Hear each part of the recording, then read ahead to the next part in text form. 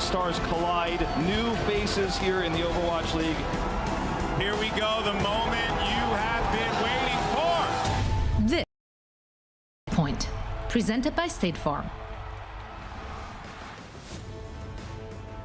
Hello everyone and welcome to week 3 of the Overwatch League season. We have an exciting day of matches taking place in America's capital, Washington D.C. This is the Watchpoint pre-show presented by State Farm.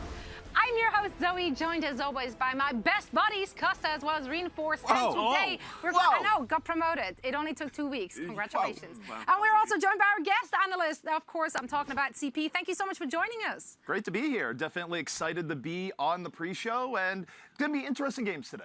Indeed. Oh yeah. You know what, You know what else is Excited. going to be interesting? You. We want to get to know you Whoa. a little better. That's right. We're going to put you on the spot right now with some rapid fire questions.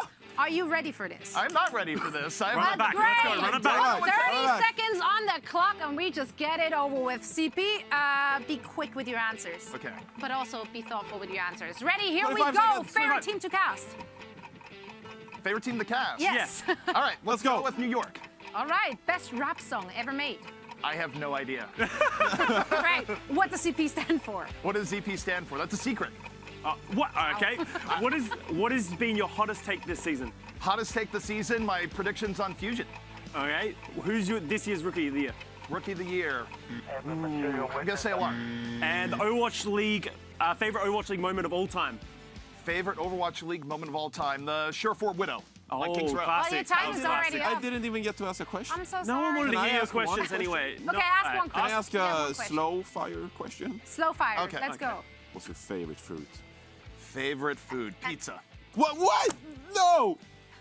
What? That's not a fruit! I thought you said food. Oh, fruit! All right, as we're working through these communication issues, we're going to take a look at the matches. We have a lot in store for you today. 8 teams will be playing this weekend. Before we get into the matches, however, let's take a look at Reinforce's Week 3 Whoa. Power Rankings. That's right. There was a little tremor in the order, but nothing seismic. So your 1 through 7 stayed the same, but there was some movement at the bottom. Walk us through your new rankings. Well, this is my week 2 power ranking, so Gladiators moved up to 8 because I reviewed some footage and I felt like Gladiators were stronger than Valiant. But as we go down to 10 to 20, that's where the real business is, because those are the teams that were battling it out last week. Yeah. And I think we saw the most change. So I think if we take a look at the 10 to 20th teams, that's where we saw a lot of action happen last week, where Houston were playing and Washington were playing and all those teams. So that's where, we're still figuring Did you put things Houston out. 20th? No, I did not put them at 20th. Okay, No, I alright. did put the Boston Uprising at 20th. So, yeah. so you copped out? What do you mean copped out? They were both bad. Yeah, okay. That's All fine. right, so I know that's not the only thing you disagree with. The Washington Justice placement had you wondering as well. Yeah, I feel like Washington Justice showed some really good games last weekend. Like, Yeah, they did. surely you can put them in the top 10. I think you can, at least for right now. I've seen a lot of positive signs out of this team. I think they have good showings. The only question that I have around this team is really hero pools, because in this meta, they look incredibly strong. Yeah, so, but they just beat Houston. no, I don't care about Houston. They look good against Philly. They got a map. They got a map. They look solid. Elivo's looking really good. There's a lot of good teams in the league. Yeah. Also, don't you be put disrespectful. Gladiators so low Yeah. after their Oh, put performance them against at the the Titans. At the 8th. They looked way better than 8th. Well, there's a lot of good teams in top 5. They Why do we just played keep going tooth and with that? nail against the Titans and came very That's close true. to taking it. That's true. I mean, honestly. Oh, no, great. Coke. What are you You're doing? great. It's okay, Coke. It's fine. Just eat it. Anyway, we're going to revisit those rankings again a little bit later, depending on how the matches are going. We have a great lineup this weekend, as you can see on your screen. 2 teams kick things off today, and they are pretty high on Reinforce's power rankings. They are tied for first place currently, and this is, of course, the Excelsior as well as the Fusion. This kind of rivalry dates back all the way to our inaugural season, guys. So let's walk down memory lane and see some of their epic showdowns. NYXL versus Philadelphia Fusion, 2 teams with a lot of history with each other. There's no love lost between these 2 squads. The Philadelphia Fusion bring us second massive upset against the New York Excelsior. What is this? Ever upward, and the NYXL stand finally at the top. And Philadelphia Fusion, have they done it? Have they set themselves to the Overwatch League Grand Finals? New York, how How did they hold that? Pogo grabs 2 with that bomb, and now Philly in there. It's just an absolute slaughter here on the point, and that's just going to be the shutdown. Team White coming in.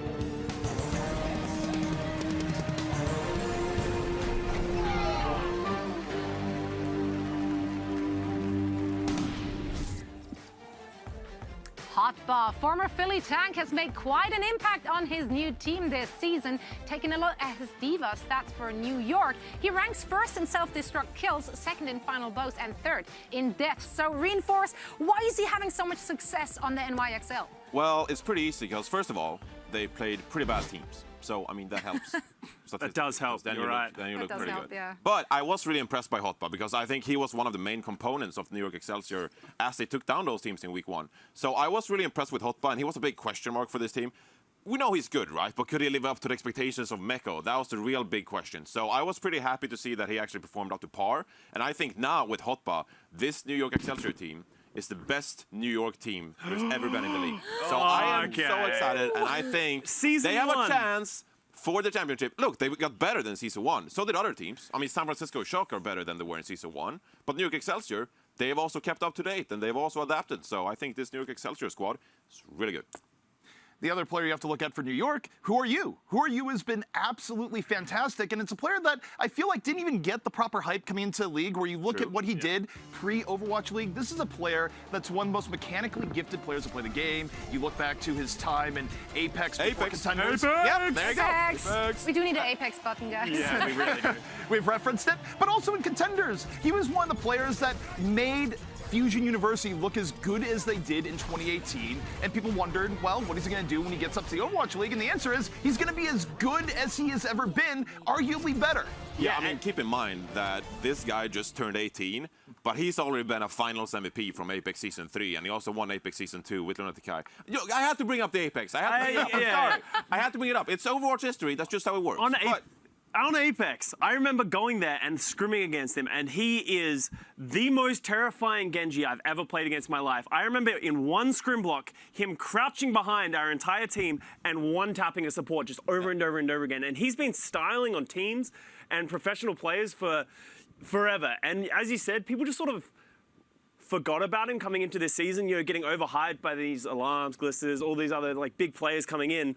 So I'm just really hyped to see what he does now against a top tier team because, as you said, we didn't really see him play against the best of teams last time. Now, I think everyone agrees, though, that Hotba as well as Who Are You, they're adding so much aggression to the traditionally more passive NYXL. It's great to see that happening on stage. Now, Philly is also looking to break their first place tie with New York. Carpe and his superstar squadron have had a great start to 2020 season so far, dropping only a single map. Now, let's take a look at their starting lineup for today. Costa, what are your thoughts on their support lineup in particular? Yeah, I think their support line they were solid last week, but this is the moment that I think they really need to step up, okay? They played, did exactly what they needed to do, but now they're playing against NYXL. It's time to really sort of put it to 100 because Funny Astro and Alarm are both incredible players and mechanically as well. But they're about to get run at by NYXL, and we saw what they did to other weaker teams. So it's going to be on the back line, I think, to shut down this front line of the NYXL. And what I like about this team, compared to last year perhaps, is that they've upgraded all departments on this team. So now when we talk about the support line like you did, Funny Astro and Alarm, they're insane, right? But also, Sado did step up, and we have to talk about Sado. All we do is talk about Sado. All we do. But we Every have to time. talk about it. We have to talk about Sado because he was so impressive and a big factor as to why Philadelphia were so dominant last week. So I think the fact that all departments on Philadelphia Fusion are stepping up is really making them scary because now it's not all about Carpe, and people are not just tunnel visioning on Carpe. They're actually having to pay attention to Sado and Alarm as well. And that's a huge factor when you're playing the Philadelphia Fusion. And Sado, he was one of the biggest question marks going into the season, right? Where when people look at Fusion, I look back to my own evaluation of Fusion, I looked and went, okay, Sado, he is your main tank. You don't have a backup. You have went all in on this player that many people thought had a very disappointing 2019. So going into it, The fact that Sato looked better than expected is a very, very good sign for the Fusion going forward. But against New York today, it's going to be a real test. The thing that's actually really impressed me, though, as well, is Poco, because his partner in crime, who's been playing the Orisa and the D.Va, a lot of us expected to see Fury. Yeah. Obviously, massive pickup coming into this season, but Poco's been playing, and I've been very impressed across the board. He's been doing a good job of applying pressure while also keeping Sato alive, so he needs the credit for this as well. Well, it's pretty clear that the Fusion can play more to their players' strength in the current meta we're having, so we're all excited to see more of that now. Another great matchup today is Paris Eternal taking on the Justice in Washington. These two teams are tied for 6th place on the overall standings with a 1-1 record currently. Now, Paris is looking to create some separation by playing spoiler in front of the hometown fans. One of Eternal's big signings this offseason finally turned 18 years old on Thursday, so congratulations. And yeah, he's now eligible to play in the Overwatch League. CP, you saw Hanbin in contenders on the dominant element Mystic team. What do you think he's bringing to the Paris lineup? Well, hopefully bring cohesion to their tank line, because I think their tank line was all over the place last week. So if you're Paris right now, you're going, okay, we've brought in a superstar from contenders, a player that was very well proven, a very key part of the great element Mystic team over the last year. And you have to think that, okay, if he's gelling with the team well, maybe this is going to be a big upgrade, because Paris' tank line, they looked all over the place. Do you think that they looked all over the place because they may or may not have practiced with Hanbin in the lineup and they just kind of made do with those first few matches? I think it's very possible in regards to that. It's always hard to speculate as to what practice looks like. Teams will always hit you with different explanations, and frankly, it's hard to believe what is actually behind it. Like, if you believe any team, it's like, oh, we win all the scrims. All our scrim bucks are ours. I don't know. We'll have to see. I think that the season in general is a little bit more chaotic in terms of the practice time that teams get in, but I do think it's very likely to work out better for Paris today than it did last year. Yeah, you have to say that this is a huge pickup, in my opinion, because Hanbin was one of the better off tanks in Korean contenders, and he's so versatile as well. Remember, this is a player who played a lot of D.Va when we were playing the GOATS meta, and Element Mystic, they didn't even really play a ton of GOATs. I mean, they were forced to do at some points, but they were also pretty dive-heavy teams. So Hanbin, he's played a bit safe when it's D.Va, but he's also been very aggressive with the Element Mystic team. So this is a guy who knows a lot of different play styles, and then he started popping off on the Sigma as well. So that just speaks to the versatility of Hanbin as a player, and I have no doubt in my mind that he's really going to fit in with this Paris Eternal. I think something that really helps with this as well is, in the past, we've seen them be very limited with the double main tank because they are playing Bembest, they are playing No Smite. They can't really sort of do a whole lot with their roster. So now they add Hanbin. I assume he can play Orisa if they do want to stick with the double main tank, but he now has the D.Va. Yeah, that's it. Who can't, really? It's not that hard. Just suck at the right time. But for me, coming into this... That's a quote. No, don't quote that. It's too late. It's too late. For me, coming in, it's XZ. He was the person that impressed me the most in the first weekend. He was just incredible in the hit scan. The Paris fans are currently holding him very tightly, like, please, we will never let him go. Yeah. You can't take him alive. So he's just been popping off, absolutely clicking heads. So I think coming into this match, they're the person they need to look out for the most. But now that you have Hanbin supporting him and being aggressive, that's going to be hard to do. I love how you phrased Paris fans holding on to XC, just going like, please, you are our hope. It's very reminiscent of what was going on in Dallas, where people were looking at Decay going like, yes, of all the things we look forward to, we look forward to you. But why not? This player was incredible. XC's hit scan performance was absolutely fantastic. And frankly, I think a lot cleaner than a lot of what we saw last week. But he also played against London Spitfire, so I want to get on the train. I want to get on the hype train, but he played against London Spitfire. London did look good the first day, though. They did. And he looked good against Toronto as well, so give him that. Give him that. Well, we'll see soon enough whether he's the real thing or not. Now, Paris has a very tough task as they face the Justice in their own city. Corey has been great for Washington already last season, and so has his frack buddy Stratus. Now, Costa, what do you like about Stratus in this game? I think Stratus has been just incredibly consistent this season so far on the May, and that's what we saw from him last season. We expected it coming in. So he's just been awesome in the front line. His walls are always on point. He's very rarely getting caught out. We saw him bits and pieces on the Doomfist, but no one really likes Doomfist or watching Doomfist, or at least maybe that's just me. So, but he's just been incredibly solid. Yeah, so, and sorry, go on. This might be a little bit of a hot take. Yes. Fight it out. Yes, privilege. I'm exercising it. No, for Stratus, this might be a little bit of a hot take, but personally, I think Stratus outplayed Corey in the last week. I think Corey looked a little bit rough, a little bit rusty, whereas Stratus was remarkably consistent. And I understand why Corey gets the praise he does. Corey, especially last season, was very good. But Stratus, I still think, has been criminally underrated. Yeah, but that's like saying an Orisa outplayed a Reinhardt. Like, he played May. No. He played May. No. Yeah, May's hard. Look, I think Stratos still has something to prove, and I think he actually wants to prove something. So I think we're on the same page with Stratos here, because his teammates, they're calling him a May one-trick. And it is because May is an incredibly strong hero right now. So I think Stratos, we'll see more of him later down the line this season, because I think that he desperately wants to prove himself on other heroes besides May. Yeah. Because let's be real, it's harder to play Genji and Tracer than it is to play May. That's for sure. Ooh, there's a lot of May bias here. But one thing, speaking of bias against May, Elevote. Elevote was playing out of his mind for the Justice as part of their tank line with Roar. And if anyone hates May, it has to be Elevote. The amount of blizzards that Elevote was just devouring was insane. Absolutely nuts. To be fair, though, they were just kind of thrown at his general direction also. But I was just more impressed with his positioning and how he adapted between the two matches. You saw it against Philly Fusion. Elevote was perfectly aggressive against Carpe, shutting him down completely, and then he completely sort of adjusted it for the next match. So I've just been really impressed with how he's been willing to like move around the map and not just sort of being this like one-dimensional diva player that just does the same thing every time and getting caught out. Yeah, what I did appreciate with Washington Justice is just how versatile they were in their play style, because I thought they played a bit differently when they were playing against Philadelphia Fusion, because Philadelphia, they were playing the Rhino Orisa comp, and that means that Elevote, he has some more room to maneuver on that diva. So I want to see what style the Washington Justice play this week when they get to face different kinds of teams, and see if Elevote's going to be more aggressive and try to shut down McCree's and Widowmakers, or if he's going to peel back a bit and take care of Roar, because sometimes Roar saw a lot of resources and help, and sometimes they were backing away from Roar and just leaving him out to dry. So yet to see what Elevote is going to do this week. Well, I'm still very, very impressed with how well he is actually gelling with the team, considering that we all thought, Elevote and Lalsush, they did play together before. So it's nice to see him working out with Raw as well. Coming up next, however, two teams are looking to bounce back and get their first win of the season. We have Boston Uprising taking on fan favorite Houston Outlaws. Now, the season is still very young, so there is plenty of time for teams to make adjustments and have an impact. Please. The Overwatch League is brought to you by State Farm. For auto, home, or renter's insurance, like a good neighbor, State Farm is there.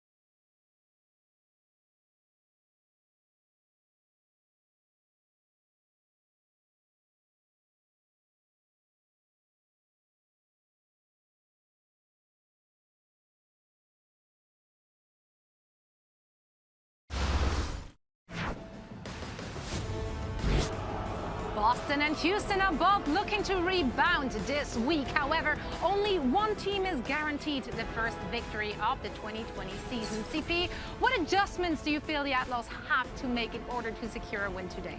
Okay, well, this is supposed to be a short segment, not an incredibly long segment, so I'm going to try and make this simple, which is that actually look like a team. You look at Boston by comparison, Boston just played poorly. Houston, they were all over the place. So, like, what part of Houston are you going to look at and go, this is well coordinated? The tank line was out of sync with their supports. The DPS who had Blasé on McCree, like, things were all out of whack for the Outlaws. And I mean, the most I can hope for is that the coaching had time to sit down with the players and go, okay, let's actually be on the same page. So I agree. Oh, no, They looked like they were all over the place. But at least they adapted in day 2, right? Because we were complaining about the lose your break composition. At least on day 2, they brought out the Ana and they started to realize that maybe we aren't playing the most optimal composition. So yes, they didn't look like they were on the same page and it looked a bit all over the place. But they're improving, CP. They're taking feedback from Twitter and Reddit. It's doing I don't think that's Will where that it's make them a coming better from. team? They're We'll going to be see. better this week than they were last week. So I want to believe that they're improving. I'm thinking the same thing for Boston. They just didn't really look coordinated. Their backline was kind of all over the place. They were playing the double main tank and it just didn't look good. Like some teams have really forced it and it's looked good at times, but it just didn't from Boston. There was no cohesion. So for me, this team, the adaptation I want from you is please just put in one of your 2 off tanks. They are both very talented players that have things to prove. So just give them a chance. And hopefully we'll see some more meta. I hope these 2 teams just play straight up meta and we can actually see who the better team is and it's not a battle of the throws. Okay, the Reinforce is really enjoying this one. Now, guys, these 2 teams are both 0-2, and do you know what that means? There's a lot of room for potential, but how do they achieve their goals and tap into that potential? How do they just turn that frown upside down? Well, luckily, we have here at the desk 2 offices of positivity to help them.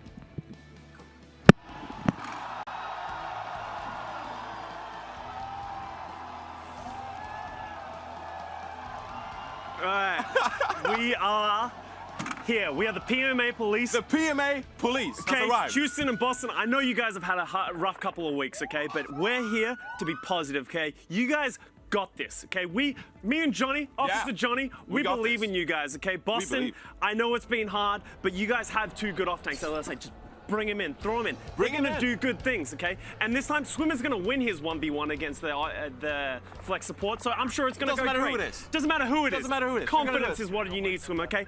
You guys got this, believe in me. And Houston Outlaws, okay, I'm tired of you being down on yourselves, okay? Yeah. You're one of the biggest Tell 'em, fan Johnny. bases in the Overwatch League, okay? Represent your fans. Be happy for your fans. It's all about happiness. It's about the video games, okay? And you think you're so bad, you're at the bottom of the standings? No, you're good. You're fantastic. You have so many beautiful players. Meko, one of the best diva players of all time. One of the best. One of the best. He's accomplished so much. He's a done so many classic. things. No, here it is. The underlining is, at the end of this game, one of you is not going to be 20th anymore.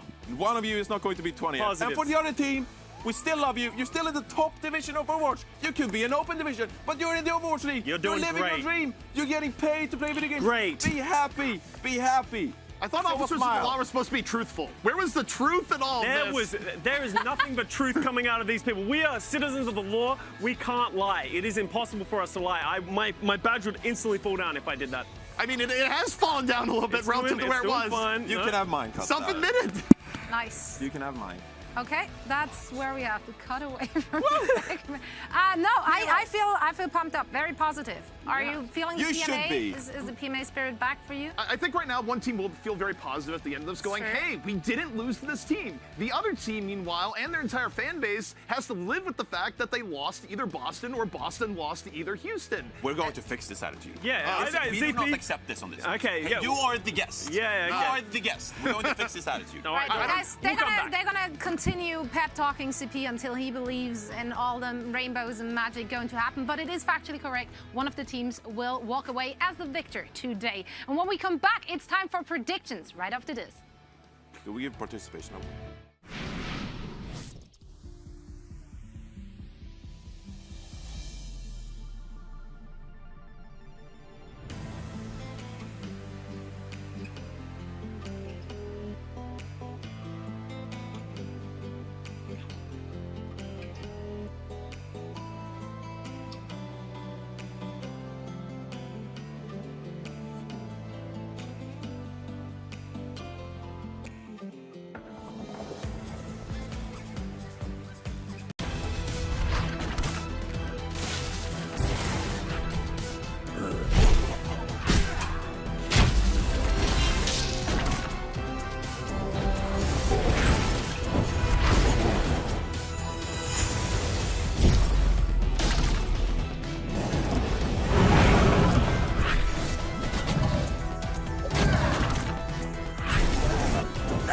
Legend of Soulguard. Download now.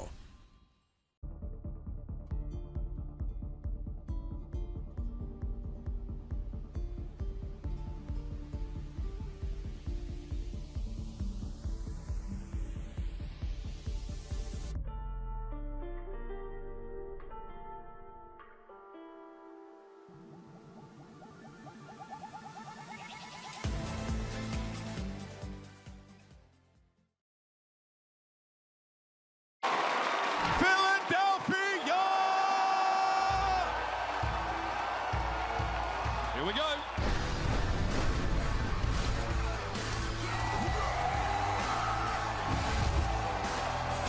That is filth.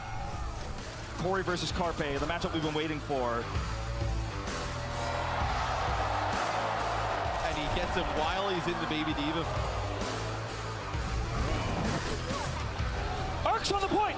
Ark's on the point. Gonna be taken down. Ark is picking up. He's backcapping it. Oh my God, the fusion! They don't realize it. C9. Draw.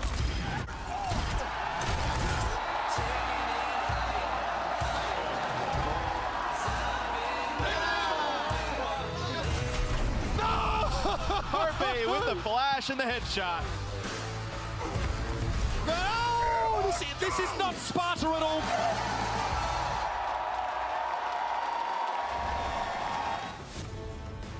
We are minutes away from the start of week 3 in the season. This is a shot of Washington, D.C., our host city for the weekend. The matches are about to be ready to start over in Washington, and that means it is time for our predictions. But first, let's take a look at our leaderboard. That's right. Yeah. Reinforce is going to be very happy about that, as he is still leading the pack, followed by Costa and our guest. They are in second place, and I'm very close. I'm just a few away from first place. Yeah, that is optimism. Up. PMA police. PMA is already working. It's already bleeding out. Actually, did some good work for the guest spot. He really did. Yeah, he picked it back up. And now it is all on you. So let's take a look at where we're going this weekend. Today's matches. We all, I think, picked New York. I think that was the easy one here. I think you got it. You got it. It's happening anytime now. That is anytime. a great ZP picture, by the way. Where did that even come from? This. Are you duck facing this one? No.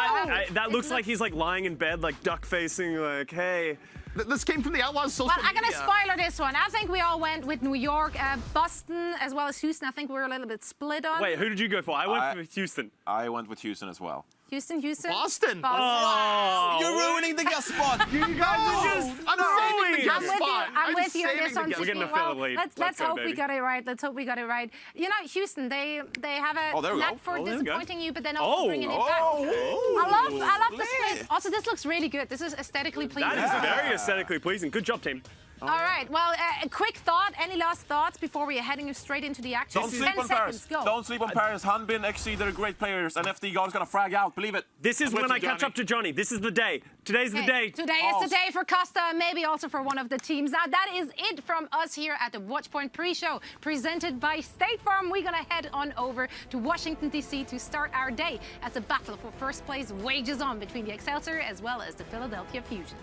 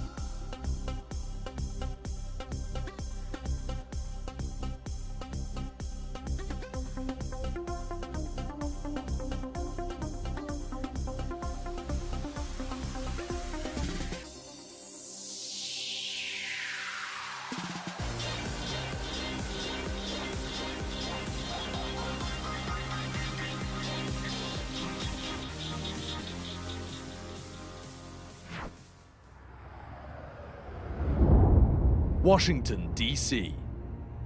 The district. The land of American giants. A place where history is written. The Vancouver Titans get 4-0'd by the Washington Justice. The Titans are absolutely done! Where icons live forever, etched in stone. A place where justice is served. Justice reigns from above. There it is, the barrage, point blank, instant death! The Justice are looking to build on their solid start. But Exe and the Paris Eternal want nothing more than to take them down in front of the hometown fans. Chase him down! That's filthy stuff. The boys from Broad Street showed up big time in front of their fans. Carpe looking for a shot. Finds Stratus. Gets Sark in midair. And now have history on their side in a huge showdown with the NYXL.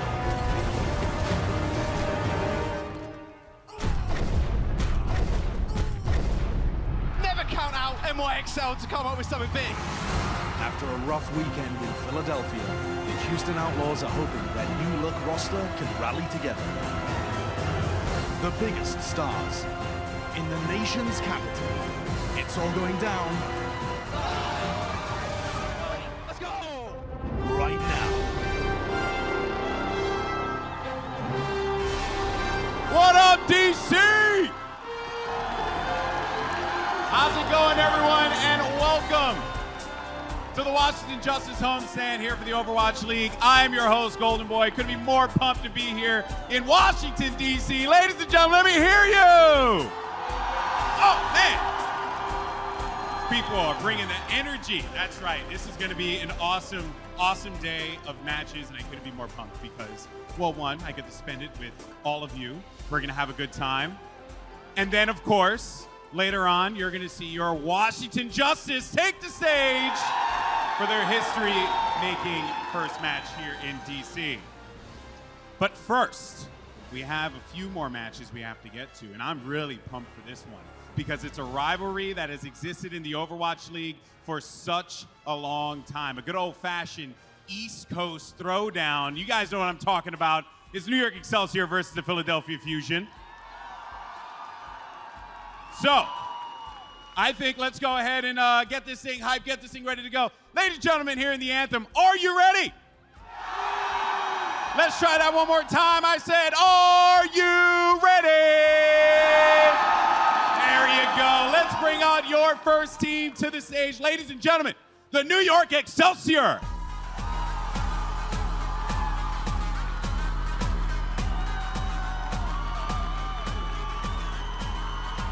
In the starting lineup, you got Sebiobi. Who are you? Mono, Hotba, Jonak, and Animo.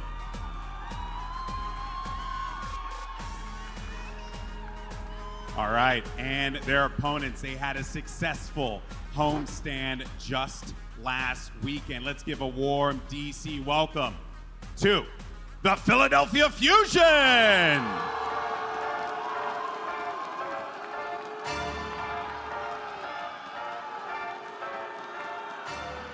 You got Carpe, Ivy, Poco, Sato, Funny Astro, and Alarm. Let's see who is going to come out on top. All right, crowd, let me hear you real fast before we get into the game. Do you think it's going to be the NYXL picking up the win? How about the Philadelphia Fusion? It's a partisan crowd here in Washington, D.C., but I couldn't be more excited to jump into the action. So let's go ahead and give some love to our casters for this game. We got Jaws and Hex. Take it away, guys. Thank you very much, Golden Boy. Me and Hex chilling up down near the booth, and NYXL facing up against Philly. You already touched on it. They got a lot of history behind them. It makes sense to have Golden Boy here. He's a national treasure, and we all know that DC's famous for its national treasures. Look, a big rivalry between the regions. Philadelphia was the first capital of this country. Washington took that one. And then even the sports, you've got Rangers, Flyers, Mets, Phillies, of course, Giants, Eagles. Add to that list the NYXL versus the Fusion, because these teams have met a lot of times before. No love lost. Got to be crazy. Hopper already impressing week one in New York, and now he has to face up against Poco on the Diva. Yeah. Can he make it explosive? Can he do the same in week 1 against Poco, the Diva God? It's very funny because Poco was the Poco Bomb God, but these guys were on the same squad all the way back in Season 1. Poco essentially took Hotba's job, kind of replaced him in certain matches as well. Hoppa went on to a different team, and now Hoppa's in New York. They started calling him the new big boss, which I don't like. That's Pines forever. Hotba is Hot Bomb. I'm all for it. You hear the crowd as soon as Jonak comes up on screen, but he's going to be facing up against Alarm. That is a scary matchup. And Alarm, a little bit of a spicy tweet earlier on today. He wants to do a little something to Jonak's dead corpse if he does run into it. He wants to crouch on it. That's totally fine. But look, Alarm, like most flex support players coming up, you idolize Jonak. The MVP of Season 1, Jonak as the flex support god. Alarm is a lot of people's Rookie of the Year candidate, though. And if you look at Philadelphia's first matches last week, he was the reason that Sato was the Sato that we saw last week. Without Alarm, Sato's old Sato. There's Poco, though. There's Poco on your screens. This could have a funny Astro there as well. Young, cheeky British chap. And him and Alarm setting up Sato for success over the last couple of weeks. Absolutely. And whenever you see a main tank having great success, you just always have to look at your main healer or your flex support, whatever you want to end up calling it. The guy pumping in heals to the back line. It's usually an Ana, in this case a Baptiste as well. But your main tank is only as good as their relationship with their flex support, knowing when they can push, and really just developing that trust. But I'm all about the hit scan players. Carpe going against maybe say Biobi played a lot of McCree last week. That matchup's gonna be kind of ill. Yeah, McCree. I'm so happy McCree's back in the meta, man. It's just absolutely insane. We've got Exy coming up later on today as well. It's gonna be a hype one. But NYXL versus Philadelphia Fusion. We're gonna map one. Busan on control. Yeah, enough talk. Let's get into the game here. We're headed to Busan on control here. Philadelphia, NYXL. Grudge match to kick it off. Is it going to be May? Is it going to be McCree? I think so. What? I want to see more Widowmaker. You can play Widow a little bit on this map. Yeah, you can play it on this stage in particular. You just grapple to the top and no one can really touch you. Make someone, make the Diva kind of deal with you. It's really interesting to see this meta develop as the weeks have gone on, because some Divas are just freelancing, trying to shut down a McCree. If the McCree's being more aggressive and flanky, you have to devote your Diva to that situation. If the McCree's with the team, then Diva gets to stay on the other side. So a lot of style going on overall in the Overwatch League in 2020. Funny Astro on his favorite hero as well, Lucio, of course. Training up against Animo. Astro's always been known as an extremely aggressive Lucio, but he's got to be a little bit careful as Jonak is rocking the Ana. One Sleep Dial ends his life rather swiftly. Serbiobi with a nice little flank. Most of that damage getting DM'd by Poco, but Funny Astro find the first kill on Jonak, no less. All right, aggressive Lucio, that's a very good start. New York XL now lacking the main heals, so going to have to retreat potentially. Who are you going to get naded as well? Point does unlock, but no team willing to commute to it just yet. As I say that, Philly do get on the point. There's another couple of kills. Funny Astro finding another one. Serbiobi going down, and Philly finding the first cap. NYXL tried to back out of that situation, hoping that they were going to get their support back in time to be able to contest it, but Philadelphia just ran them down. A nice aggressive switch of momentum there. Philadelphia will take the first steps forward. And Alarm and Jonak now both have Nano Boost ready. Nano Boost in these situations is generally going to go to the Ryan, then you try to build up your Earth Shatter off of that, try to get the snowball of bolts running. Of course, you're just going to hit it there. Might as well win the fight rather fast. Shadow's got Shadow online as well. It's going to get stunned up, but swings through the shield of Mano and he goes down. Easy team fight there for Philly. Charges the back line too, takes out Jonak on the retreat. And YXL in a bit of an awkward situation now, however, they still have that Nano available. They're gonna get the stagger here too. This is a brutal stagger. Oh, good. They're gonna get the charge, right? You charge this? No, because it puts you in a bad spot. But I wanted to see it. All right. They are gonna be able to stagger the pilot Diva there. Gonna be waiting for that reset. Meanwhile, Philly already counting up. And yes, it's a short sample size, but Sato just seems more comfortable. He seems more comfortable being aggressive, and I want to give all the credit in the world to Alarm because of that. I mean, this is a brand new Sato we're seeing this year. Much maligned in previous seasons. Blizzard available for Ivy. Oh, instantly though. Alarm's going to take out Huyu. They do end up trading. Blizzard comes out from Ivy. The shatter hits the floor. Two people down. Deadeye coming out though, and Funny Astro takes the bullets. Ivy does take out Mano, but is it actually going to be enough? Dive in the backline now is Hopper. Still has Bomb to remech if he needs it. But Philadelphia is still controlling the point. Is very good. Up to 70%. XL are going to use that beat to enter the point. Make sure Serbiobi is more than healthy coming in, but a Nano onto the main tank. Serbiobi now has to run for the hills. Animo kills Alarm in the back, but still Philly holding on. That's exactly what they need to do. Just stall this out for long enough. Funny Astro gets taken down by Animo, but is this going to be enough? Mano with the shadow on the side, and even the Blizzard coming out. York XL having to invest basically everything here, and Ivy's back, and so is Carpe. The DPS popping up now as Mano and Animo end up going down. They're still getting trades, too. They got both DPS up here and the Diva. Carpe is just going to clean this one up, and what was looking like it was going to just be a stall attempt is just a win. Cheesy fist bumps all around. As soon as Carpe goes down, you're like, oh no, now we've lost our main DPS. All the damage now fading away, but they held out for long enough there. He's able to spawn, walk back to the point, find himself 3 kills. And there we go. Shows a lot about the confidence of this Philadelphia team coming in and just rolling over New York on the first point of Busan. 100% to 0. That wasn't even close. There was never a point in that map where it looked like New York was coming back into it. Carpe's pulling out the special now. Is SBB going to switch off? I'm not entirely sure he is. You get a lot more point presence, of course, with the McCree, but the issue is who is actually going to contend Carpe in the back line. There's not going to be much of anything. I mean, maybe the Diva, but then you're leaving your Ryan so vulnerable. I know that is the issue here, and it's always great to see Carpe. It's a good map for this Widow, too. You can just run front and center here. You can watch left room and right room, and you just have a really great idea of the point. Yeah, I wonder if there's going to be switches. You know, if I was New York, I actually would put Sabiobi on Tracer once I see this. Oh, you got to be a little bit more careful than that. I was also lucky. Just grazed his shoulder. Another one. Sabiobi dicing with death currently. New York going for this big rotate, but Philly are actually going to match them, waiting for the point to unlock to jump on it first. Mano's actually been slept, but it might not mean all of anything. They got a lot of support there in the form of the walls. There we go. Point cap by New York. Yeah, you definitely do have more ground control when you're not running the Widow. As long as you can avoid those sight lines and not get picked up, you're essentially writing a 6v5 on the points. Appa able to take out his old compadre, D-Mech at least. It's going to be pretty dangerous. Now, Poco's going to have to charge up this Diva mech. I mean, at the end of the day, that's a free 10%, ideally. 60% towards the mech now. It does charge rather fast, but Hotford looking for the assassination, but doesn't want to test him. Carpe's there as well, and he can just play defensively if he needs to, of course. Give me a little wave over the wall. Carpe's trying to switch angles now. He's in the room with the rest of his team, trying to just find something, but so far he's not hit a single shot. Yeah, Ivy's actually got Blizzard, so now they really want to rotate onto the point. Poco has got the mech back. Carpe taking a little bit of damage. Now they finally push on up to 50%. See how much that D-Mech actually affected NYXL. There's going to be a Nano on the front line. Mano's going to get frozen up if he's not careful. He's trying to, a line of sighting. The snowball is going to be perfect. Carpe takes the first blood, though, as Jonek ends up going down. Mano trying to find a bit of extra damage with those flame strikes, but 2, 3, 4 people now falling for the NYXL. Doesn't want to use that shatter. Backs off. Lives another day, as they do it. Also 60%. Not a bad start for New York.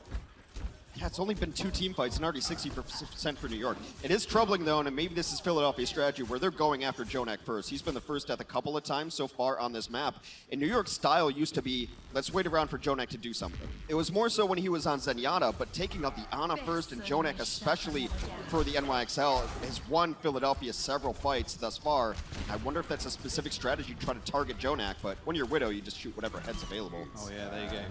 I knew from around the corner. They do manage to speed Sabiobi around the wall. He can't find anybody just yet. No skull showing up on his screen. It does end up dying out, but they claimed a lot of space for it. And Manu now setting himself up for a shadow on the back. He does find 2. Ivy's on the ground. Someone needs to kill him as the Blizzard comes through as well. A beautiful ice block and a beat comes through as well, but the issue is they're all frozen in place.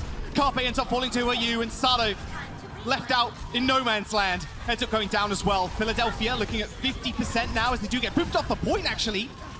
Way above the control point hitbox, and they do not end up dying as the point gets flipped. So there's going to be a small stagger here, potentially on to Poco.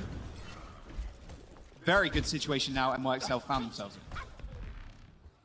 I mean, you say that, but Philadelphia's ultimate situation is looking rather good for going into probably going to be the final fight, because NYXL should be sitting at 80+ when this happens. You'd have to think that Ivy gets to Blizzard. They can open it up and buy time with a nano boost onto Sato. Always going to be a threat with the Ear Shatter. Not using the Ear Shatter is probably the better thing here, because they have to play around the idea you have it. Yeah, Poco's in the back line. Half the TM's been used already. Sato with a flame strike on the back as well. Has been nanoed, but that's just foregone. Sabiobi with 2 kills, though. Nahado's just going to follow this one up. This might just be it. Sabiobi in the back. It's all over already. A little bit anticlimactic. You saw Sabiobi pick 2, and that's basically all done. Just got on the flank right there. coming back, and that's one apiece on Busan already. Playing McCree like Tracer, just taking off angles, hitting the flanks, hitting him from the side. And yeah, you're right. That was anticlimactic because Sabiobi just popped 2. Very rarely is a team going to win a 4v6, you know, especially against the likes of a team like New York. And yeah, the ultimate economy that I was talking about setting up that fight never really came to bear because you'd already lost 2, and now it's just, yeah, you're using ults, but who cares? You don't have the follow-up, there's nothing there to really do anything about it. And I'm thrilled that we get to go to a 3rd stage of Busan because I also love Mecha Base, which is going to be our decider stage for Busan. I love when McCree's use their high noon as well. When it's in OT, because then the other team is kind of forced, right, to get on the point. But the issue is you don't want to get in line with the Deadeye because you're going to get instantly killed. An actual zone kind of horrible.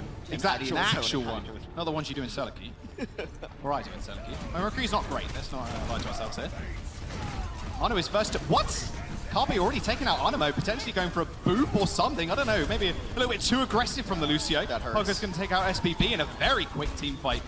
For Philly, they're going to be able to stagger. No, or not. You can make an argument losing almost any hero first is terrible, and it's almost always going to lose you team fights. But losing your Lucio in that situation, it means that you have no utility to get in or out because you don't have the speed boost, and then you lose the peel, right? You lose the peel right away, so say Biobi just gets jumped on by the opposing D.Va, and so they lose 2 right off the bat.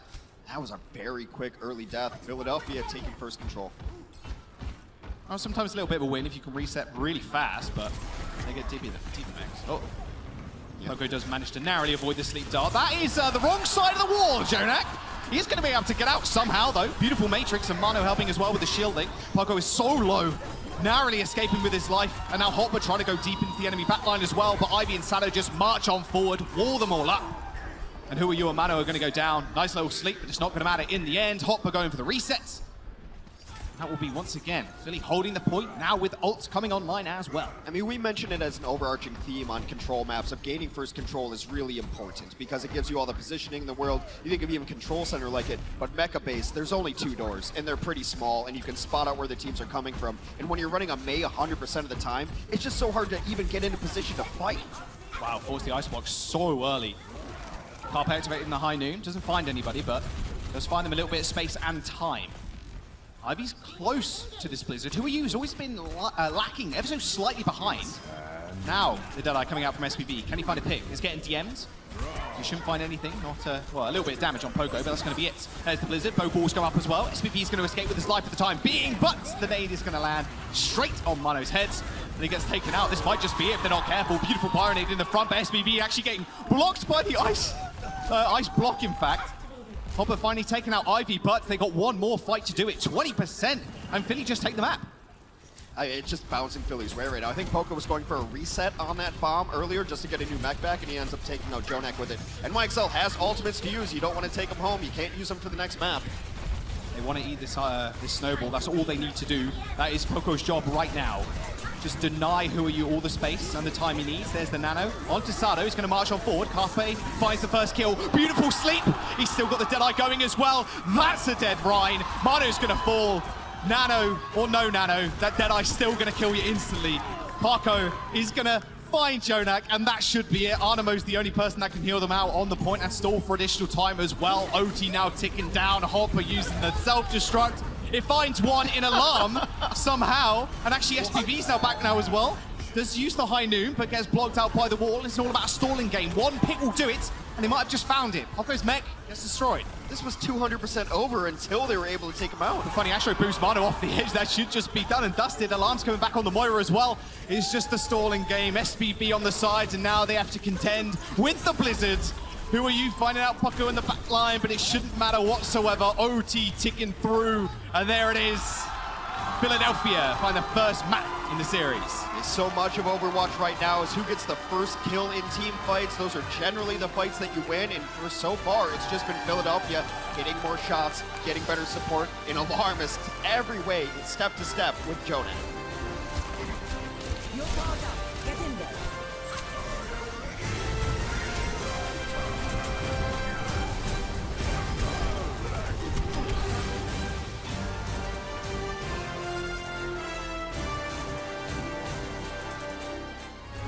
Coca-Cola is the official refreshment of the Overwatch League.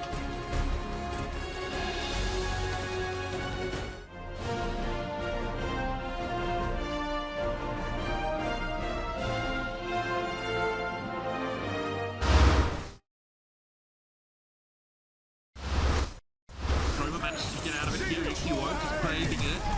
Iziaki airborne. Poco trying to get that finish on him, and he does. Drops him down. Grecian on Coma. Poco gets the finish. This is looking good for Philly now. Here it is though, thrown up, but they've already lost two. The flank from EQO. That might end what saves Philly here. It gets in. Dio.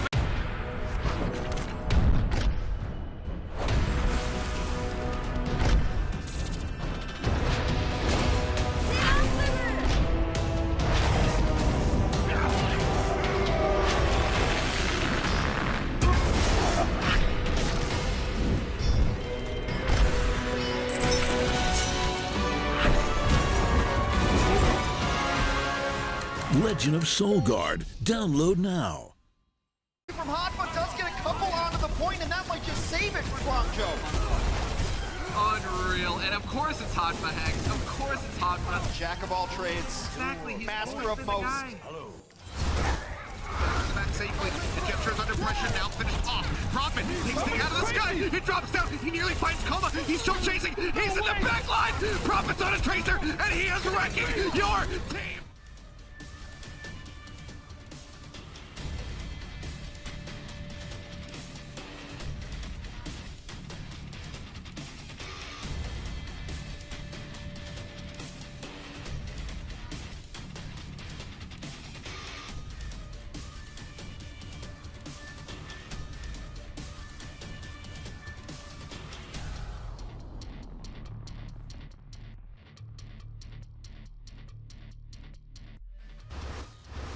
NYXL versus Philadelphia Fusion, two teams with a lot of history with each other. There's no love lost between these two squads. The Philadelphia Fusion bring us second massive upset against the New York Excelsior. What is this? Ever upward, and the NYXL stand finally at the top. And Philadelphia Fusion, have they done it? Have they set themselves to the Overwatch League Grand Finals? New York, how did they hold that? Pogo grabs two with that bomb, and now Philly in there. It's just an absolute slaughter here on the point, and that's just going to be the shutdown. Team White coming in.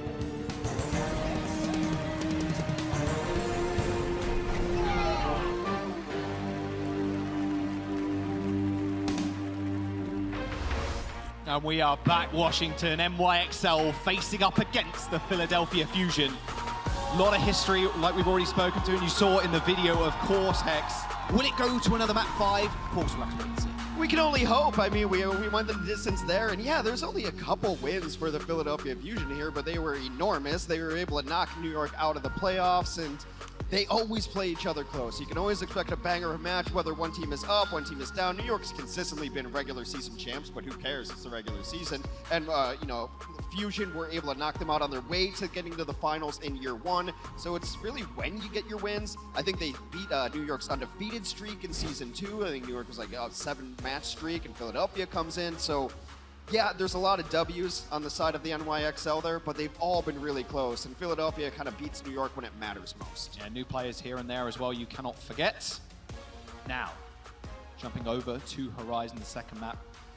Yeah. Assault has always been somewhat of a interesting game type in terms of solo queue plays, at least. A lot of 10-10s in my time, I feel. No one wants to play defense on the ladder. Oh, no. I mean, it's going to be interesting to see what Sabiobi ends up playing here, because I do believe that Philadelphia is going to try at least to run out once a Widowmaker, right? I think they're going to try to put Carpe and Widow. It's a good map for it in a couple situations. Now, you'd have to think that it's probably Hoppa's job to deal with that Widow, because I don't think Tracer's even a good Widow counter on this map particularly, because there's too much high ground. Like, Tracer has to take the stairs, and as fast as she is, that sucks. Yeah. No one wants to take the stairs, and Hoppa can deal with it. But yeah, Philadelphia on their offense right now, of course, that's not set in stone, is going to be running that Widowmaker. And defensively, we do know this is the squad they're going to run. No surprises here. This seems to be, at least right now, Jack, the baseline meta. Yeah, it feels like it. Feels like it. I wouldn't want Sabiobi on anything else. Perhaps a Trace, like you said, but the Kree's been working out for thus far. I want to touch on quickly who are you and Ivy, though, because every single fight that it looked like Philly were losing in that last map, who are you was always behind. And they were winning the fights, right? You'd think you get more damage down, but Ivy's just being a little bit more consistent than Who Are You is, and the Blizzard is just such a crazy ultimate right now. Well, I mean, on the stages they lost the first kill and they lost the first fight. And on Control, you know that's almost all it takes. Then you're just ahead the entire rest of the game. Carpe is on Widow, though. That's what we want to see. Just checking. A little bit of Sombra checking. Maybe it's going to be okay. Hold that tab. You'll see what they're playing. But now, like you said, you do have to worry, really, about Hot, but you can see him holding the high ground, or at least he was. Ready to assassinate Harpy, but that is an assassination that you want to see. Jonak is going to go down. Hopper a little bit trapped on the side, and Funny Astro doing what he does best, and assassinating DPS, who we use going to fall as well, and that is a very fast push from Philly. This fight's over. That's at least the third time that Jonak's been the first death. That is not characteristic at all. Carpe's gotten in on them a couple times, and yeah, it's as easy as that. 3 kills, that's it. Maybe they come back and contest. Looks like they want to. They've got a Lucio taxi. So they're going to have to. Look, they've got 66% of building, like 90% even, sorry. So it's going to get taken in a moment. They're going to get booped up a little bit. Carpe's now on top of the wall. Point is going to get capped, though, as Sado finds 2 people. That beautiful flick onto Jonak's temple sends him flying. 5 minutes and 50 seconds. And here's the opening salvo, and that's it. That's all it takes. Jonak just out, right? You know exactly that's where that Widow is aiming. Don't jump there! But Who Are You is going to go down as well. Carpe, surprise, surprise, on the Widow, finding picks. Sado now is holding on to the Earth Shatter, just battering around Mano as they do flood onto the point. And now all they have to do, well, all New York have to do right now is find 1 pick. They might have just done it though, as Alarm doesn't end up getting taken down, but they've already got 66%. That was a great pick to take down Alarm, but they're going to need a little bit more than that. Alarm should be able to get back into the mix here if they can just kind of stall out. Alarm can just sit center, and if you heal it from distance, they don't even need it. Beautiful boop by Funny Astro, laying down the victory beat as well at the end. And look at that, the deaths on the side of the Philadelphia Fusion. Do you know how many there are? Oh, well, I do, because I have the of screen course right you in front of me. The audience do. They've got 1 death. It was Alarm. It was the only... Right there at the end. It was the only one at the end. I really don't like trying to come back in on that second. I mean, look, I like it because you don't want to give up anything for free, but at that point they'd had 3 deaths coming into that. You know you're going to be in a bad position. But then they gave over another 6 deaths to the other team, and all you're doing is funding their ultimate bank, And on a map mode like Assault, which is so much about momentum and snowballs, that comes in, they get the early kill onto the maze, so they don't have to worry about the map getting edited. They bust in the nano, they start using ultimates that New York just donated to them by coming back in on the first point when it was essentially lost. Carpe's the one been consistently making the picks. It's going to be on the Creed, though. No defensive Widowmaker. A lot less space to play with, of course. At the end of the day, the Lucio is going to speed boost the rest of the team up on high ground, and then where do you play? Do you play near point? Do you play on the stairs to the right side of the point? It's going to be a lot more difficult to actually play it. So the McCree makes a whole lot of sense. I want to see New York flex up a little bit. I do want to see this comp, because what's not working out right now? Mirror. Yeah, you're absolutely right. Now, I want to see it for a different reason. 1, because I like Who Are You and Genji. 2, Sabiobi is my favorite Sombra that's ever played Sombra. I've dubbed him the Yeet Sombra because he would just translocate into the center of a team and boom, right there. It was dumb, it was stupid, and it worked every single time. I would love to see him play the Sombra. It's very likely just to scout out early on, see what this team has. May stick with it though. It's not a terrible composition, and with Mono on the Winston, yeah, it seems like it's just a dive-ish composition. Yeah, I mean, at the end of the day, a Sombra hack is all that you need, really. Yep. If you get it on a Carpe, he hasn't got mobility, he hasn't got an Ivy, he hasn't got sustain. Like, it can be so good at just winning a team fight rather fast with just a single ability. SBB taking a little bit of damage, though. And they're just taking the low ground. Of course, Sado has the pleasure of just holding the shield in front of the rest of his team. Who Are You trying to find a little cheeky angle as well? A little bit of ult charge as well for Mano is going to be able to put up Primal Rage rather easily. Everybody's grouped up, of course, on Philly. And a big rotation now. They do not want to give Who Are You space to build ultimate. That's going to be the problem. Or space on the point for that matter, as they do exit the point and try and go high ground. Damage boosted permanently too, by the way. Oh, nice flashbang. Oh, straight on top of his head. I wasn't expecting that one to hit, to be honest. I thought that was a deflect, but Alarm finds the kill. Good first pick. Now SBB trying to find a little bit of extra ult charge in the back. Oh my goodness. X-ray goes on, saw straight through the invisibility. I mean, you just toss it there thinking they might be there. I mean, you got nothing to lose in that situation, too. Well, New York already on a much slower pace on their offense. To be expected, though, Philadelphia tied the record for 2nd all-time completion time with their first run on offense here. So that's how fast that one was. But New York is playing a composition that is essentially built to be a slower composition unless you're getting vanilla picks, because you're waiting for EMP and you're waiting for Blade. Those are the big values of your DPS heroes right now. Well, Nano coming out from Jonak as well as Alarm. Carpe's not scared of anything right now, standing in the front line, doing a whole lot of damage too. The Flashbang going a little bit wide, so he gets hacked as well. Had no cooldowns anyway, but he's going to be a little bit more vulnerable. Who are you close to the Blade? SPB close to that EMP. They're going to rotate to the point, but look at what Philly have on board. 5 ultimates, and most importantly, the Blizzard 2. That can just deny so much if Ivy doesn't get hacked. And we're below 2 minutes now, too, so New York has about 2 good chances at this one. They are banking up the DPS ultimates, though. They're waiting for EMP. EMP and Blade works out really well because they don't have a Nano Blade option. Damage boost from 2AU, he only needs 5%. There you go, Blade comes out, EMP as well. Ivy's going to get hacked, but it doesn't matter because the beat come through. And Buddy Astro's going to find the kill on Hopper. That's all they needed, the beats. They're going to be able to clear them out. And 3 minutes almost of ultimate building, resulting in nothing because Funny Astro stays out of LOS of SPB, gets the beat off and the kill. Carpe with a nice kill later, too, to make sure that no resurrections come back in. And that's demoralizing if New York. That's what this composition was built to do. It took too long to get there, and then they finally have the combinations they need, and it's not executed properly. There's a minute left, and the cupboard is bare for this team. Gonna need some hot but magic. Jonak should get this nano boost, but that's it. What a pick. Oof! That is what you need if you are Philly right now. Just deny the time bank. 55 seconds, potentially only one fight. Hopper going for a desperation bomb. The pin on Tosado, is it going to be enough? He's up against the wall, and Mono finishes off the kill. Now it's a good start. He had that Shadow online too, didn't want to just go for a Hail Mary. SPB now on the Widowmaker. Yeah, move to the Widow here to try to contribute to this fight from a distance, get back into it, because this McCree is not going to get there on time.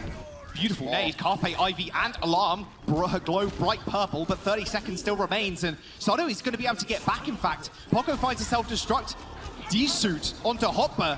Still super bad news for New York right now. They've got SPP on the Widowmaker, but he's so low. Jonak is going to have to peek him at some point, or he's just going to get picked off. Oh, Dyson with Death. Carpe once again, 12 seconds now remain. Philly just plant themselves on the point, play around that shadow. They did just that. Who are you on the ground? Tomato is there as well. He's going to get purple straight after the sleep dart too. Jonak, desperation Nano. They're going to have to make something work, but the Nano fades away, just like Mono's life if he's not careful. He's pinned up against the corner, and Ivy's going to find the kill. He's got the Blizzard online now as well. Nothing New York can do. And Philadelphia Fusion taking this series 2-0 next. Yeah, let me break down some intense analysis for you. You're not going to win a map with 3 kills. 3 total kills for the NYXL on Horizon Lunar Colony, and they're lucky that we're going to a game break here at the half, because it is time to figure it out. I believe that says it all. It makes me sad, but that's exactly how NYXL have to be feeling right now. We're going to LA for a game break. See you on the other side.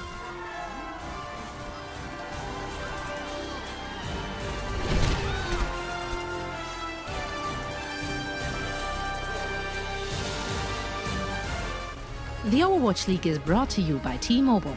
Rank up with America's first and only nationwide 5G network. And by State Farm. For auto, home, or renters insurance. Like a good neighbor, State Farm is there.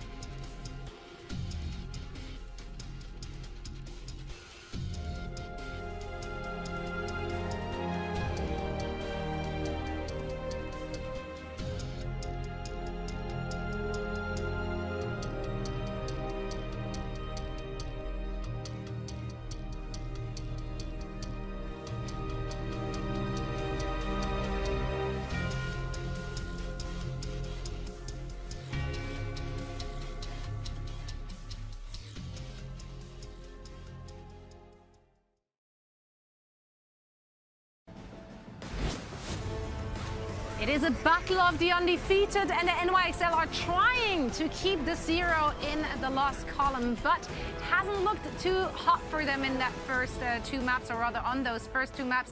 Now we have to talk a little bit about it. This is Game Break, presented by Pringles Wavy. Pringles Wavy? Yeah, Let's we're go. switching things up, guys. Whoa. And a new meme has been born, just like that. Now, guys, we have to talk a little bit about it. All of us predicted New York to take this away. So far, not looking too great. Are you guys surprised at all? Do you think NYC? Yes, absolutely. Yeah. Okay, well, let's talk about it then. Give me more. I think if you look at this match so far, it's just been across the board an outplay. Philly Fusion on the first round got control of the point, and they just held it. And the same thing happened on the second point for NYXL. And then the third one, Philly just held it. Like, whoever seems to have position on this control just wins. I mean, I would say on control, Fusion did come in with a pretty obvious game plan of trying to shut down Jonak, and they were very successful in round 2 in doing that, keeping him off the field. And with that pressure applied, they really managed to get into that backline very effectively. Did New York make any changes to stop that? I mean, first off, Jonak, we just saw him repeatedly getting isolated, as you bring up. Poco, where's Poco? Well, he's probably on Jonak. That's number 1. And number 2 is that the DPS for New York in particular did not look comfortable. They were getting out-dueled, especially when you look at the head-to-head between Who Are You and Ivy. It just wasn't a great showing for Who Are You. He seemed invisible at points. Yeah, that's where I stand as well. And at this point, I mean, we could go in on the New York Excelsior and talk about everything that was bad, etc. But I think if you're going into the second half and you're New York Excelsior and you're aiming for a reverse sweep, you have so many talented DPS players on your bench that I'm just like, you have to change up the dynamic of this team. You're not going to be able to put in Sabiolbi and Who Are You again in the second half and expect much of a difference. I think you need to do radical adjustments going into the second half. I think maybe sub in Libero in there, maybe get Nanny in there on the McCree, and just try to change things up very quickly, because I think that this team is going to crash in the second half mentally if they're in there and things are not starting to work out for them. They're in a very difficult position right now, and so I want to see radical changes to this team in the second half if they're going to pull themselves out of that hole. Well, now it is crunch time, presented by Pringles Wavy, and Jonak, we just saw that in a quick clip, but we're going to look at it again. He got caught out really quickly there on Horizon. Kassa, please walk us through this. Yeah, so this is NYXL setting up for their first defense, and the NYXL team tries to set up and go aggressive against this Widow, so the Carpe doesn't have as good angles. Jonak just doesn't get the memo, and then does the sin number 1 of jumping against the Widow. So he makes a jump, and this is such an important kill. As much as it is just 1, this kill then leads on them to get this first point for almost free, and then they just walk into the second point and cap with the second fastest time. Third, actually. Okay, Matt, sorry. lie to us. It's not your fault. Wow, Matt, I can't believe you've done this. Okay, but the 3rd fastest time on Horizon ever on attack. Jonak should have known better. That was a great shot by Carpe to essentially drive home what was given to him. But if you're Jonak, what are you doing? Why are you jumping in front of a Widow in that situation? Do you not respect Carpe this much? It was just a really weird... Funny enough, though, like, you saw that Widow coming into this, and the first thing CP says, like, oh, he's not going to get much value out of that. And immediately, Jonak jumps up in the air, and bam, there he goes, and they snowballed from there. Do you feel like New York should have taken a different approach on their attack? Maybe a different composition, something a little bit faster? They should just play more disciplined, because I don't think there was anything wrong with the composition. You can definitely make the Genji and the Sombra work with the dive, especially on first point Horizon Lunar Colony, because there is a lot of high ground going on, so I think it's a pretty good composition.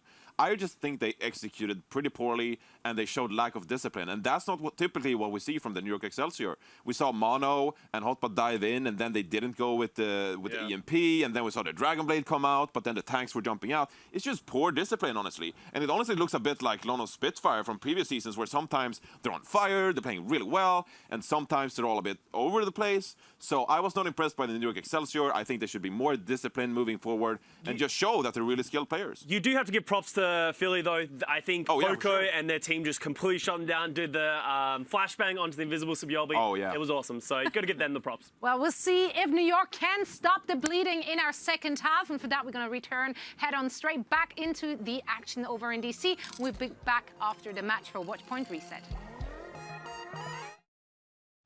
The Overwatch League is brought to you by Pringles Wavy. Big crunch, big flavor.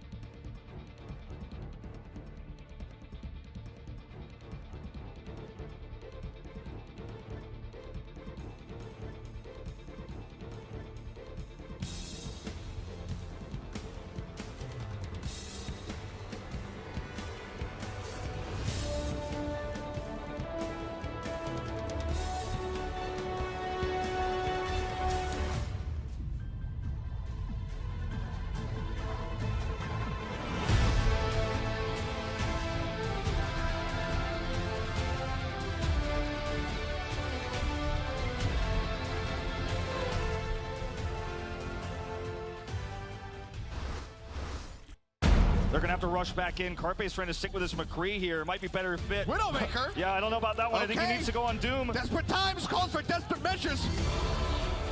Dangerously low, will be melted down. Roar finds the kill. Carpe looking for a shot, takes one, finds Stratus, looks him in the head. Now is looking for the supports. Gets Arc in midair, over top of the pit. Carpe, and it worked. Carpe comes back with the Widowmaker, takes him in the skulls. Oh, we are back, Washington. Philly versus NYXL. NYXL looking rather blue currently, sitting 2 maps down already. So Carpe mentioned maybe a Season 2 wasn't everything everyone expected. He had to play a lot of Zarya. He wasn't able to play the heroes that he wants to play, and he said he got a little lazy. But Prime Carpe is probably my favorite player in the league. And there's only one reason. It's not, maybe he's the best, maybe he's not. You could always have that discussion. But you can't argue that Carpe is clutch. He is clutch, and that is everything in life. When he needs those shots to win a map, like last week, he did it. You think back at Season 1 when he was on Night Market, and he needs to hit those shots or his team loses. He hits them. He hits the shots when they must be hits. And he's getting a lot of help from the support there, too. that was such a nice start. Sick sleep. Oh my goodness, that Nano Ryan as well, didn't know what hit him. He started right on map 2, went to downtown on Busan, comes back with 3 kills, ends up holding onto the point, and then of course finding the picks onto Jonak time and time again. Nice little flick there, of course, but it was that initial pick on Horizon that set them up for success. It was a lot of initial picks. You think about Control, they got initial kills, and Control is that snowballing momentum type of map, especially when you have Maze and you're blocking off doors. It's so hard when you lose the first fight and you lose the first player, you're gonna lose the first fight. But Carpe just kind of has that aura about him that it feels like he can just take over a game for you. On the other side of things, New York was kind of making it easy for him in some ways. I think you had a question for Jonak. Why are you dying, fan? I thought you said... Why you peak? Yeah, what the hell was your question earlier? I think that was a little bit better, a little more succinct, but yeah, that replay on Jonak on Horizon Lunar Colony, what was that? You know you can't be there. You know that Philadelphia's... Look, if I know Philadelphia's going to run a Widowmaker, you have to assume that guys who are actually good at their job know that Philadelphia's going to run Widowmaker. They didn't check, and that set the tone for Horizon Lunar Colony. We're going to go to Havana, and I believe Widowmaker can be played on this map, yes? Absolutely. Yeah, you just sit up on the high ground and then just shoot away.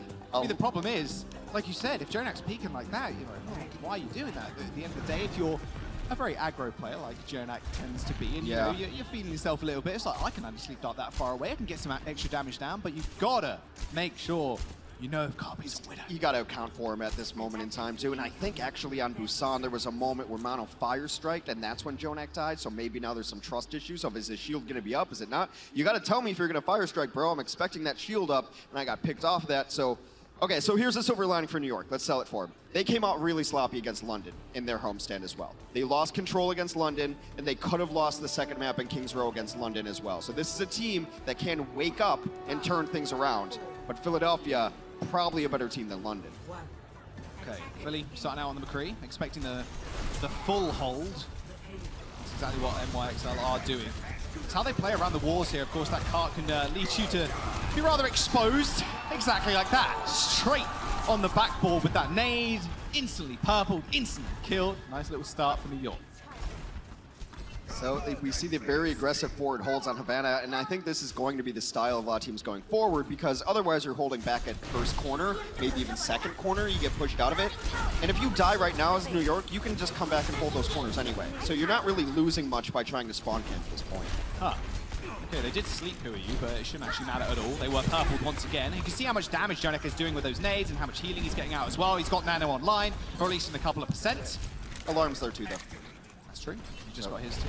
Poco is going to hit with another nade, but that nade's online very soon once again. There's Amano straight into the back line. Beautiful sleep, but someone woke him up. Shouldn't matter too much, though. Sado managed to escort the rest of his team backwards with the help of Funny Astro. Alarm also used that Nano, so Nano for Nano trade. Nothing happening just yet, but the time is still burning. Philadelphia have forgone a minute by noon to protect the maze, sleeping on the ground, but no, Carpe on the side. Managed to pick him off. Nice clean headshot and then a body shot. That's your DPS now down, and who are you? Blizzard to try and stall out some more time. It's a long way for SVB to walk back to this point. They don't find anything with that Blizzard, but they're going to have to deal with Carpe on the side at some point. Shadow goes down, doesn't find anything, and now you're getting very low as they try to pull this back. Another great wall. Super aggro beat. Funny Astro's going to lay down the beat as well. The charge straight onto Sado now. He's isolated in the back line, but Manu's going to get frozen up and naded too. He's going to have to be a little bit more careful, of course. NYXL don't have the spawn to their back. And finally, Sado picks himself up a couple of kills after that Shadow went a little bit waylaid.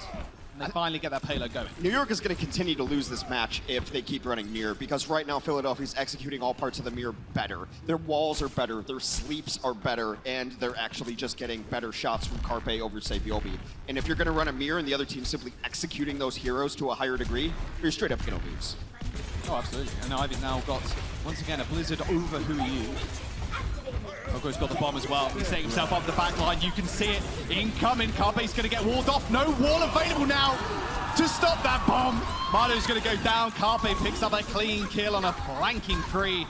SVB falls. They should be able to cap this first point. But NYXL have done a good job at holding them off for a fair amount of time. But they just threw the nano boost into that as well in a desperation style. It's going to be Philadelphia taking this point here. They should get it in easy fashion. We'll see where New York wants to set up or if they're going to make any changes here. Man, I really think they would like to have that nano boost back. There was no way that was going to get anything done with 2 losses early. So you'll be looking for something cheeky here. Maybe a rollout flashbang. Trying to get the supports. Bang, bang. Oh, not quite. Just managed to find one. Shadow from Mano. Tried to go under the payload. That blistered as well. Got nothing. But oddly placed, yeah. Nice little speed boost there from Funny Astro. You can't count out the supports, of course. Alarm keeping Poco alive as Sado is speed boosted forward now with that nano. Good disengage from New York, though. Once again, these nanos just in general aren't getting too much done, but it's all down to those Lucios. The speed boost management is so important when it's rhyme v rhyme. Sado now with a shatter advantage. Gotta be careful. Mano has to block this one. Sleeping Poco on the side. Big nade once again. Bunny Astro in trouble. Same with Sado is going low. There's the flashbang, and there's the kill. This is a very good spot now for New York to hold. SPP once more going on this big flank with the high noon, or at least he was, and maybe he got sniffed out. Signs of life, though, at least New York getting some kills, getting some ultimates to actually work in their favor for once. Philadelphia has gained some space, though. They don't have to go through the entrance. That's actually really important on this section of the map to not have to go through doorways. Poco's been used to get to forgo the high noon. Nothing kind of come of it whatsoever. Trying to push Mano off the edge. There we go. He's got the nano. Now he's walled off. Nano, Deadeye even coming out from Carpe. Instantly killing off Mano. They are walled off. And Ivy does manage to find a quick and clean headshot as the payload is rotating backwards towards first point. They've got to touch it at some point as they use the beach to march on forward. Extremely aggressive one. Funny Astro does manage to kill off SVB, and Jonak is going to fall as well. That should just be it. They try and stall out for a little bit extra time. All right, Ivy. Cheeky boy. Well, New York's just not doing anything better than Philadelphia right now. You saw the very early beat from Onimo to try to keep his team alive, and Funny Astro just waits a couple seconds, mirrors it out. Means his team's going to have the barrier for longer. Then they find, say, Biobi, who's out of position. They boost on him. They're just getting aggressive at the right times. They look clean. The calls look really clean just from watching the gameplay. Got to hold that shield, that rotation coming through from New York, though. This is straight on the point. Uh-oh, boot straight back in. Who Yu's in trouble. He's going to come out the block very, very soon. He's going to get frozen up. No kill goes, though. The Shadow's going to hit the ground. They're still trying to kill Who Are You, but he's still not dead. He's 10% away from his ult as well. Self-destruct on the point for New York to buy some more space, but Jonak falling means NYXL don't really have a lot of heals now to keep the team up and alive on the point, and Poco forces Hopper away from the point as well, manages to find the DMAC. The Blizzard from Who Are You being thrown out the last second once more to try and get some more space and time for the DPS to play around. But they will eventually get shoved off the point. Jonak actually almost killing Sado in the 1v2. Almost had it. I mean, during that, say, Biobi comes down, takes down Carpe. Maybe that's a moral boost a little bit, but then, say, Biobi gets chased down and crushed. And right now, Philadelphia is just executing every part of this composition better than the New York XL. Their timings are better. The ultimate usage is better. And what can I say? It looks like if this keeps up, it's going to be a 3-0 Philadelphia. It's a very, very hard map to cap in time, to be fair. Carpe in a lot of trouble. DM not going to help at all. Didn't have the angle. They did get a fast reset, though. Of course, they did just cap, and shouldn't be too hard to get back to the rest of the team. Although, New York XL and NYXL even can set up for a big high noon here also. They have the nano, they've got the beat, they've got a lot of tools to deal with the incoming aggression from Philly. Speaking of incoming aggression, that beat's going to stop them going down instantly. As there was a big nade once more on the back line. Mano trying to punish the shields of Sado right now, but an aggressive beat once again from Funny Astro. As soon as that Deadeye came out, he knew they could just charge on forward. Mano is going to go down. As he has slept in the front line, Sado as well, taking a kind of a nap also, but kills were there. I do say that as Hopper does manage to find the boot on Ivy, but Funny Astro once again making himself known in the kill feed. A two-piece for the Lucio. 1 minute now remains to Philly. New York are going to have spawn advantage momentarily, though, as they do enter the cusp. I just want to see where Carpe Trust is set up here. There's a couple little high grounds that you can get to as the attacker, but generally the defense is going to have the advantage of trying to shut that one down. Alarm has been nothing but impressive this game, and I think you just give it to Sado and let Sado be as aggressive as he's been all game with this nano boost, or maybe use it reactionarily. There's a nano. Oh, SBB with the first kill, punishing Funny Astro's aggression. Now Sado marching forward. Carpe finds Jonak, healer for healer, but looks like Philly might just come out on top if they can just punch through the front line. Who are you keeping everybody at bay, though, when Mano swings for the heavens? 25 seconds now remains. Philadelphia probably going to be able to touch. Funny Astro is going to be able to stall for some OT, but who are you's got the Blizzard? Philadelphia put everything they had into that one because you can see on the clock only 15 seconds left. That was their last good fight. They threw all the investment possible, and now they're just going to try to zone out. The Deadeye's going to come in. Philadelphia has some heroes that can get to the point, though. 5 seconds, carts rolling back. They need to trigger OT. No, they got ball back there. Sado is slept in the back line, though. Ball However, contested. OT now in session. Matrix. Oh, no! The one tool that they needed, it gets eaten on up. Sado does end up going down, but New York haven't really got much stuff left apart from this self-destruct. It's launched into the back line. Carpe doesn't go down just yet. And the clutch Widowmaker is going to come through. However, he's going to have to find Biggs. He finds one. Can he find the next? The beat, he's going to have to contend with that now as Hopper finds the assassination. It's a good place for New York to be in. The chasing away of the baby diva. Poco ends up falling, and now it's only Ivy and Sado on the payload. The Blizzard comes out. They got the Blizzard. Blizzard. To find anything? Nope. No, it is not. Well, that's a hard map to complete, as you mentioned, but Philadelphia made a good push onto it. Very bloodless early on, and took a while for the fights to really get going, but New York, with their life on the line, going to have to complete this map, Jack. Straight after this break, though, we'll be right back, guys. We'll see you in a second.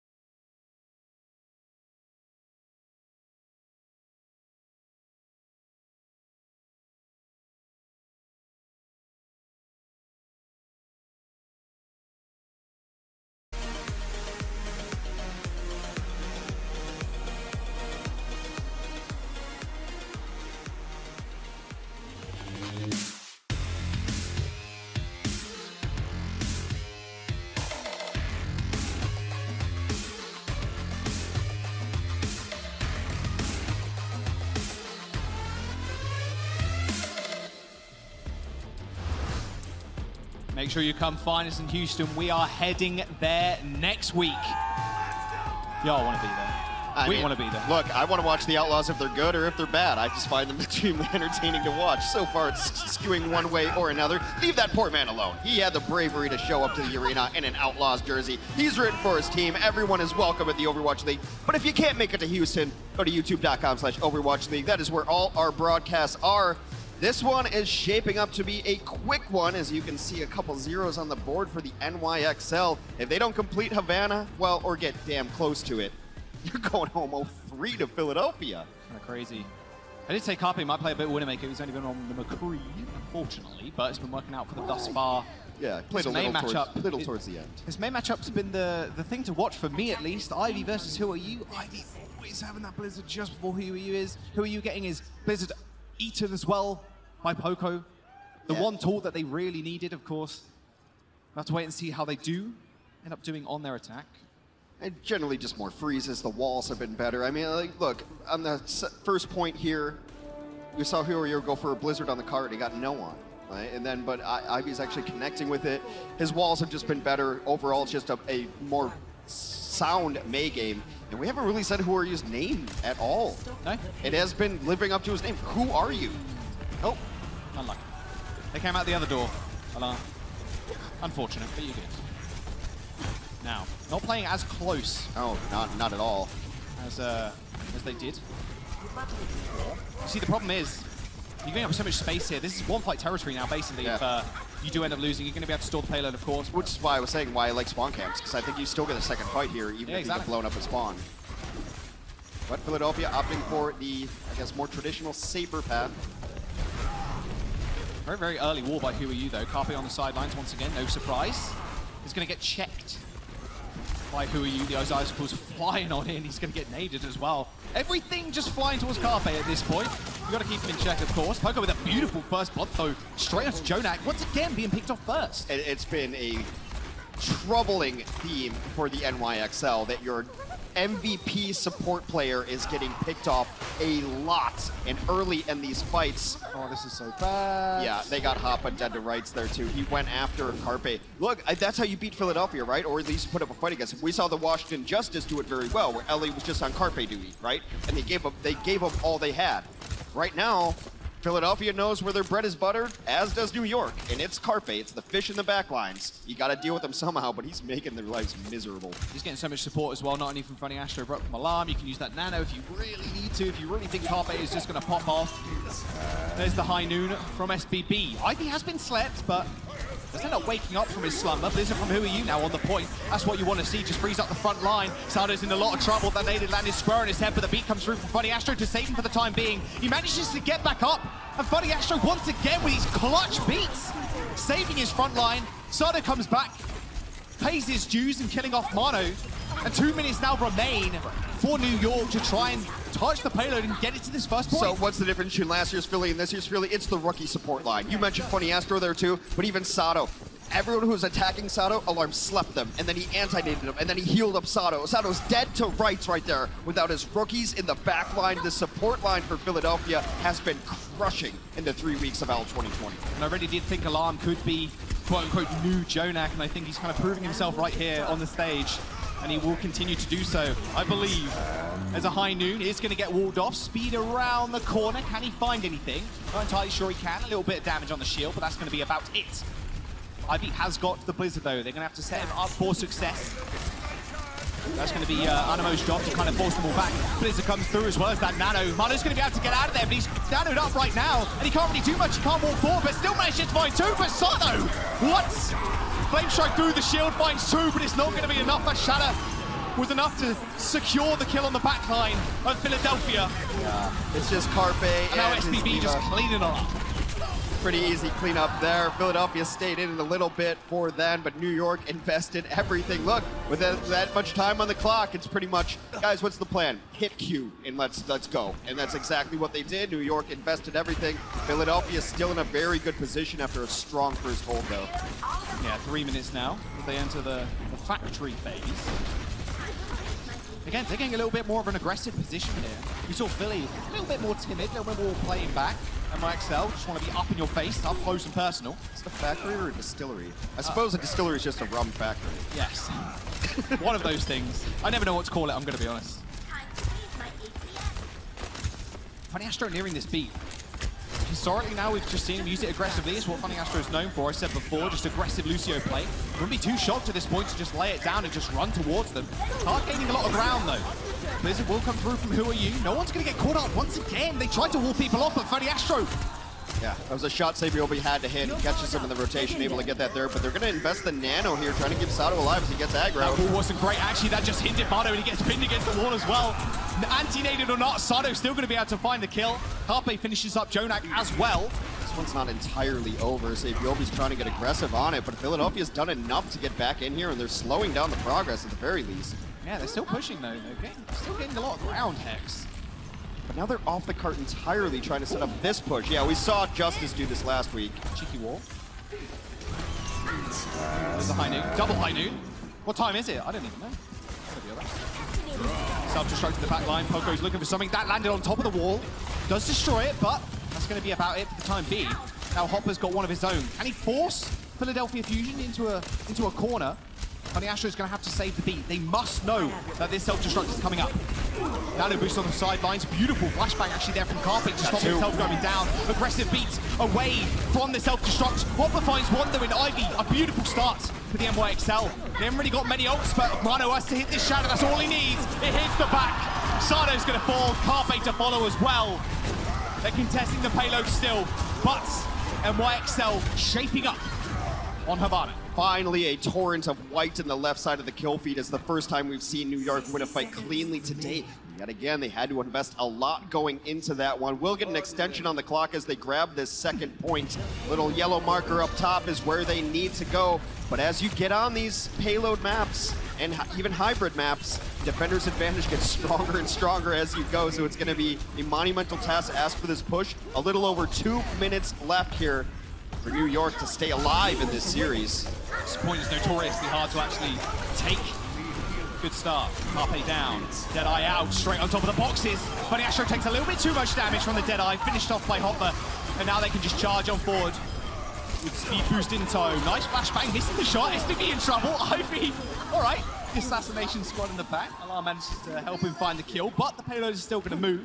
But there we go. That's what I want to see. Carpe now on the defense with the Widow. It's a good point for it here. All the natural high ground, the stairways that go up left and right. We've seen grapple shots on this map before. He goes for it right there. But yeah, right now you need to counter Sabiobi because he's come alive. He's hitting shots. He's hitting the shots that he needs, and he's looked much better this map than he did 2 previous maps. But a good counter to McCree is simply outrange him with the Widow here, and there's a lot of distance that Carpe is going to be able to cover. But this is the spot, like right there, top left, is Carpe trying to get pop shots.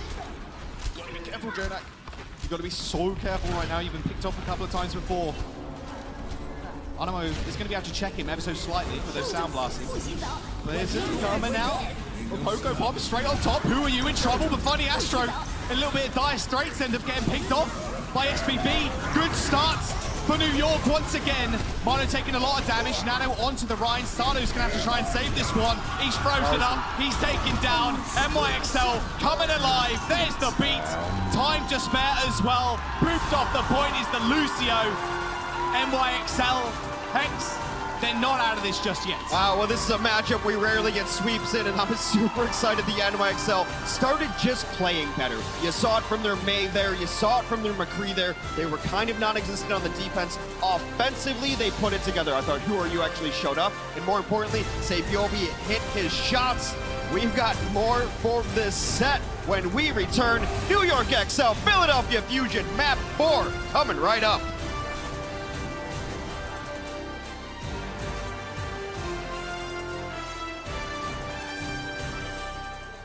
The Overwatch League is brought to you by T-Mobile.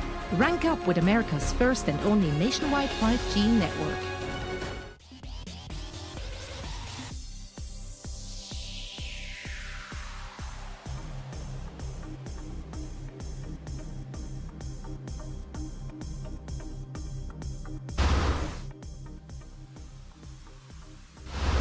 Deliver the nano boots when it needs to happen. Safe positioning, Jonak. Oh, he gets dumped upon Color Hex. Oh, very cheeky. No! What? Oh, that's a yikes. The 1v1. One does not simply challenge the Octopus King. It's coming through to heal everybody up. J-Mag instantly goes down though. XC at the back. Nice little 3-piece. That's what we wanted to see. Make that 4. We said it was going to be Glister versus XC. But XC is showing up tenfold. is the objective. And Closer flies in at the last moment just to block, but drills down on the floor. Drills down on the deck. Super brings down Crimzo as well. Goes for the charge as well. Held by one. He just pinned him against Gamsu. What in the Lord's name have I just witnessed? Super with a 4K. He is feeling himself. Ryusha Hyun holding onto the nano boost for now, biding his time, and now it's go time. One slash comes out, Jaru falls, he finds a second one. Oh my word! Axel, an absolute legend. 5 kills for him. Oh, everything's caught in the corner, they really can't move. The Fuel holding.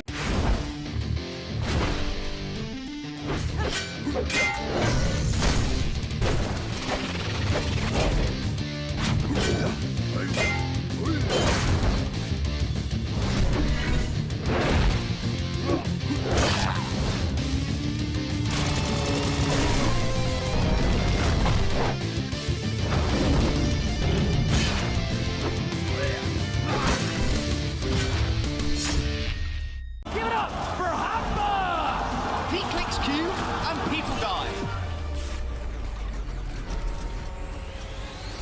Oh, wait, what? Hopper comes back with a bomb. He's doing everything you want from a defense. Self-destructs galore. Hotba adds to his highlight reel. How does this keep happening? Self-destruct on point. Hotba just explodes in the kill feed. Can he find anybody? He does! Again? Hopper with another 3K. Hotba's in that New York state of mind.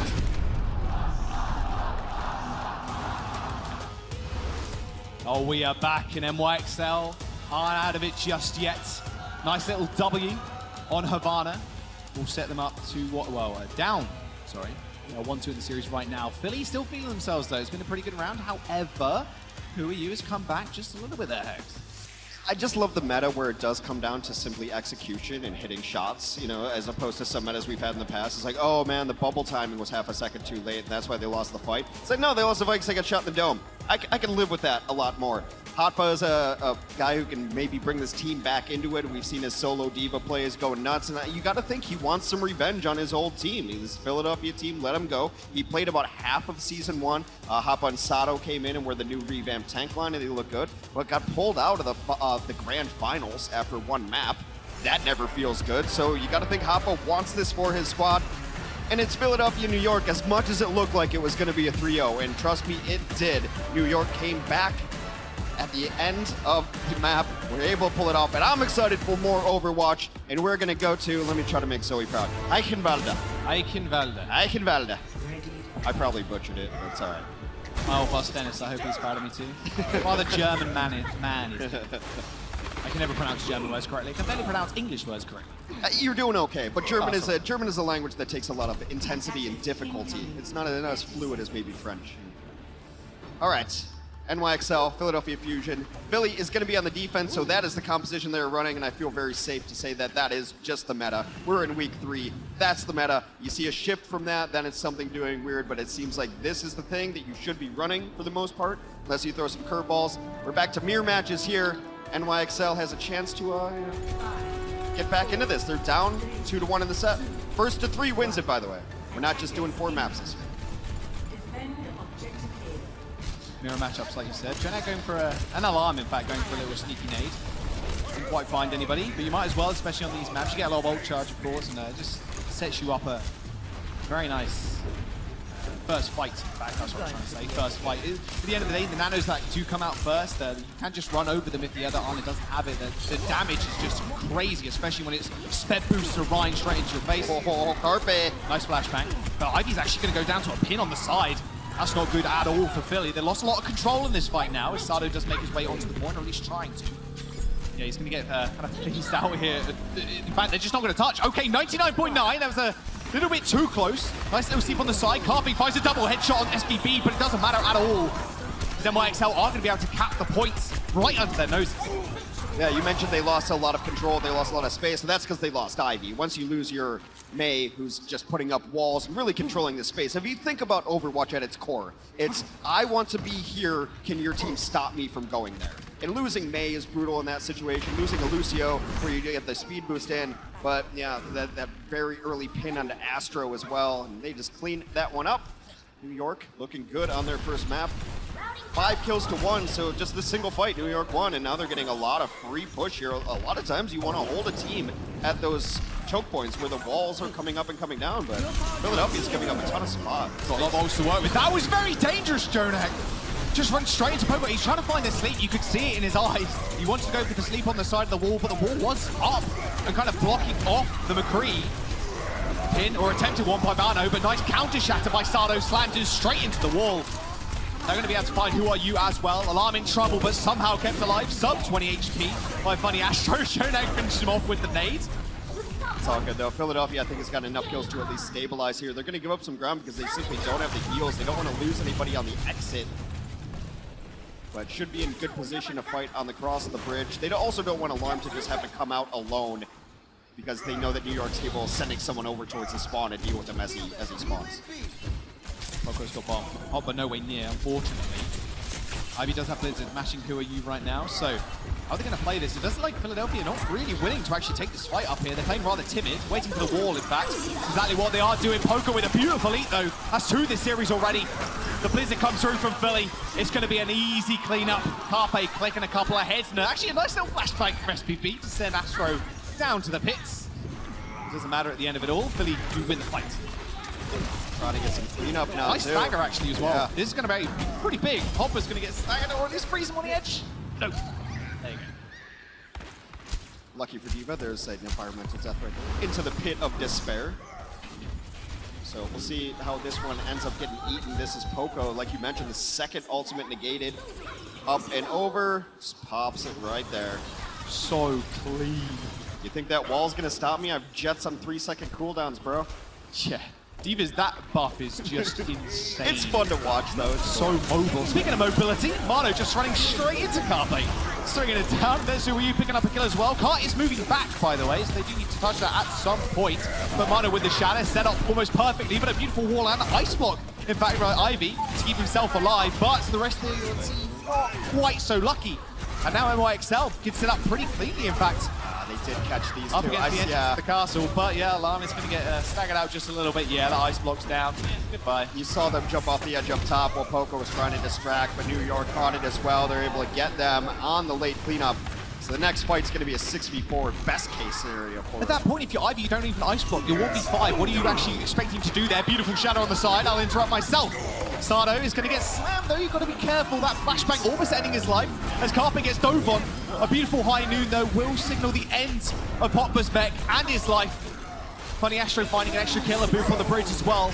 There will be a beat to surge them forward. NYXL caught in between an ice wall and the payload.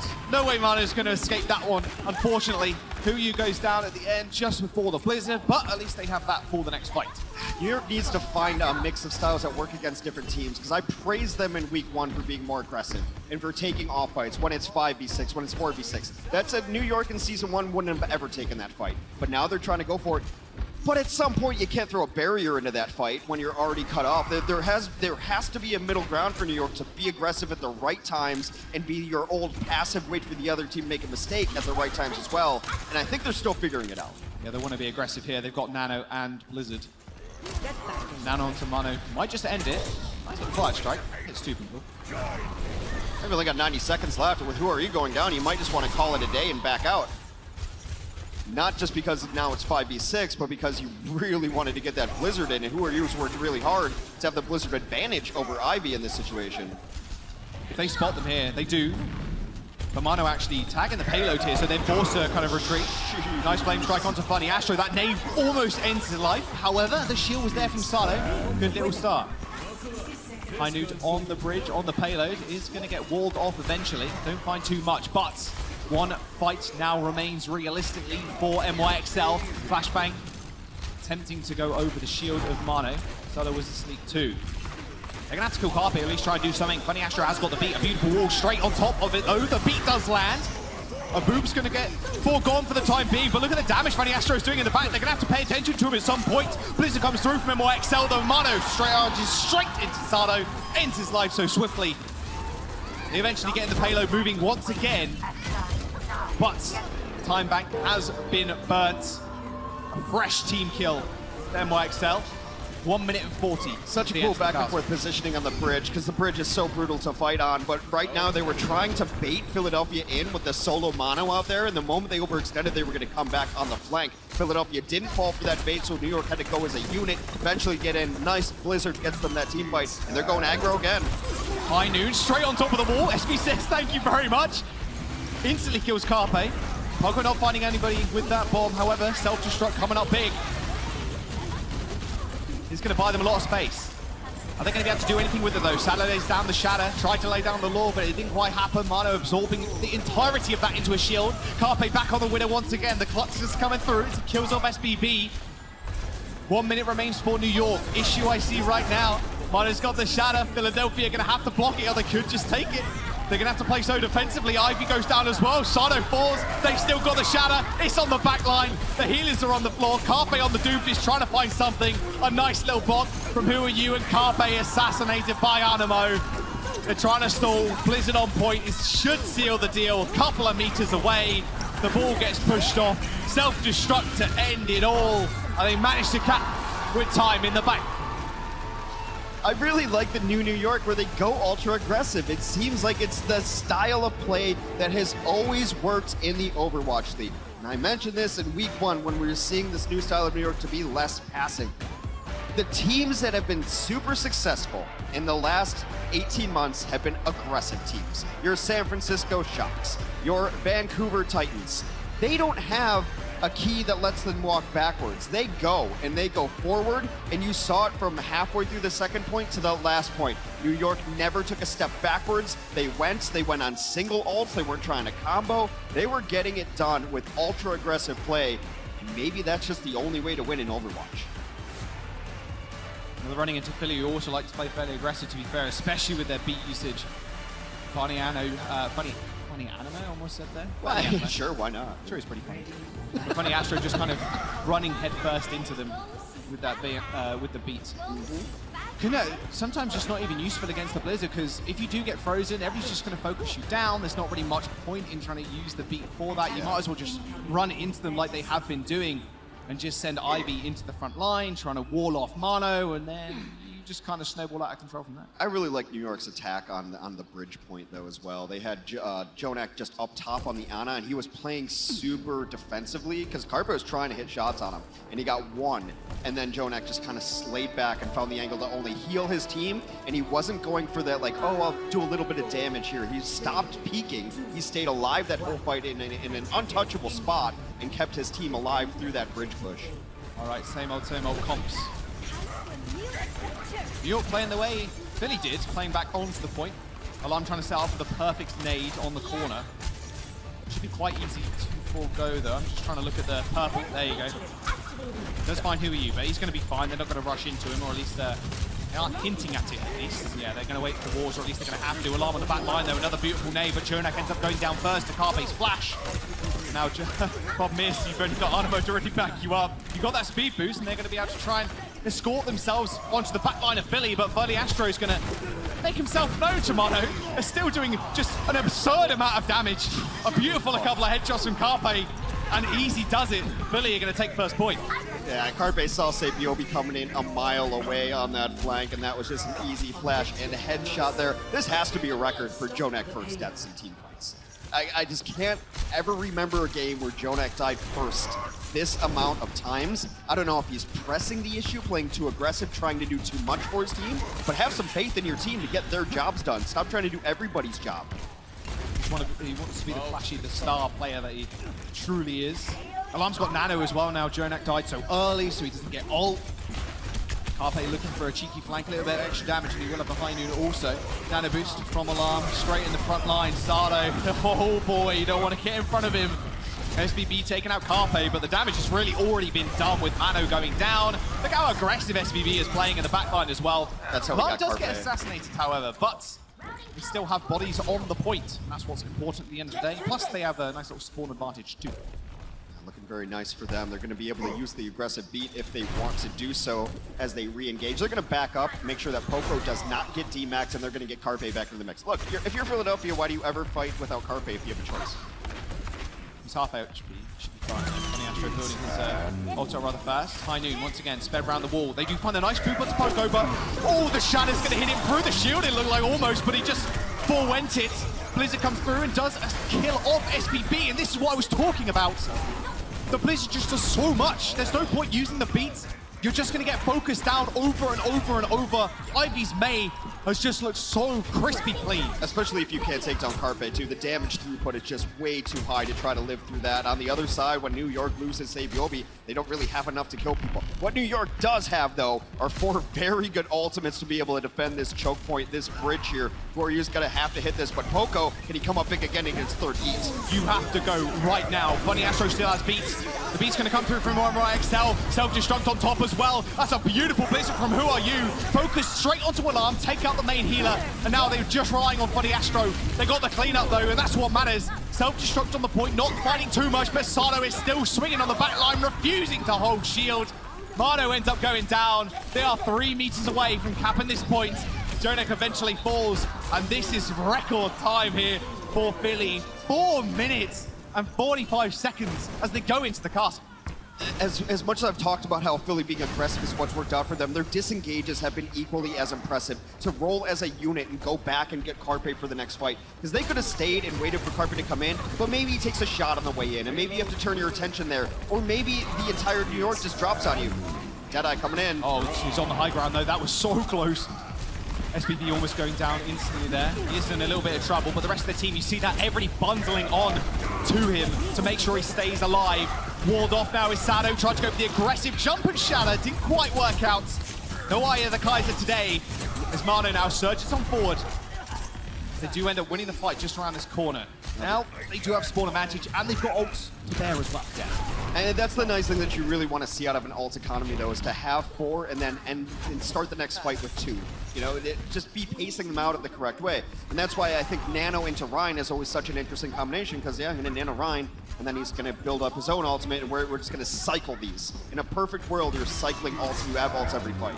This High Noon, that was really early from SBB. Yeah, it's a weird spot, but maybe you needed to reload. Yeah. I just need to reload. I need to quick ult. Please, guys, just defend me. Shadow from Mano. Shadow is no way near his. Of course, he did try use it rather aggressively last time. Shadow straight into the wall. Tried to get down Sado there, who was nanoed. Blizzard comes through straight on top of the payload. Who Are You in a very dangerous situation? If they can escort him out, they might just be able to win the fight. Not quite. Hopper, you see there, donating his entire health bar to the front line of Philadelphia in effort to try and save Who Are You. Still got a lot of time in the bank. Who Are You's going to be able to come out, though, with the Blizzard. Mano's going to be able to make good use of that with the Nano at his back. Yeah, the Blizzard is absolutely of utmost importance here, as he's going to be able to try to just pop it on the cart. But Poco knows this. Poco's holding on to his defense matrix to try to time it for this Blizzard. Uh-oh, there's the Nano. He had to let go of that one. The wards just try and disengage from the Nano Rhine. Sado's so close to his Shadow too. That's exactly what you want to do. It's been so good. Their disengages have been so clean and quick. Self-destructs available from each side. This is time for Hopper to make himself known once again in the kill feed with the self-destruct. Same with Poco though. Speed boost around the corner. Can they find anything? Nope. Too many corridors ready to hide on the third point next. Yeah, I mean, Deadeye is just not a great ultimate in some areas. But just accept that reality of the game. Bad hit. I mean, the longer this goes on, the more New York is just building up ultimates and saving them out. Philadelphia must have a plan in mind. Struck from Hopper, that's what you want to see. A little bit too far in the back line though. Beautiful nade actually on the front. But Sado's going to get saved with that beat. And Alarm managed to find the kill to Who Are You, and that's a big shatter. Sado now swinging straight through the front line. Nothing Mano can do. Jonak's going to go down as well. Make that 3 kills. Set up perfectly once again by his support. Self-destruct on the point. Sayonara, NYXL. 2 minutes in the bank for Philly. Is this Sado's true form? Did we see a shadow of Sado in previous years where he'd play, you know, defensive Winston on certain maps and just get rolled over? Or maybe he just didn't have the synergy with his back line? Because I wanted to give all his supports all the credit in the world. And look, they deserve it. But it does seem like overall, mechanically, he is playing better. He's hitting bigger shatters. I still think back to the kill feed earlier, he got 2 supports with a fire strike on Havana. He's just playing better, and I think it comes with the confidence of his team. And I don't know, maybe it's a new year, a new look, a new me, a new Sato. I mean, it feels like an eternity in the off-season some of the time, and he's just sitting there grinding Reinhardt on ladder. Oh God, I can't think of a worse experience. I know. That's why I don't play main tank on ladder, or tank at all. Support, fine. DPS, okay. Look, I mean, I thought, so we were talking last week in the studio when I was on the desk, and I was like, I'm gonna wait on Sato, right? I'm not gonna be baited in by a 1-week anomaly. But now he's doing it against Mono in the Rhine v Rhine battle. And Mono, if you notice on his POV, he's one of our role stars, has that cool little icon, which means he was voted by his peers and us casters and everyone as one of the best tanks in the league. There's only 2 tanks with that icon, and Mono's one of them. And Sato looks like the better Rhine this matchup right now. I don't know. Maybe I'm buying Sato stock. Stonk's definitely a rise, and that's for sure. 1 minute in the time bank for New York XL, 1 decent attack, 1 scurried one. That's all that they have. Are they going a little bit low? Same with SVD, taking a couple of frame strikes. Hopper jumping on top of the wall, just wants to make sure he can protect his Rhine. Nice little frame strike block as well, and Hopper finding himself in a very aggressive position on the side. This is where you want to be, just corral them behind the payload, corral them into a position where Mono can just swing freely. Gotta get the scoop going. You gotta get on the point though, 1 tick already acquired. Harpy's in the back though, instantly checked. 2 ticks. Philadelphia have to make a push onto the point. They finally make it there. It's going to be a big check. Harpe going low. Poco finds the first kill. SPB dead. Carby's going to fall as well. And now a big freeze onto the sidelines. But Poco is going to get saved somehow. And Sato now swinging away. Has earned himself the shatter. Straight into the floor, but straight into the shield of Mono. He has to come up clutch. A beautiful nade onto Ivy, but it didn't matter at all. He's got the beat. And he's got the Blizzard on the point as OT ticks down. Who Are You is going to fall, and Mono isolates himself in the back as Alarm finds the kill. They've got 2 ticks, but that is going to be it. In their minutes, Philadelphia clean the rest of NYXL off of the payload. 82% is all that they acquired, and Philly, they got 2 minutes in their time back to make this 3-1. You could very easily make the argument that Blizzard is the best ultimate in the game. I mean, it's the company that makes the game. Why wouldn't you make the ultimate after you, the best one in the game? And the difference in that fight, Ivy stayed alive, got to Blizzard, popped it on the point. It shuts you down. You have to play around it. Who Are You died at 80%. Never got a Blizzard off, had to come back as Tracer. And I mean, when you're in these low time scenarios, that's the difference of the fight. That's the difference of winning a match or not. He did give up 2 ticks though. Yeah, no, it's definitely not. It's definitely winnable. It's winnable. But Philadelphia just need to get 82.2%. This could go all the way to map 5 once again. Historically, like you saw at the beginning of the series, it has gone that way, and it has really always gone the way of NYXL. Like you said, maybe new year, new me. Yeah, maybe. For Philadelphia Fusion.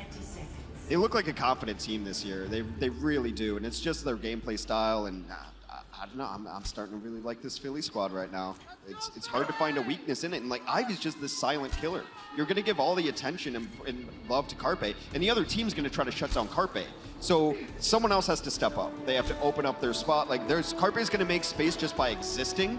Who can step in that role and take advantage of what the Carpe factor gives your squad? And so far, Ivy's been hitting everything he needs to hit. Nope. Oops, Daisy. That was straight into the window. We'll pretend we didn't see them. Don't worry. We're good. It would have been a cool dart. It would have been a cool dart, yeah. Just imagine it hit. Yeah. Oh, that was cool. That's what I think about all my plays. Imagine if I hit that shot. Imagine if I hit that nade. That's the dart. All right, Philly now making their way towards the point. Remember, 2 minutes. They've got 2 decent attacks. Harpe once again going on sides. That big nade in the back line though, Alarm and Funny Astro going bright purple. Uh-oh, Who Are You's dead though already. Saldo, like you said, super confident. Moving on forward, however, he does get slept and finished off. Maybe too confident. A little bit too confident, yeah. Sometimes it does it to him. Nice little nade and a flashbang actually finishing off SVB. This is it. It's 5v4 and there's no May still in the field for NYXL. It's time to go for Philly. Better spawns for Philly as well on attack. They can't let people come back to the point. They have to just push on. You don't have your Reinhardt, but you can use Ivy as like a pseudo tank using those walls. And that's exactly what they are doing. Where you got back into the fight now. That's a beautiful wall. Jonak somehow escaping out alive, but they are on the point, and Ivy has Blizzard straight into the front line. That's exactly what you want to see. Sato goes down yet again, but they're focusing out Mono. Just kill him, and this is going to be a good start. He's even naded with the Matrix. It's going to keep him alive. The high noon in the sides, can they find all of anything? I'm not sure they can. Poco finds 2. Animo and Jonak are going to go down. lack of heals now for NYXL. The cleanups there. Philadelphia are going to finish off NYXL, and they're feeling great on stage. A W.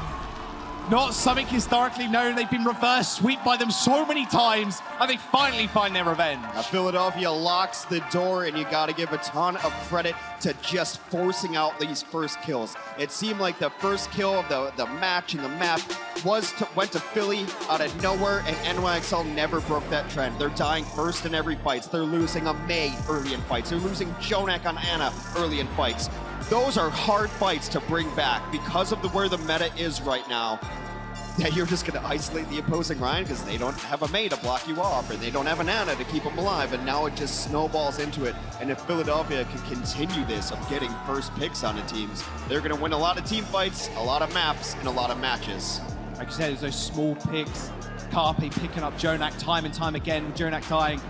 Feels pretty bad, but we got GB on the floor with one of your favorite D.Va players. It's Poco. Here we are. Here we go. All right, folks. Give it up for the Philadelphia Fusion. Poco, you guys are coming off of a successful homestand. You guys were looking fantastic, and there was a tweet that you actually put out that said, I don't think people know how good we are yet. I'm going to be real with you. A lot of people came into this matchup thinking New York Excelsior was going to win. Why do you think people are sleeping on the Philadelphia Fusion? I mean, I don't know, but it's a mistake for sure. I mean, we have seen New York play like 2 weeks ago, and they were playing pretty sloppy, so we were expecting them to improve, but they didn't. So, wow. Most importantly for you, you've been just shutting down the DPSs. You have a matchup against Toronto coming up. That's obviously going to be, you're going to go after, likes of Surefour. You need to prioritize those DPSs. How has the coaching allowed you to be able to really fit into this role and shine as the D.Va? Yeah, I mean, we knew like SBB and Jonak were like playing very flanky style. So like Sado is gonna play really aggressive on their main tank, which gonna allow me to focus their DPS. So yeah, that's basically my job, like support like my back lane and try to keep them alive. Wow, and you've been doing it so well. It's been shutting down, and you were able to do that against NYXL. Not many people can do that. So tomorrow you got a matchup, as I mentioned before, against Toronto. Do you feel like Philadelphia is going to be walking out of DC undefeated? Yeah.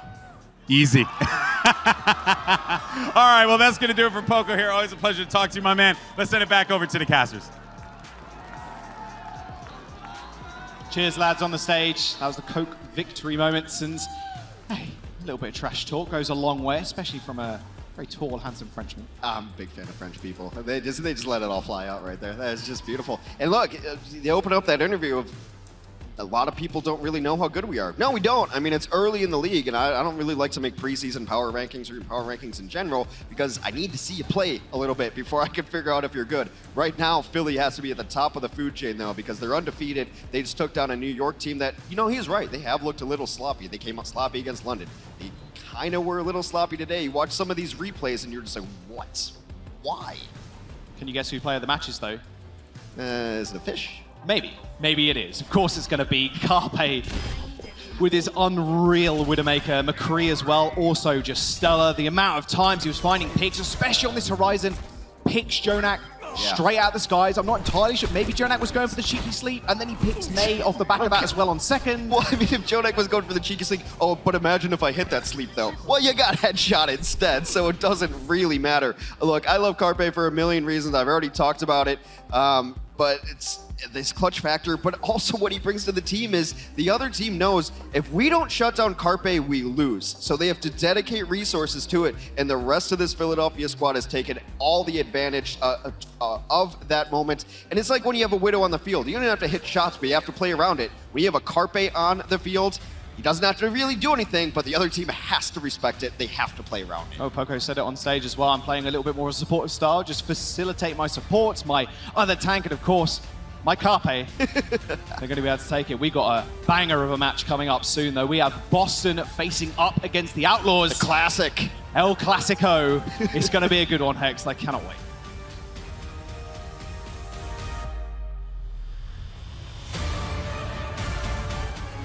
Coca-Cola is the official refreshment of the Overwatch League.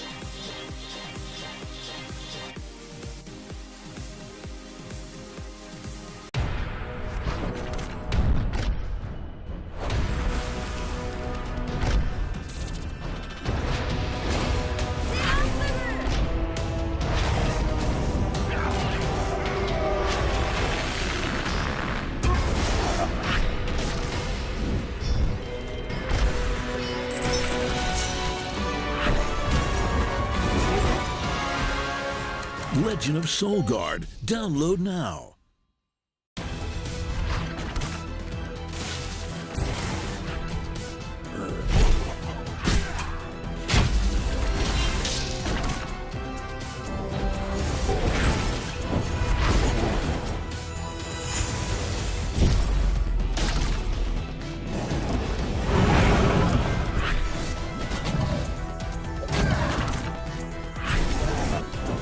Legend of Soul Guard. Download now.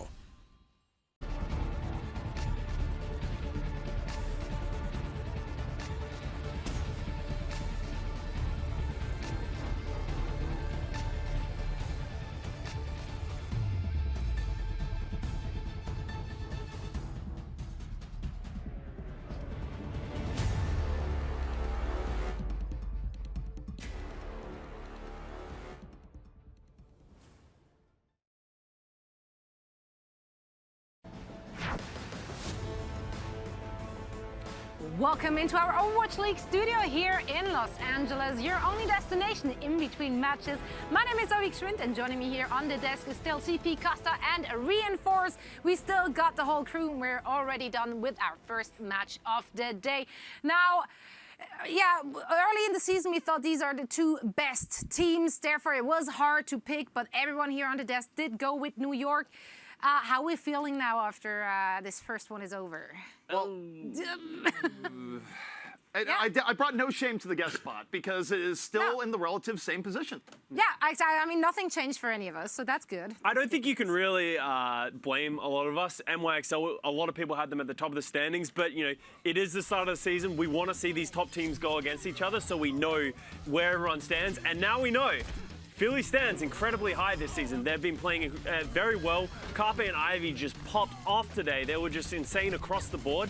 And NYXL, honestly, looked a little weaker at times. I mean, they looked better in the second half, right? Yeah. But they just started off on a bad spot, 0-2. I think that once we got into the third map and the fourth map, I think that York Excelsior, they started playing a bit more aggressive, and they definitely showed that they have the capabilities to be a great team.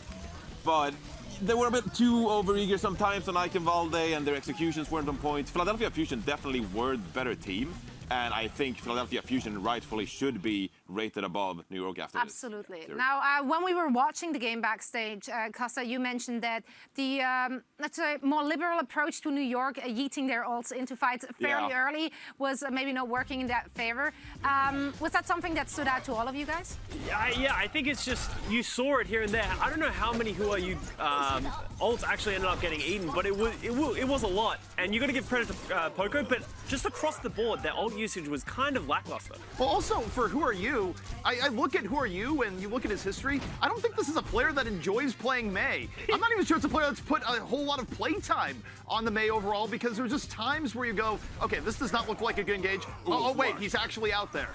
And he's gone. Who Are You was more of a Where Are You situation. But wow, I'm so impressed with that one. Did you wait for that one, or did you have that in your back pocket? Honestly, someone had to do it. Yeah. I like it. Now, Ivy, however, he stepped it up. He looked fantastic on that Mei today. Yeah, he was just everywhere, and I think he put on a masterclass of how to play Mei, and I think a lot of people should be looking at him. Again, the thing with Philadelphia Fusion, why they are so good right now, is because everyone is doing their part and everyone is excelling. I think there were numerous times in this series where Poco did a fantastic job, Sado landed a few critical shatters, and then you have Alarm with the biotic grenade. So everyone is stepping it up for Philly. I don't really think it's a one-man show anymore, and that's why they're so scary moving forward. That's right, and I'm pretty sure all the other teams are aware of that, as the Fusion will continue their dominant performance. Now, we are going from the top of the standings to, well, closer to the bottom. Up next, we're going to have our second match of the day with the Boston Uprising versus the Houston Outlaws. Very rude, Reinforced, very rude. Now, let's take a look at the starting lineup, shall we? Starting with the Boston Uprising. We see some new names popping up. Guys, any thoughts? Jerry is coming in. He's coming in hot. We've heard so much. Whether or not we should believe any of it, it's finally going to come true. But for me, the thing I'm most excited about, we have an off-tank in here. We got Mufit making his Overwatch League debut. I'm excited for him. Interestingly, we have Axiom in the main tank role instead of Fusions, though. Yeah, what's up with that? Because Fusions, he provides so much leadership to this team. He has great shot calling capabilities. And we're just going to assume, of course, that they're going to play Reinhardt, which Fusions is so good at. So, bit surprising to see Axiom in the starting lineup. But as you said, I'm just happy that they're going to play Reinhardt Diva, because that's actually the meta. And that's where you start winning games. So, there is hope for the Boston Uprising against the Houston Outlaws. Wonderful. Well, what is that? Yeah. Okay, I'm not sensing the hope from you, CP. I mean, what's that about? Boston was still my pick, but... I was about to say, didn't you pick I did pick Boston. But on the same note, I still look at this, I don't really know what to expect. The part where it's like, we're seeing Axiom for the first time in a long time. It's like, what does that mean? I don't know what that means. This is a player that you haven't had confidence in playing for a long time. Obviously, you do now, but does that mean it's going to be a good look for Boston? I don't think any of us can say right now. We actually got a stat from Matt again. I'm hopefully not going to throw you under the bus this time, but the last time Axiom played main tank for the Boston Uprising was this time last year, and that was their first ever loss to the Shanghai Dragons. Wait. So, but if they played good memories, played Ryan or Risa last week, don't they play two main tanks? It's actually what? True. Who's the off tank in a Ryan or Risa competition? Whoever you wanted. Yeah. So he played main tank last week too. You're having an existential crisis Once right now. Once we're figuring out this mystery, let's Wait, take a is quick Johnny look at the confused Houston about main Outlaws starting line. Yeah, that's weird, but I think he has a point here. Because I'm on your page too. If they both played a main tank, then he did play a main tank. Quick math. Quick math. Anyway, let's take a look at the other starting roster before we get into the weeds here. Blase back in. Dante is joining the squad today as well. Rocker's back in as well. What are the thoughts? Well, this just has to mean, right, that they're changing up the roles, because I doubt we'll see Dante playing the main. Please, no Outlaws. It's the Outlaws. Who knows? But I would assume Blase plays the May and Dante plays the McCree. I don't want to see Blase on McCree. That's really comes down to is that please Blase anything but the McCree. I'm good. I saw that 1 week. I'm solid. I'm satisfied. Now that's good. That's good. I like me a satisfied CP. That's a weird sentence. Anyway, don't quote me on that, please. Our predictions were split on this matchup. I think CP and I both went for the Boston Uprising. You guys went for the Houston Outlaws. After seeing the starting lineups, all right, still confident as I can see. I was just about to ask, still happy with the pick? Oh yeah, I'm still happy with the pick. Yeah. I mean, I think we're seeing both lineups change, but I am looking forward to the Outlaws because they did adapt to the compositions on day 2. They started playing on a Lucio, so I am hopeful about the compositions. And then they have the talent to spare. I mean, Meko is still a fantastic diva, right? And Muma's been there. He has represented his World Cup team, USA. So there is a lot of talent on the squad, and with a proper composition, I believe the Houston Outlaws can win a game. I want to see Dante in the McCree. We've seen him. He's very good at hit scan. Obviously sorely missed last week. But I also want to see Blase. If he is stepping into the May role, can he step it up? He obviously doesn't have a lot of practice coming into this match because he played McCree last week. So we'll see how he does. I think Houston was in a very, very tough spot last week. I don't think you fix all those issues in 1 week. I think that there's a lot of work they have to do. I think right now, if you're a Houston fan, you're looking for improvement at the very least. Even if you don't win the game, you need something to look forward to in the future. Well, and I'm pretty sure that both of those teams, all of these players will be hungry for the W on the board this time around. Now it's time to go back to the anthem in Washington, D.C. to see the Boston Uprising take on the Houston Outlaws.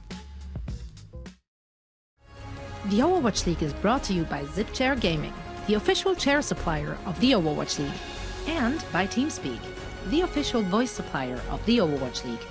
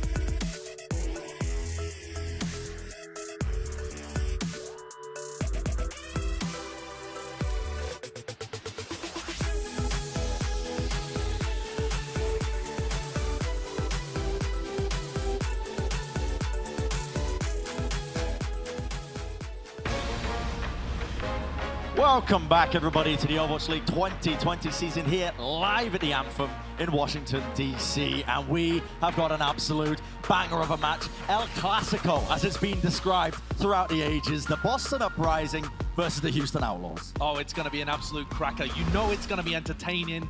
It's going to provide a competitive atmosphere at the very least. Some say it provides also contrast from Philadelphia versus New York. Yes, if the match we just saw was, high-level Overwatch, this is going to be something slightly different. Entertaining Overwatch. Sure. That's what I'm expecting. Both of these teams have been playing stranger compositions. We've seen Lucio Brig come out from Houston. We've seen Dive come out from Boston. And neither of these teams has really got a grip yet. Both searching for their first win. Someone will get it today. Yeah, I promise you. I guarantee you. Guarantee. Someone will win. Yeah, someone's going to be winning, and it's certainly going to be the fans as well. But let's take a look at the Houston starting lineup and some of the adjustments they've made actually as well, because they've had a bit of a rough start, and they're going to be bringing in, people were screaming, "Where's Dante?" The mums were getting involved on Twitter at some point, I did see throwing that. shade at the staff. But Dante is going to be in starting for Hydration after that tough week 2 with their 0-6 on the map record. What do you make of that? Well, I think you have to make that adjustment, really, because you look at how Houston Outlaws were playing, and they are bottom. I mean, we've only seen 14 teams play so far, and they are at the bottom at most of these really important metrics. They're dying first. They're not being able to pick off their opponents first. They're losing team fights. And the teams that they were going up against, it wasn't like they were getting brutalized. Boston, they went up against New York. That's a very capable team. You can kind of excuse them a little bit for not having the greatest statistics in the world. But the way that Houston were playing, they definitely needed to adjust. Yeah, and Uprising in a very similar position as we've been saying to the Houston Outlaws. Are trying to avoid that 0-2 start after the loss to New York. New York, as we've seen, you know, maybe not the best showing from them earlier today, but still a very strong team in the grand scheme of things. And Boston are looking to also change things up slightly as well. We saw in the Watchpoint pre-show just then, or at least the pre-show to this, that they have been making a couple of adjustments when they're beginning running Axiom, maybe shifting away from the double main tank compositions. Exactly, and I think that's the crux of it. The Boston Uprising didn't have time to be able to adjust and realize what the meta was coming into their game against New York, and they still put up a pretty decent performance considering the skill discrepancy between those two teams, or the expected skill discrepancy. Now Axiom continuing to play the Reinhardt is going to be alongside Muffin playing Rein D.Va. So now they know what to play. So now we get to see Boston playing the meta and see how well they can actually perform. Well, I don't know about you, Josh, but I want to get this game underway right now. So let's please welcome everybody, the Boston Uprising.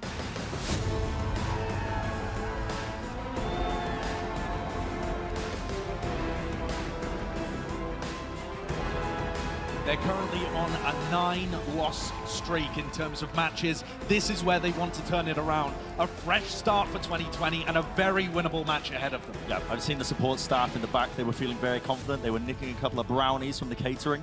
They were feeling themselves a little bit. Power food before you begin. Exactly. Interesting to see Muffin and Jerry starting out here as well. We don't know too much about Jerry. He's got a decent reputation. Used to play for Meta Athena in the Korean contenders scene, but honestly hasn't been tested at the Overwatch League kind of level. Color Hex, though, we know he's always capable. If you need a reliable DPS for Boston, Color Hex is it. I have very high hopes, actually, for this Boston Uprising squad. Color Hex, I think, is going to really excel when the hero pools comes into rotation. Axiom is going to be the starting main tank for them here in this particular lineup. And as we've said as well earlier, they're moving over to the Reinhardt D.Va compositions just based on the fact that Muffin's going to be in. He's going to be playing the D.Va for them. Absolutely, and this guy had a pretty good breakout performance when he was trialing for the Canadian World Cup team way back, and he started to make a name for himself. This team is just packed full of rookie talent. Yes. That doesn't mean that they're necessarily going to be bad this season, though a lot of people don't have big expectations for them. Myunbong, though, excellent player. One of the few standout potential stars on this roster. Well, takes more than one team to have a match. So everybody, please put your hands together for the Houston Outlaws.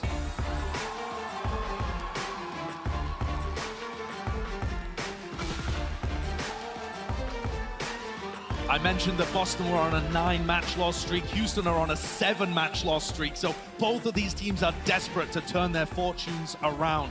And this time they've made adjustments. Dante is coming in. Raucus and Jexa, though, still that backline. I hope they're not playing Brig Lucio again. It did not work out for them previously, but the Outlaw staff have had time to adjust. Well, you say that, Josh, but this team has been cursed recently with bad luck from top to bottom. A lot of their players are currently feeling under the weather, a little bit sick, and they had some bad luck with the baggage as well getting lost. Yep. I mean, this is going to be affecting a lot of stuff behind the scenes in terms of how much practice they can get in, how they're going to be feeling coming into this match. You just got to hope that the Houston Outlaws can sort of just rally behind themselves a little bit and get up on the stage and now begin to perform. Because we know that they are capable of more, but it has been an uphill battle for them trying to meld these two rosters together. It certainly has. Dante coming into the lineup, I hope will spice things up. But honestly, the player I'm looking forward to most is Blase up against his former team. Yep. This is an opportunity for revenge, for him to be able to come in as the new leader of the Houston Outlaws and impose his will upon a Boston Uprising that let go of him this offseason. I think it's such a great opportunity for him to find this first win of his career on the Outlaws against his former team. It's going to be a magical moment if he manages to pull it off. Yeah. I believe the former Boston players have actually had quite a lot of success against their old team whenever they move over to a rival team. That's true. Maybe that bodes well for the Houston Outlaws here today, but we are about to find out. Both of these teams are struggling right now, but they are looking to turn it around on Ilios. And this is where we get our first taste of the adaptations both of these teams have made. No longer are we expecting Boston to be rolling out with Winston and Wrecking Ball, or Houston Outlaws to be playing Brig and Lucio. They must have learned, Brent. They must have. You would hope. You would definitely hope. Otherwise, I'm going to lose it. Well, here we have it. The battle of Boston versus Houston. The one that everybody's been waiting for. El Clasico. El Clasico. And Looks like Jerry's going to be opting for the sim. Probably not going to be sticking with it just so they can get a little bit faster rollout. Going to be using the teleporter. The Houston Outlaws. It's going to be Dante running the Mei. That is interesting, but I like the change to put Blase on the Reaper. Raucous also opting to play the Moira in itself. Now Jerry's going to be making the switch over to the Widowmaker, take advantage of those long sight angles. You can see the rotations being made by both these teams already. Just trying to take opposite positions. Houston Outlaws have to play aggressively and avoid these Widowmaker sight lines. Their composition is all about getting very fast into the tank line and the back line of the Boston Uprising. But at the moment, they're worried about where Jerry is positioned. You see, they were trying to scout him out a little bit here, but now forced to contest. The point is unlocked. And Jerry has free reign from behind right now. Dangerous situation for the Houston Outlaws. They've got nobody to contest this. They're shooting fish in a barrel, but the Houston take advantage. Using the speed boost, they play aggressively. It's exactly what their composition wanted to do, and they're going to get the opening kills to unlock this point. Jerry had his opportunities there. It wasn't bad positioning from Boston whatsoever, but he didn't quite hit his shots, and Houston made total advantage of the entire way this comp is supposed to work. You're running at them, using the speed boost, get the Reaper in their face. And Blase has an easier time than when he was playing the McCree, and did not have the best showing on that hero. Raucous very close to his coalescence. That's going to be a big win condition for them, 100%. He's going to wait to see if he can hit the go button. Now here we go. The Ice Wall gets brought down now by the Houston Outlaws, but you see the counteract there by Boston Uprising. Great Ice Wall to try and fend off a lot of the aggression. Boston going to disengage back, and now it's go time. They're going to see if they can try and get a pick off or two. Running into them. Flashbang getting no value from Jerry there. This nano boost though from Yunbong could be absolutely huge. Decent Ice Wall, but hasn't quite caught Uma. And now we're going to see the nano boost being used by Axiom, but again, kited back a little bit. Can't get much done when Dante is just spraying him down. Freeze, and it's going to be a free shatter for Muma. The pin onto Color Hex. Going to bring him down. Nice fade away with the fire strike. That's going to do it for the Houston Outlaws. They're going to take away that team fight. Beautifully done so far, not conceding anything to the Boston Uprising. That's got to be a confidence booster as well for Houston.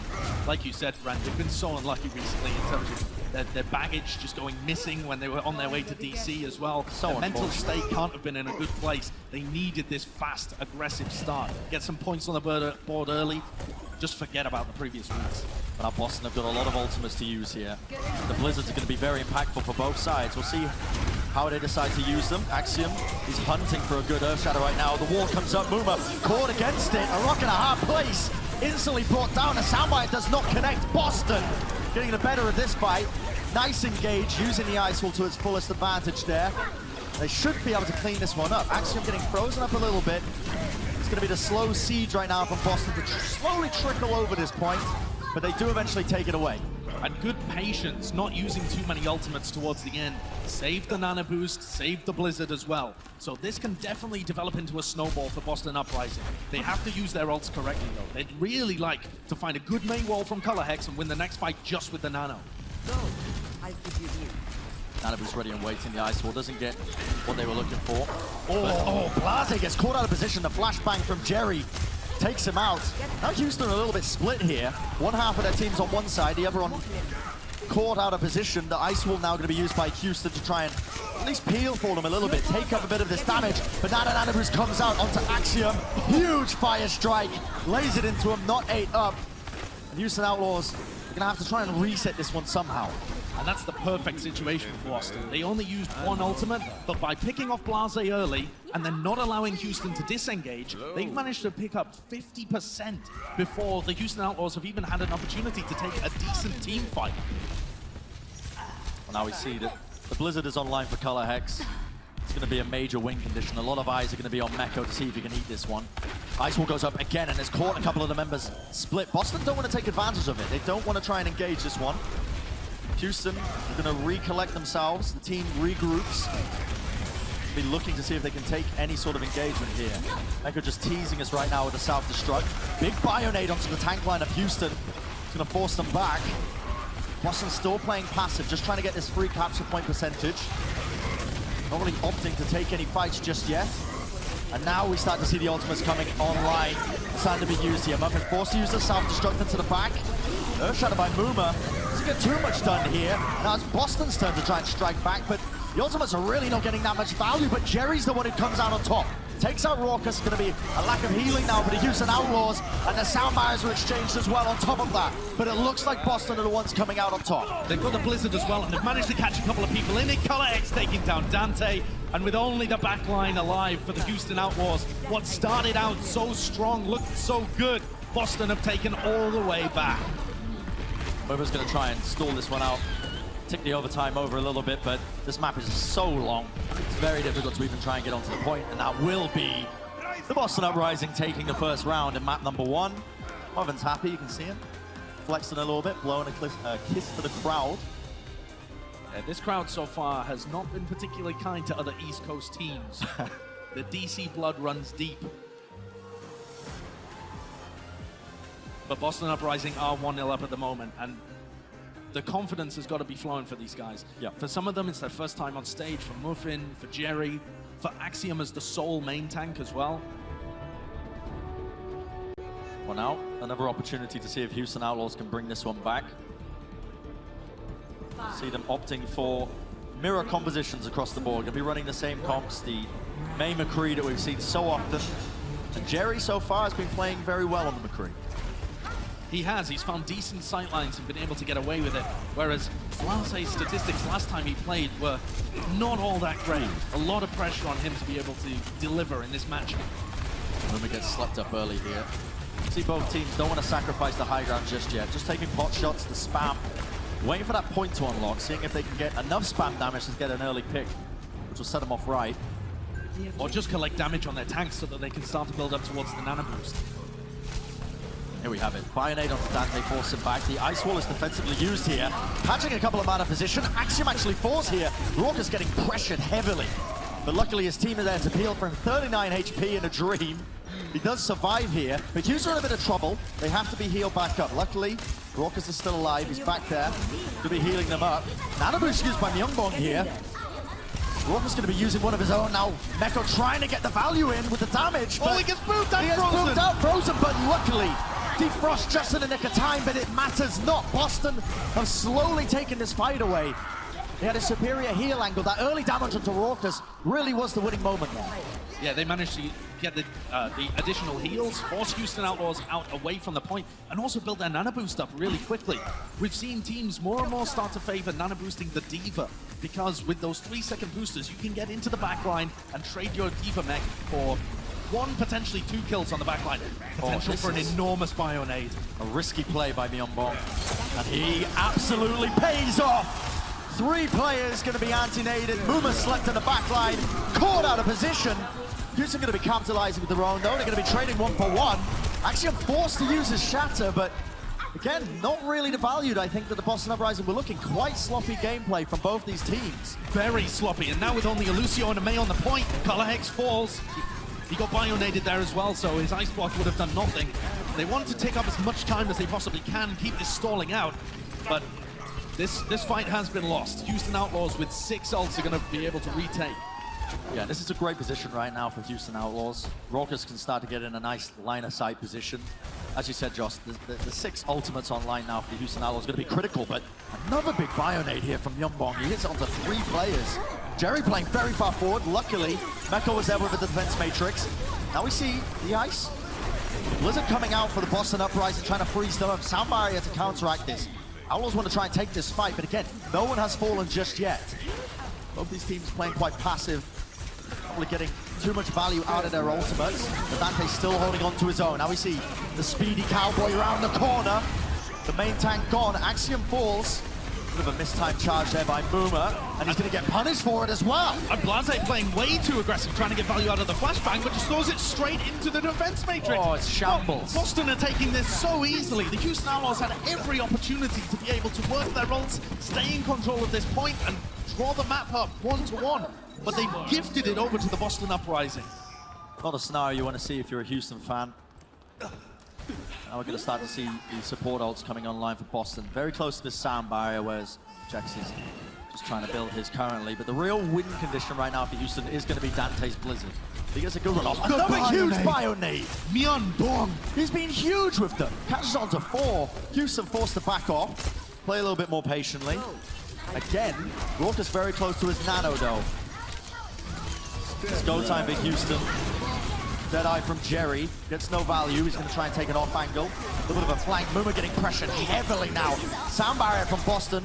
Going to try and play into them with the superior health point advantage. Now Moomer lays down the shatter. Great work from Color Hex, dodging it. Yeah, dodges it with the ice block, and that is fantastic. And now, Houston, they have to get something done. Myungbong going down is a great start, but they have to capitalize more. They need a couple of more picks. It's do or die now for map 1, and it seems like Boston are coming out on top. Moomer chunked down, taken out of the fight. No one is able to touch this one. Dante with the ice block, he's gonna stall it out, but no more teammates are there. And Boston Uprising gonna make sure no one else touches this point, and they are going to cleanly take map 1. Muffin absolutely feeling himself. Look at him. Huge plays from Boston Uprising to start this one strong. And that Bionade from Myungbong in the final fight bought enough time for the sound barrier, for the blizzard, and just secured that first map. Ilios goes the way of Boston. Wonderful stuff from the Boston Uprising. They take it 1-0 currently. The rest of the match is going to be coming up after the break.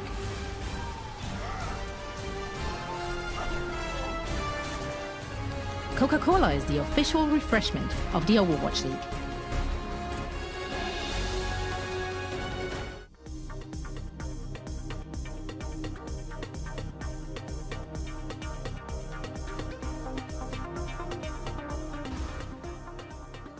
Support ults over to the support from the Defiant too. We're about to have 2 of those. That could be how they break through on this high ground. All the way into the back. Wall's going to be coming up. Boops him off the top. Fantastically done by Dako. Disrupts him completely.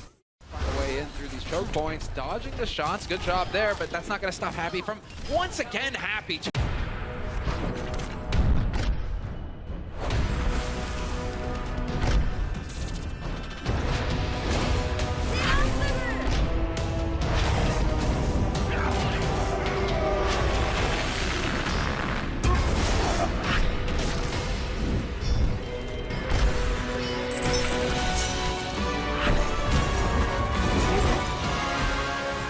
Legend of Soul Guard. Download now. That's gonna be the bomb coming in from Jono! Oh my god! Raquel! He does it again! We saw it from him yesterday to get the victory over the charge. Now he does it to take the win on King's Row! Is what we see. Oh, Sato. It's like ice skating in there, man, but he didn't really get anyone with the Earth Shatter. Now the self-destruct comes in from Florida. Can they pick anyone up? Great boop! That was amazing, just putting everybody in the right position for Zephyr to get that 3 kill.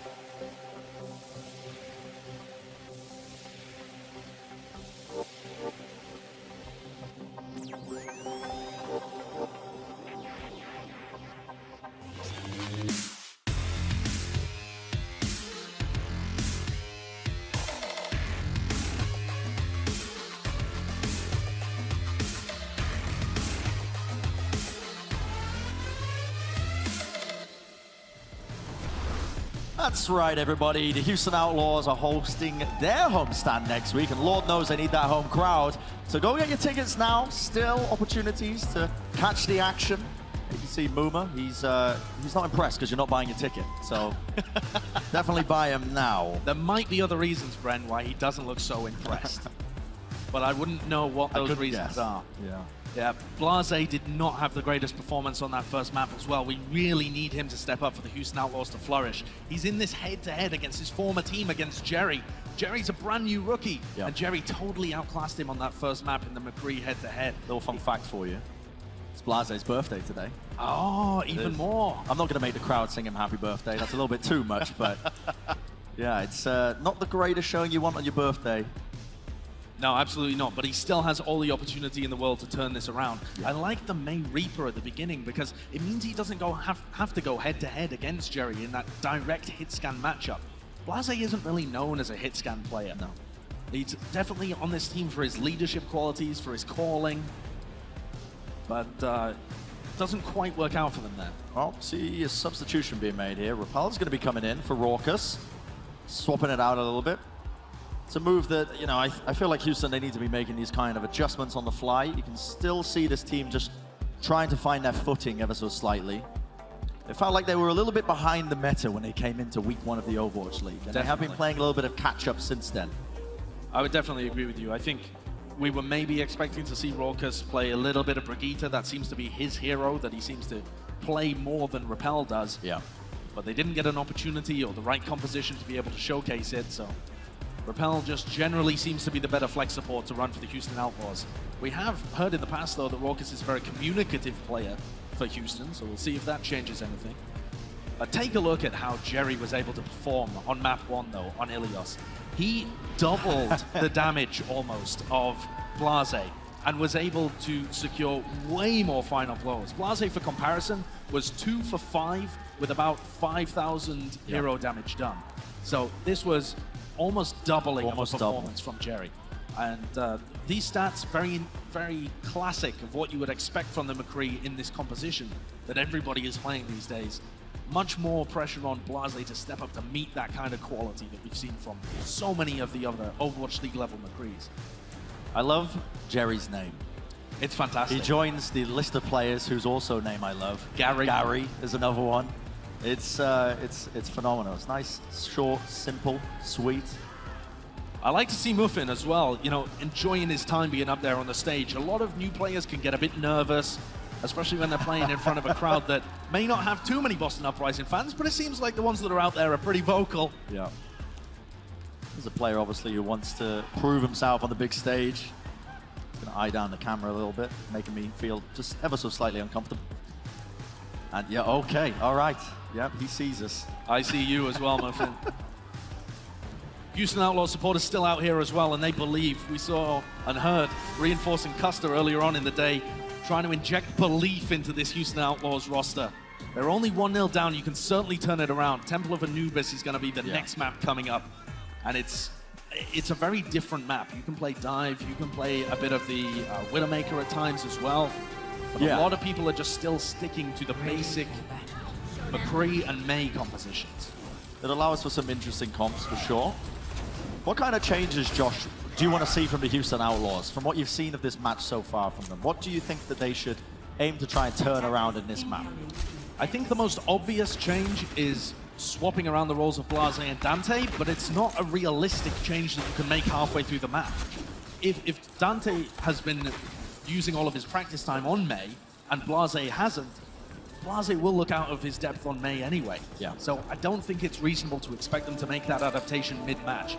But it is something that I think the coaches will perhaps get criticized for if this match continues to go this way and Boston Uprising start to get a bit ahead of steam going. Jexa's going to be opting for the Brigitte here. The Boston Uprising, you can see them rolling out with a pretty standard composition. I like the Anna Brig on defense though. You don't really need the Lucio to be able to maneuver around too much. You just want to hold your ground.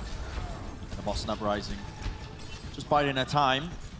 Bionade from Repel chunked them down a little bit, but they're going to be waiting for that speed boost, and now here they go. The Ice Wall's going to be stopping them, but brought immediately down. Jerry has to back over the rest of his team, trying to find the shots onto Repel. Houston, the Bionade used defensively, brings them back up, but Boston have taken control of the high ground. Not the position that Houston really want now, because they're forced into an unfortunate position here.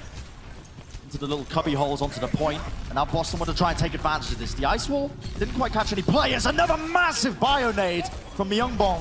He's been huge with these. We're going to see now, look at the percentage right now, coming close to his nano boost, but the opening kill onto Muma is all they really need to get started. Boston Uprising are in a very solid position here. The nano boost now going to be unleashed. Beautiful sleep onto Jexa. Axiom struggling to get value, but in the backline now, you can see the damage is already done. Jerry taking these off angles, Axiom just slamming them in the corridors. Boston Uprising, that is a rapid take point. Another 4-man Bionade at the end of that fight as well. Myungbong has been outstanding so far in this match. We knew that he came from incredible stock. He's Korean contenders. He was doing incredibly well last season when he was playing even outside of the Overwatch League. Yep. We knew it'd be great, but he is really putting on a show so far. The Bionade onto Muma, there was nothing that Muma could do. He instantly falls. He's got to move forwards, but he just can't take any healing. And now we see, nice Ice Wall comes out from them with the shatter. Blase gets taken down. Axiom with the charge. The timing of that had to be perfect. And now that has opened things up now for Boston. Defensive self-destruct by Meko, has to use it to try and get his mech back, but it's too little too late. Jerry has already worked his way onto the point. He's in your home, he's in the last point of Temple of Anubis. And Houston Outlaws are crumbling under the pressure right now. Dante has to try and stall this one out in the corner. He's using his abilities wisely. Axiom brought down though. Nice Bionade from Repel. Still very winnable for Houston Outlaws. And off the back of those picks, it should be their fight. Yeah, but the Boston Uprising getting 2 ticks there is incredible for them. Axiom with such an instinctive Earth Shatter to take down Blase. I like the swap though for Houston. Blase is much more comfortable, much more well-known as a Doomfist player. And so to try and play around him and get the most value that you possibly can with Blase and Meko playing a little more aggressively, I like this change, this adaptation from them. You can see Outlaws as well. They've got the rally to work with now. A bit of extra armor won't hurt them. Great ice wall by Houston. They catch him out of position again. Blase unfortunately couldn't get a pick, what he was looking for. The rally's going to be used. Look at that armor, the HP that Blase's working with. It's a lot. Nice little tech there to get up onto the high ground. Don't really see that every day. It's always nice to see the Doomfist perspective. And definitely, look how much armor Blase has gotten. Goes in with an Nano Boost as well. Oh, they're going to absolutely crush here. That move again. Maximum value. I like to see this, the parkour from Blase. He's putting it to work, giving us a bit of a masterclass in the process. And you see how much more comfortable this guy is on Doomfist compared to the McCree that he's been forced to play recently. I mean, he's not able to fly on McCree, so maybe that's the key. Maybe that's the difference maker. And this has put Houston in a very nice position in terms of what ults they've got to rotate. Absolutely. They've still got the Blizzard to be able to win this fight with. Dante looks like he's trying to find an opportunity to use it in this one. See if he can find an ice wall. Oh, that's Actually does catch beautiful. them. Nicely done by Houston. They're going to catch him out of position. Nano Boost is forced to use. Muffin's sleeping on the job here, but Blase's able to just collect a lot of these kills.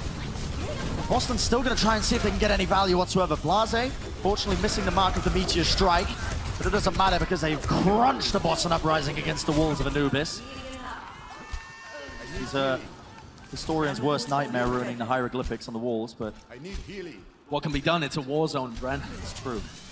Blase is so much more comfortable here. This has really turned things around for Houston. And Dante was able to help win that final fight without using his Blizzard whatsoever. So Houston Outlaws continue to build up this bank of ultimates with only 2 minutes left. Yeah. Boston, though, have a ton of their own, so this fight is going to get very messy. Yeah, Boston's fight to win at the end of the day. Nice Bionade. It's going to force out the Soundwire from Boston. They need it to try and continue and push forward into this fight. Axiom with the shatter. Lays it down. Dante on the deck. The Deadeye. Wonderful boop onto Jerry. Forces him back. Means he's got little to no value out of it. Houston holding on, but the Blizzard has really caught a lot of them out of position here. Muma's in trouble. Needs to be peeled. The shatter doesn't get the value he was looking for. Once more, Boston are able to just cleave through the opposition, finding the picks. The Nano Boost from Myeonbong is going to do the rest of the work here. Anyone who gets in front of Axiom's hammer is going to be made into a mincemeat bolognese. And it's just going to be a matter of time now, assuming Boston can clean up the remaining stragglers to try and jump onto the point here. No ultimates available for Houston to try and clutch this one. Blase goes down as well. That really was, I mean, this guy is the only person that can clutch a fight like this on the Doomfist. He falls. Houston Outlaws desperately staggering players onto the point in an attempt to keep the time ticking down, but they can't get it under a minute. Yep. 1 minute 11. And that 11 seconds is going to be crucial. It could be crucial. Absolutely could be, because this match so far has been fairly close. Even though the Boston Uprising took the first map 2-0, each round was fairly close between the two teams, coming down to better execution of ultimates and how much value Blase was able to get. I like that Houston were moving over to more comfort picks. This is a team historically that when they've struggled and instead opted to play roles that they're more comfortable on. Think about Jake's Junkrat, you think about some of the other stuff earlier in the season when, you know, he who should not be named was criticizing the Outlaws for not playing the DPS compositions on Iconvolt, but... Yeah, absolutely. The Houston Outlaws have always been the kind of team that benefits from playing what they are comfortable with rather than what the meta dictates they should play. with this roster, when they made adjustments with Meko and Repel and Jaxa coming in, upgrades across the board, only Muma really from that previous team that was criticized for playing too stagnantly. But they still are running into these kind of problems with how they piece the roster together. So I like that they lean into their strengths rather than trying to play the composition that just is the best right now. It's an opportunity for Houston to see if they can counterattack even faster, and I like the look of these early picks, assuming they stick with it. Dante, very well known for his Sombra. Blase, very comfortable on the Genji as well. Some would argue that one of Muma's best main tanks is going to be the Winston as well. Yep. So a lot of this comes down to how quickly Dante can build up the EMP, and that relies on Mufin. You can see Mufin spamming all of these different angles, trying to take Dante out of stealth mode. If they can find the normal routes that Dante would take and take him out of invisibility. Yeah, look at a pre-fire around these angles, but see, look at it. Dante knows how to play a lot of these different angles. Now, Muma going to be taking a bit of damage, but that's okay, because Repal, oh, no. You don't want to see that one, but look at this. Houston, they realize they lose Repal. It's time to engage and try and at least farm up some ultimate percentage, because that is going to be your win condition. You need to build up the EMP, the Dragon Blade, and the Nano Boost. We see this composition get played quite a bit on Horizon Lunar Colony, but I would argue it's easier for the Sombra to get into position and start farming the EMP on that map. A minute has gone now, and Houston Outlaws have only generated about a third of their ultimates on both of the DPS heroes. I think Houston need to play a bit more aggressive to distract for Dante so they can get that ultimate charge up. We'll see now. Dante the backline! Myung Bong with the reactionary sleep takes him out, but no one is going to be able to capitalize off this. Houston, nice peel from them. They split up Myung Bong. It's exactly what they were looking for. Wonderful counterattack there by Houston. Axiom, so I don't know where he came from, but he's going to be meeting his maker shortly afterwards. And this is a little bit dangerous now for the Boston Uprising, because with that early pick onto Jerry and the fact that Myung Bong wasn't helped in killing Dante, Houston Outlaws now have an EMP and a Nano Blade, the perfect combination for cracking open point B. If they just play a little bit slow here and wait for Dante's EMP, everything could be theirs. They might have a 4-minute 30 kind of time back. Yeah, what a critical mistake from Boston Uprising, but what wonderful reactions peeling for Dante to ensure that he got out of that alive. Now they just got to wait until that EMP gets built up to 100%. See them already spamming them out. The Nano Boost is available here. Boston are going to be opting to use it early. They're going to take an early pickoff onto Repel.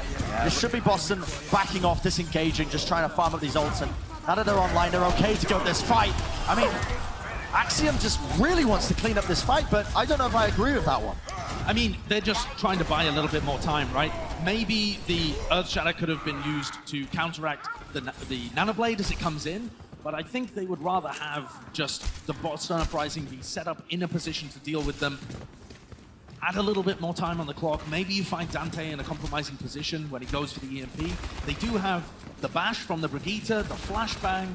They can try and freeze them, freeze with the Blizzard. Oh, Dante, he is caught in a bit of a precarious position because of the pre-fire, but every exit is blocked. If he gets off an EMP here, this could be the win condition for them. He needs to try and get some value out of it, and you can start to see the ultimates are going out, detected. The Dragon Blade comes out, the Nano Blade doesn't get any value, he gets 2 kills. This is what Blase was looking for. The execution was there, they didn't even need the EMP. Dante actually forced to translocate backwards, and Houston are in a great position now. Yeah, except the Houston Outlaws have kind of split a little bit. They should still be good. They've still got that EMP, but I'm always worried when Houston are in a position like this. Can they still find that focus fire? EMP comes out. Not quite. Jerry was the only one it caught it on. Dante flashbanged and taken out in the midst of it. Houston will still have an opportunity to try and defend this one, but Myung Bong has free range. The shield is going to block the line of sight. He can't quite unleash the heals. The Bionade gets eaten up by Meko as well. Sound Destruct going to be off to use now. Houston going to see if they can get value out of it, but it looks like this is Boston's turn to turn it around. Nano Boost onto Axiom is going to be chunking them down. Houston, though, they want to try and counter-attack this once more with their own sound barrier. Don't know if I'm a huge fan of it. Jerry, though, what is that, Dante? Like a rocket into the back line. 3 of them down with 1 strike. Houston Outlaws, just when you thought it was over, not quite yet. Dante flexing a little bit of what he can do, and he gets a better time. That's incredibly impressive from Dante. Making the reaction clutch switch over to the Doomfist, comes in, immediately picks off Myeonbong, and then gets another 2 afterwards as well. I'd love to see that again, to see how he rolled out, because it felt like he got taken out in the fight and was instantly there again. Yeah, he was incredibly fast. I mean, look at this. All the way in, takes that sound barrier as well, finds an angle onto Myeonbong, who was just out of position there, didn't quite manage to tuck himself around the right-hand side, and then collapses with the rest of his team. That's the kind of focus fire, that's the explosive clutch that the Houston Outlaws have been missing for so long. Yeah. For 2 years, they haven't had a player with the explosive nature of Dante on the team to be able to clutch these fights. Maybe this is what the armchair analysts were talking about when they wanted to see Dante being played. They predicted it. Yeah, I mean, absolutely. When you've got somebody like him sat on the roster, I think he should be played almost all the time for the Houston Outlaws. He's such an incredible talent. Probably the best player, I'd say, on this team. I would argue that, yes. I mean, there's a case to be made for Meko, perhaps. Yeah.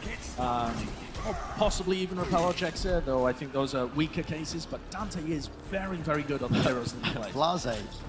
He's opting for the Tourbillon. You love to see it. This is actually a classic maneuver for Anubis. We used to see this years ago. It raises its head, it peaks a little bit every now and then. You get to see it. How is he going to be able to find value against the Mei walls and against the Diva being able to hunt him down? It's a very niche strategy. We'll see how it's employed. And he's trying to see these angles, but all of Boston have managed to work their way into the side tunnel section here of Anubis. They do know that the Tourbillon is on the field at this point as well. Well, let's see just how much damage he can pump out now. Seeing laying it in, but Jerry manages to get the first pick down to Jexer. Not what you want to see. Move with the counter charge. Huge bio nade onto 3. Wonderful stuff. Rapal setting up his team, but Muma's charge is the one that really opened it up, allowing that to happen. Now Blase not getting the most value out of the Tourbillon. Houston now forced to try and back off onto the point. Play a bit more defensively, but a pick onto Swimmer is beautiful. It's exactly what they want. The more picks that go like this, the worse it's going to be for Boston. Yeah, Boston are not in a good position here. With 10 seconds left, Myeonbong falls as well. You can't lose these players. There's going to be nobody in a position to be able to touch the point as well, and there's a turret between them and the point to start with. Swimmer's in, but he's getting chunked down. The turret and Meko combined to take down the Lucio from Boston. Wolfen's going to be able to touch the point here just to bring this overtime up. Axiom with a last-ditch charge. It's desperation. Colahex gets soloed, shattered. It's a disaster for Boston. And it's going to be the Houston Outlaws with a lovely defense here on the first point of Anubis. This is what you wanted to see from the Houston Outlaws. I love the niche strategies. The Tourbillon from Blase. No more with the McCree. He doesn't have to play the meta. He can use his turret to get damage instead. Absolutely. It's like having a 7th player, you know? Yeah, deal with that, Jerry. You can't. It's interesting, though. I wonder whether that was something that the Houston Outlaws coaches cooked up, or Blase just making mid-game adaptations, hopping onto weird heroes. You got to think it's something that the Houston coaches have worked on specifically for overtime situations like that. Yeah. Stuff like that can throw teams really off tilt. Oh, absolutely. You only have a minute to be able to figure out how to approach it, where to go, how to maneuver around the turret. You get shaken out of your comfort zone. And the Houston Outlaws are opting for the same strategy. Seems like they are. The Genji Sombra dive with 2 minutes 40 in the time bank. If they don't get an early pick on Jerry like they did the first round, I'm worried that they won't be able to generate their ults in time. Yeah, this strategy really relies on having those full 4 minutes at the start of the game to try and build those ults, because they are your win condition. But Houston got lucky last time. They got the opening pick. I mean, I wouldn't say got lucky as well. They executed a very good dive. But will it work twice? See, Boston are actually kind of reading this a little bit. They're going to be running the Brigitte instead of the Lucio. That shield bash stun can often be fantastic for trying to shut down any sort of dive attempts. Certainly can. It didn't work last time, though. Houston Outlaws trying to get Dante into position. He's worked his way around the back, but Myeonbong knows he's around there. Now it's go time. You can see Houston. They count it down. They charge into the fray. Don't get too much value. Repel's caught. That's a bit of a nasty position to be in, but it looks like the rest of the Houston Outlaws are on the point. Propel just trying to survive. Dante gets slept up. This is really anyone's game as it stands. A lot of players falling low. Yeah. Boston are going to be the ones coming out on top. They tried to execute a dive onto Jerry again, but like we thought, the Boston Uprising were ready this time. That kind of strategy isn't going to work so easily twice. The second time around wasn't as effective. Blase, a minute has gone and only a third of his Dragon Blade built up. Dante's slightly better, sat at 50%. At this rate, Dante will get his ultimate, and that EMP could be everything you need. Colorhex just laying in a bit of spam with the icicles. If he can get an early pick, it would be nice. Yeah, that would be amazing. It's going to be tight for Houston. It's going to be very tight. 1 minute, 20 seconds to build up these ults. Muma gets chunked down again, which means Propel's going to be building up this nano boost, but Myungbo's going to have one of his own. Oh, that's a wonderful dive by Houston. They thought they were going onto Jerry, and they faked them out, and instead went onto Myungbong. There was no protection there for the Ana player from Boston. What a beautiful fake, and now Houston, that could be exactly what they needed. No more heals for the Boston Uprising. No nano boost. Axiom's in no man's land. He's in the middle of nowhere. This gives Houston Outlaws a lot of room to work with. Nano boost onto Blase, but they opt to exchange one of their own. And Boston are going to try and turn this one around. Players falling low on every single side. Blase just about gets up onto the ledge. Houston not able to capitalize. Blase still can't build up this blade. He's hunting for it, only 30 seconds remaining. The blade eludes him, but the EMP is still there. They can still EMP blade to try and turn this around. They're so close to that single tick. And here we go. Blade comes out, and he only connects on the swimmer, but he shuts him down. No value, but all they need is a bit of capture time, but they're not going to be able to get it here. Boston still with a foothold, still with a hope and a chance. And as Houston slowly crumble one at a time, it's looking less and less likely. Axiom with the Earth Shatter, ready and waiting. He's going to wait for the bubble to pop before he lays it down, and he finds 3. He seals the deal, and Boston Uprising are going to get the draw. Well, we said it would be incredibly close between these two teams. And the Houston Outlaws, they went for that strategy again, but it just didn't pay off. They looked so close. But they've been held, and 1-0 remains the score to the Boston Uprising. It's the risk of those kind of strategies that you employ, but we've got more Overwatch coming up after the Watch Point game break. The Overwatch League is brought to you by T-Mobile. Rank up with America's first and only nationwide 5G network.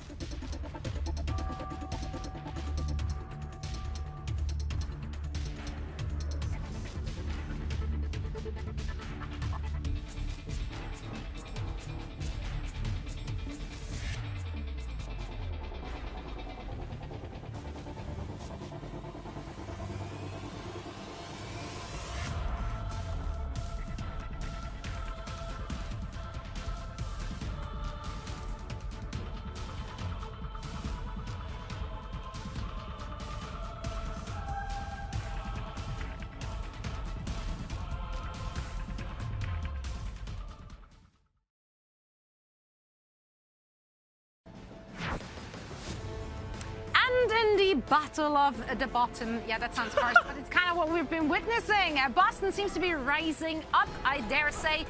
Although that was just that was an interesting end to that second match, and we will be dissecting it. This is the Game Break presented by Pringles Wavy. I'm still joined by CP Costa as well as Reinforcing. We had a blast backstage. Yeah, come on, that guys. was no, a match. It was a match. That's right, and we all got to watch it. There were lots of up and downs, but let's talk about what we saw. Mainly Jerry. In fact, he must be protected at all costs, and I kind of fell in love with him. If Boston ever drops Jerry, Huck, you're dead to me, because it's just he is playing really well. He's awesome. He's just everything that I've ever wanted for the Boston Uprising. Well, Jerry right now is giving Boston Uprising more positive PR than they have ever had, and this is his first game. It's incredible. I mean, the Hyper Bowl can't be understated. Is either of these teams a top 10 team? I'm down. Wait, top 10 teams? Yeah. Okay. The Hyper Bowl, man, they're incredible. I love Jerry. If we're gonna talk about this game, this map in particular, it looked like my gold matches that I played that one time way back when. This is pretty much proving everyone right of what we thought it was gonna be. Very poor coordination, very little teamwork just across the board. Everyone's just sort of running around fragging, just mistakes left and right. It's just, honestly, it's been incredibly sloppy. It was a brawl. We're It was in a the brawl from entertainment both business. We're in the entertainment business. Were you Costa, and I'm entertained. I'm entertained. Well, this wonderful. is great entertainment. Yeah, you tried to say Overwatch. I love it. I'm having so much fun. Yeah, it's a blast. Okay, but I know you're probably sarcastic about this, but honestly, I did have a blast. Watching it do this, it was getting very risque. We had a torp, we had everything we needed, really. We also got to see Blaze's excellent adventure on Genji, where it's like, surely something's going to... Oh, there's Swimmer on Brigitte. I guess he's gone. I think the thing that you need to take away, okay, if we're gonna start looking at positives, how do we turn it around, okay? I honestly would be okay with the Houston Outlaws just playing Blase on Doomfist. Oh, yeah. He looks better on that character. I think. That said, though, Dante's Doomfist looked crazy. Oh, that too? it had its ups and downs. Like they're looking better when they don't play the things that they're prepared to play, because it looks a little all over the place right now when they are sort of in the meta. I do need to talk to them as well. Please put Dante on McCree. Please. Yes, or specifically, keep Blase off hit scan. We were sort of memeing it on the desk beforehand, going, okay, surely they're not going to do this again. And then they did, and it was exactly as expected. This is free coaching tips, Houston, from the desk to you. Put someone else on hit scan, please. You are so generous. Now, yeah, I'm not sure where we're going from this. Look, I do want to harness positives. I Yeah. do want to harness positives. Boston You know what's Uprising. positive? Crunch time. That too. Presented by Pringles Wavy. This is where we're going with this. So, I don't know. Who's it going to be? Is it Jerry? Of course it's Jerry, okay? Here we go. We got Jerry coming in clutch, like he has the entire series because we love him, okay? And we had the high noon. We had Dante coming with the EMP. He does get it off, but Jerry's just too quick on the finger. He hits him with the flashbang and finishes off. This actually could have been a massive turning point in this match, because Boston definitely could have full held this. If they ended up stabilizing here, it would have been fine. But unfortunately, we did have Dante coming back on the Doomfist and just killing everyone and doing Doomfist things. But Jerry, though. Yeah. But Jerry was pretty sick, though. That was pretty sick. So, My God, you guys just love Jerry. He's so adorable. Yeah. Wait, I'm do you missing not? out. Do we have to kick you off the desk? I haven't bought the stonks yet. I haven't bought the Jerry stonks yet, but they're slipping away from me. there are none left. We've bought them all already. Oh, you bought them all? all of the songs. Are you selling some? We're all out of them. Well, we are heading over to Dorado. Guys, what do both teams need to work on for this second half? Everything. No, Good advice. I actually do think that this map could come in handy for the Houston Outlaws, because there is some room to play some Doomfist on Dorado, and maybe they can actually play some dive. You know, they showed it on Temple of Anubis, so they obviously practiced it. That being said, I think that Boston Uprising is playing pretty well. They're playing better than last week. They're finally playing a diva composition, which is nice to see. Axiom has done pretty well on the Reinhardt. I don't know how much that is because they're playing against the Houston Outlaws, or Axiom actually playing really well on the Reinhardt, but he's showing up in the kill feed, so you gotta give some props to Axiom on the Reinhardt. Yeah, I think Muffin and Swimmer are both, Swimmer last week, their first match, a lot of people had a lot of questions, but he's been playing really well. He didn't die for the first time until like halfway through the second map. Yeah, like no deaths first map, and then after their attack round, still 0 deaths. Yeah, so and that's he's been really solid, and Muffin's really impressed me. Bundle of energy on this team. He obviously seems to have some sort of influence coming in, so honestly, positive signs for the Boston Uprising. Honestly, that matters though. Like when Muffin is on that stage and he's having fun and he's joking with the camera stuff, that helps the team environment. So I actually love that they put in Muffin and he's having a blast on stage, because that is definitely helping the Boston Uprising in this series. Yeah, for sure. And Myeonbong, just a nutty player as well. Oh yeah, for sure. There were so many fights from Myeonbong where he would just start out with a really good bio nade to the back and make Houston wait even longer. A player that really most people look at the Uprising going, how'd they get this guy? Because it was thought he would be a little bit more hotly contested, but he has been a very, very solid piece for Boston, really so far this season. Yeah, you guys think we're going to see some changes in the rosters coming into the second half? I mean, we saw Rappel and Raucus switching the honor duty back and forth. What's up Who with do you that, wanna Costa? see? I don't. What's up with that? Houston, all right. I don't understand. You have Rappel and Raucus with very similar hero pools. It doesn't seem like there's a rhyme or a reason of why these two players are being switched in. So why they need to come up with a consistent base, because if you just keep switching to flex support, it changes how it works, especially when you have a Korean player and a Western player, because I'm sure Raucus has a different effect in this team compared to when Rappel is playing. So they need to really get it together and come to something consistent so that they can start winning maps, because so far they haven't shown they can do that. Yeah, I mean, we've talked about the Houston Outlaws in the past, and last week we thought they were hoping that they would make some substitutions in the lineup. Obviously happy to see Dante in the lineup. We would like to see him on the McCree instead of the May, but still Blase popped off on the Doomfist for a little bit, so they're still figuring things out. But when it comes to roles like the flex support or the off tank or the main tank, these are roles where you'd like to be a bit more stable. You cannot flex those players as much. So I also think that they should probably pick one of the two and play them most of the time. Raucus is probably more integral to the communication for that team, but I personally think that Rappel is perhaps a little bit better, so I would like to see Rappel more often in the lineup next to Jexay. I just come back to the DPS when I look at the Outlaws, where I don't think it's any surprise that when they did look good, they looked good when they were running the Doomfist. The problem is that right now, in this particular meta for the Overwatch League, is that having a really good hit scan player is immensely important, and trying to win these games without a shutdown hit scan option is going to be difficult for the Outlaws. And really, the only thing we know right now is that Blase probably is not that option. Well, we still see a lot of adaptations coming out from both of those teams, which should give the fans a lot of hope. Let's see what each of them have in store for us in that second half. So let's head on right back to DC. We'll see you guys after the match for Watchpoint Reset. The Overwatch League is brought to you by Pringles Wavy. Big crunch, big flavor.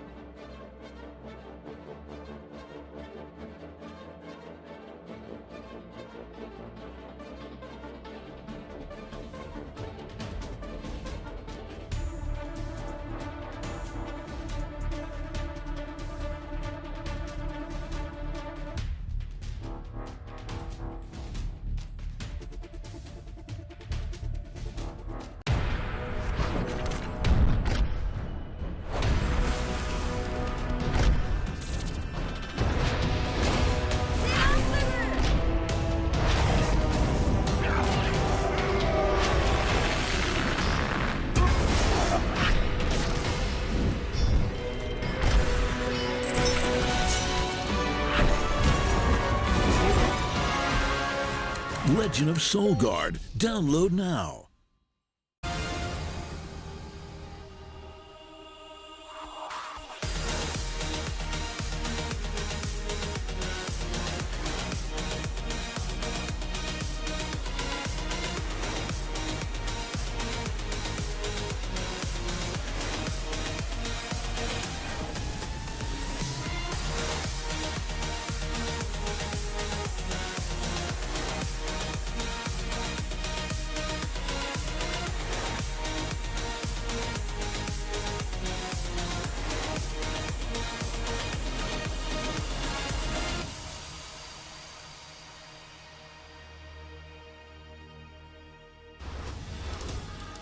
Welcome back, everybody, to the Washington Justice's first homestand of 2020. And we are here live at the Anthem for the Boston Uprising versus the Houston Outlaws. The Boston Uprising currently 1-0 up, last map being a draw. And I said it half jokingly behind the scenes before this match started, Josh, but I said, oh, we're going to see our first best of 7 today. Yeah, I mean, it really could be. This match seems very close, but having said that, Bren, the Houston Outlaws are still searching for their first map win of 2020. So the Houston Outlaws have still yet to prove that they can win maps in the Overwatch League this far this year. So this seems to be their best opportunity to win a match overall. But it's baby steps. They got to start somewhere. And Dorado is the next map coming up. They've got to be able to win that one, I think. I feel like they've shown good signs, though, so far, at least leaning on some strengths, per se. It's a lot better than trying to ham-fist the composition that might not be the best, like we saw earlier in the week. But we've got a couple of substitutions as well that are going to be being made between these players. You can see Raucus is going to be back in here for Repel. And I got to agree with the desk. I don't see rhyme or reason for why Raucus is swapping with Repel. Maybe we'll see some glimmer of what the reasoning is behind this flex support switch on Dorado. Perhaps they're going to play some Fire and Mercy. We have seen that from teams on Dorado even this year, though it hasn't been the most effective strategy in the world. It's going to be a tough one, isn't it? Especially when Raucus is going to be head-to-head with Myungbong. He's been having a good time so far for the Boston Uprising. Absolutely. We knew that guy would be a superstar player coming into this season. On any other team, you would have labeled him a potential Rookie of the Year, but people's expectations for Boston as a team were not high enough. Mine are pretty high. Yours are pretty high for I mean, Boston you know Uprising? for a fact that I rate this roster pretty high in terms of the talent. You do. You are one of very few people who rate the Boston Uprising very high, but they're doing very well in this match so far, and I think they're showing that they are a capable team when they're playing meta compositions and when they're playing against some of the not top 5 teams in the league, like NY Excelsior. Going to be heading over to Dorado for map number 3. Remember, it is first to 3, so it's going to be a couple more maps before we see a victor in this case. Absolutely. I do agree with the desk. I would like to see Blase off the McCree. He has other heroes that he's capable at. You can play a bit of Doomfist or a bit of Dive or even a Fire of Mercy on Dorado Point A defense. It changes up the style of how you play completely. But if Houston's plan really is just to play the meta no matter what, I'm worried for how this series and for how the beginning of 2020 in total is going to go for Houston. Well, here we have it. The gates are unlocked. Players are on their way. The Boston Uprising looking to see if they can set a good time here on the attacking side of Dorado. See Jerry and Blase going to be meeting head-to-head with that McCree battle, but other than that, Jexa also opting for the Brigitte instead. A little bit of better healing compared to the Lucio. Yeah, more opportunities to get bashes on key targets as well. Maybe take a Diva out, protect Blase a little bit more.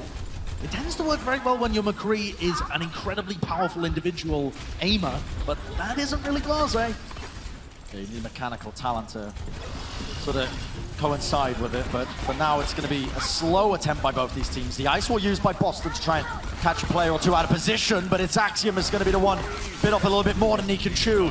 Jerry tried to go for a kill there, but Swimmer booped him out of the way of his shots. Boston's still just going to be playing slow, waiting for Axiom to come back into the fight, seeing if they can get a kill with a bit of spam damage. You can see him exchanging shots across that staircase. Yeah, it all comes down to the ice walls and how they actually engage. Boston Uprising need to make use of the speed boost coming out here, and they have played nice really counter aggressive. pin. Muma puts him onto the deck, but Jerry is the one who capitalizes it. Takes Muma down. That's opened things up now for the Boston Uprising to move forward. Houston, without their main tank, are going to find it a struggle to defend this one, especially against the Deadeye. Trying to get around the ice wall, gets boosted up as well. Great play to take down Raucus. There's plays like that, the creativity that you love to see. Jerry gets free reign from this angle. The Ice Wall going to be trying to mitigate the damage, but again, Muma caught out of position. Meko just a little bit late when he comes to try and appeal for him. The Boston Uprising are going to be happily taking this one, at least with point A. I like this from Boston. It's decisive. They're making good use of the Lucio. When you're in this scenario, when you're running Ana and Lucio against an Ana and Brigitte, you need to get the benefit of the speed boost. Otherwise, you're just running a worse composition. And so the Boston Uprising get big value out of that Nano early on. And then a great ice wall from Color Hex too. Ooh, okay. Axiom slept up here could be a bit of a danger, but the counter sleep comes onto Boomer. Both Reinhardt snapping. Both teams having to use their ice walls defensively. Blase going to be the recipient of the nano boost, has to drop down away from the Blizzard. Mumino caught out of position. You can see Axiom actually trying to use a shield to block away the healing away from Muma. Still the Boston Uprising going to be coming out on top. Meko slept as he tries to get into his mech. The flashbang from Jerry will be enough as they put an end to him. So Boston again pushing forward. A lot of proactive plays from them to try and take away that team fight. I like it. Yeah, completely messy though from both teams. Just up on the high ground, sleeping Reinhardts all over the place. It's not what they'll have been practicing in scrims. It's very reactive. A lot of ults up here for both teams. Dante in a good position to pick his timing for this Blizzard. Oh, and again, Boomer caught out of position against the wall. It's a tried and tested combo. Jerry and Blase going to be exchanging a couple of hits here. Forced into the corner. Jerry again capitalizes. Takes him out. Blase had to back away from the self-destruct. Boston looking great so far. Able to find these openings wherever. Yeah, very well coordinated. With 4.5 minutes left to capture point C. Boston Uprising are rolling this map so far. And forward spawns from Houston. That is not what you want to see. The momentum is just going to keep on rolling. This card shows no signs of stopping. Boston Uprising going to rotate up top, take the high ground away from Houston without Raucus even being in position to heal up his team and contest. And this is going to be brutal now because Jerry with the Deadeye on the high ground. That Deadeye is going to be causing havoc if they've got nothing to try and counteract it. See Houston opting to try and take the high ground. The ice wall gets really no value. Just a little bit of space. Nice boop though. I believe that was Meko that pushed Jerry down onto the low ground. It meant that the Deadeye was completely negated. And now that gives Houston the high ground. They're going to be trying to drop down the Earth Shadow, laid down Boomer and Jexter. They hit the deck, and the damage is done. Axiom sets it up for the double kill. Blase going to be trying to see if he can turn this one around in his own way. Meko's sleeping on the high ground. He's going to be frozen as well. Not an ideal scenario as he gets staggered out. Dante is back on the Doomfist, but instantly gets killed as well. Mufin is right up in his face. Yeah, and that Blizzard is going to be causing the Houston Outlaws. They have to try and take off angle to try and get onto this point. Muma taking down. The Houston Outlaws are just falling, crumbling to pieces. A last-ditch effort from Raucus with the Bionade is not quite enough. It's going to be a very fast round by Boston. An unbelievably fast round. Sickeningly fast. 3 minutes still in the time bank? Muffin's got a smile on his face for good reason here. The Houston Outlaws not feeling good. Well, it felt like we just started, but we're going to have a quick break and we'll be right back with the second half of Dorado. Coca-Cola is the official refreshment of the Overwatch League.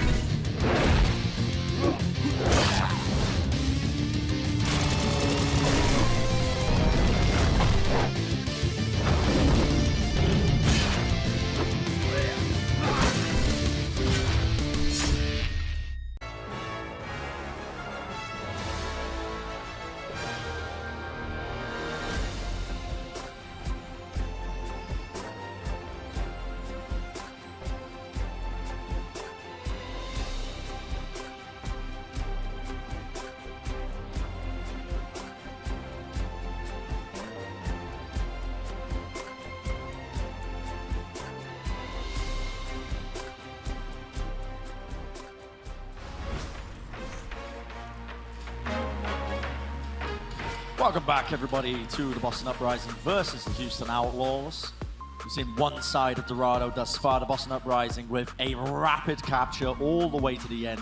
3 minutes, 5 seconds in their time bank. And it's up to Houston to now respond. That is absolutely brutal. 3 minutes 5, I don't remember ever seeing a time bank like that on Dorado in the Overwatch League.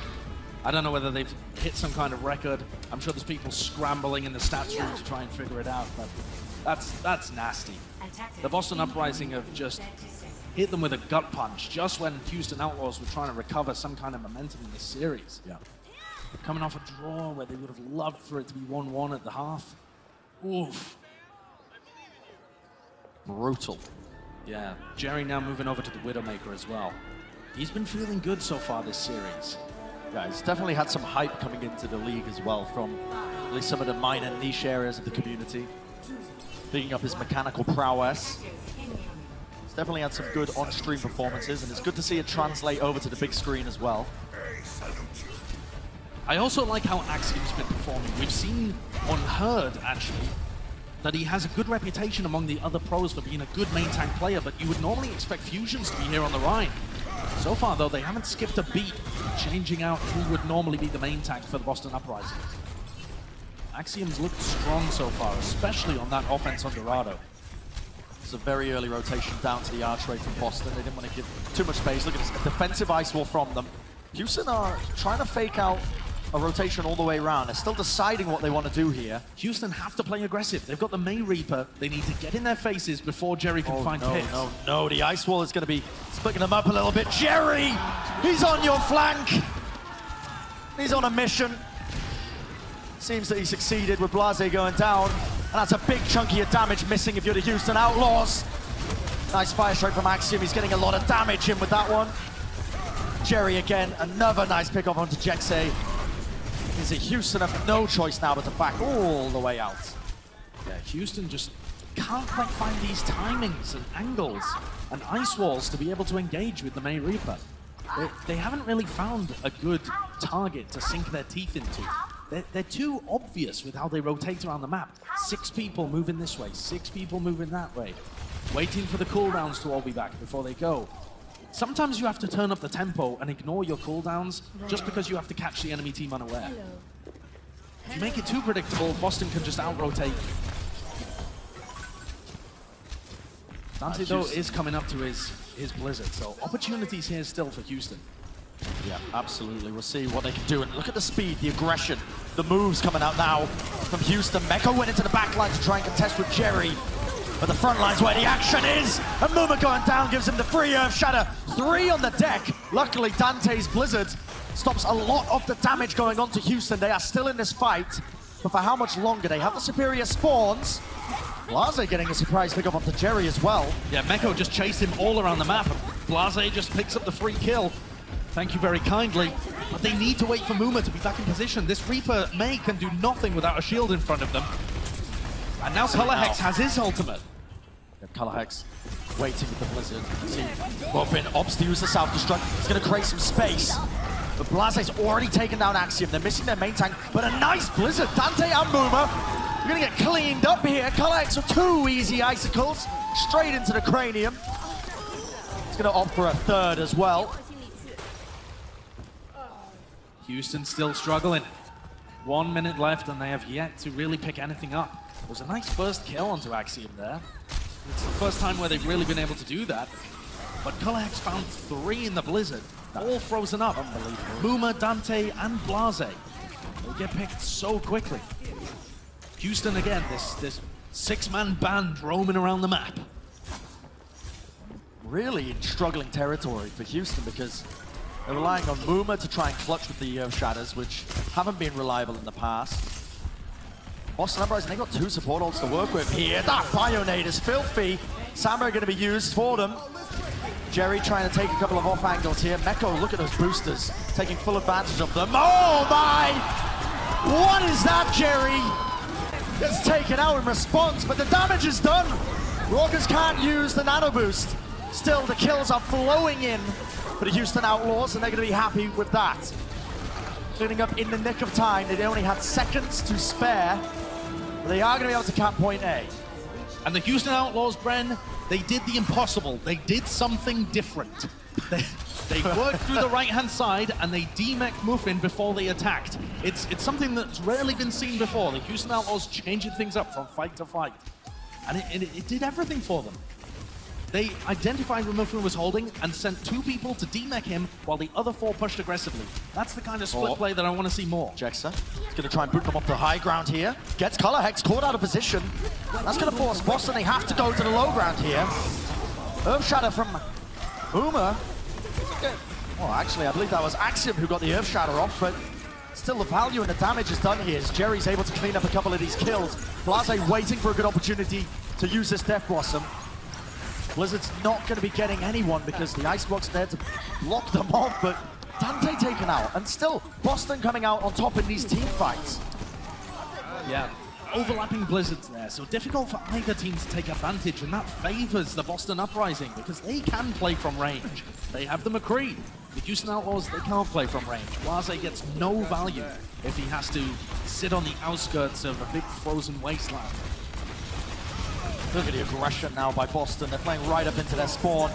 This is what you really want to see, the speed boost. The self-destruct comes out from Boston. I mean, I don't really know what that set up, but Raucus has been picked. They tried to get some value by pushing them out of position. Dante forced to use the ice wall again, just to try and get a couple of these players in, but only a minute remains for Houston, and they have got barely any progress on the middle section of this map. They haven't been able to take any space whatsoever. They're trying to back Boston into a corner and find an ice wall, but they're wasting all their cooldowns just on the approach. Blase, ready, waiting. Death Blossom, but booped out of position. Doesn't matter though, still collects 1, but Jerry made a meal out of it. 2 kills on the flank. Traded very nicely, very cleanly. The Boston Uprising, they only had to commit a couple of ultimates into it, but they've still got room to breathe. They've still got Color Hex's Blizzard. And only 20 seconds now for Houston to try and make some magic. A miracle is required here for the Houston Outlaws. Houston fans, put your hands together, not to clap. It will be a while until you get that opportunity, I think. Blase's moved over to the McCree, see if he can make the magic happen. But he's all the way at the back, and it hasn't been great for him so far. Oh, they're going to push right into the Deadeye. The charge absolutely destroyed, but Meko tries to make something out of it. The self-destruct takes out Jerry. The Boston Uprising, they seem to have full control of the fight, full control of the map. And as they pick off the remaining stragglers, they are going to take map number 2, or map number 3, I should say. Yeah, map number 3 to go 2-0 up in the series. Remember, in 2020, we are playing first to 3, so in theory, still time for the Houston Outlaws to come back in this match, but they aren't looking good at the moment. They look a little demoralized as well. They need to pick themselves back up and get back into it. We'll see if the Houston Outlaws decide to change anything else up after the break.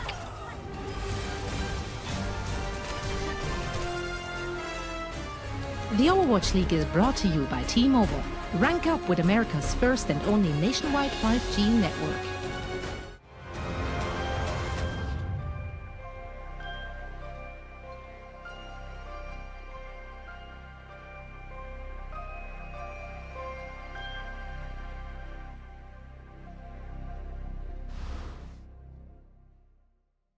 Can they win the fight though? Sinatra's grab got eaten by Rhea. That is huge. Shock without one of their crucial ultimates now. And everyone's gonna take a ride. Huge move for IDK. He gets 2 with it. The Diva and the Brigida going down into the well. And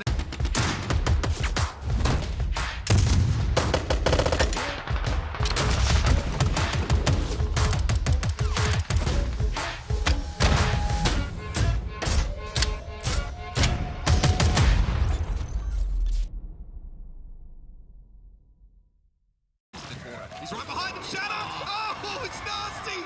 That's a 6-man Shadow! Oh, Nishawa. And Bumper keeps playing well. You're going to see all different types of stuff like this. You know, the flanking Reinhardt becoming pretty popular. To nail everybody with an EMP on the defense, but he is going to go ahead and manage to pick up a few. That was a quad hack, and this is a wipe. Excellent execution coming in from the Hunters. That's not justice raining, that is a storm from above. What is this? What are they doing right now? That is interesting. That is a really... Can you get over the roof there? Oh my. Oh my, what a play, what a grab! Tosses in the grab, they're gonna make it Cruz taken out by the ensuing self-destruct. Atlanta Reign breaking through that in the most stylish way I've ever seen.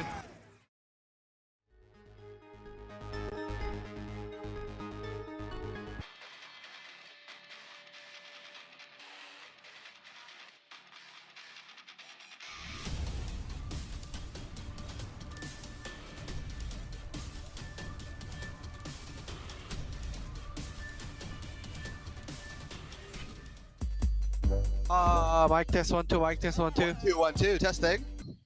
Let's go. Is this all forehead, baby? Does it get the important stuff? Oh, the camera's on the side. It can see you guys. Look to your left. Gexy camera on your left. What? Just put the camera.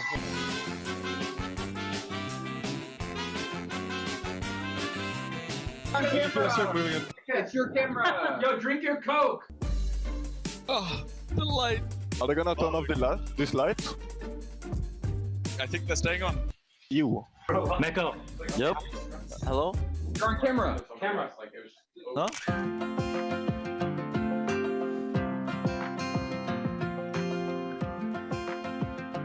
Oh, hell no. Oh, hell no. You ready, right? Oh my god! Bro, I hate smelling the smoke machine. Just don't smell. Don't smell? Okay. Stop. Is that tickle?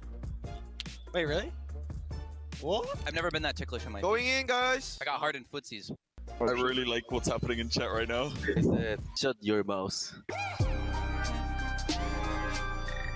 Let's go, Philly. I miss Boston, boss. What? Not that handsome, actually. Yeah. Yo, so true. He's okay. Oh, we lost that fight! Dante's so stupid.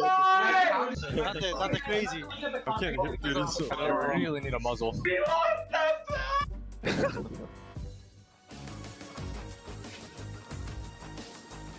Is this all forehead? Is this getting the good stuff? Josh, careful, you're going to blind the audience. Anyway, welcome back, everybody, to the Boston Uprising versus the Houston Outlaws match. And so far, Boston putting on a bit of a show. Jerry performing. We've seen good performances from Youngbong. The crowd here were chanting Jerry in the break. Over and over again. They are big fans. We've seen... Of Jerry. Yeah, of Jerry in particular. I mean, his name, it's just... It invokes certain feelings. In Oozes confidence. It really does. Yeah. I've never met a nervous man called Jerry.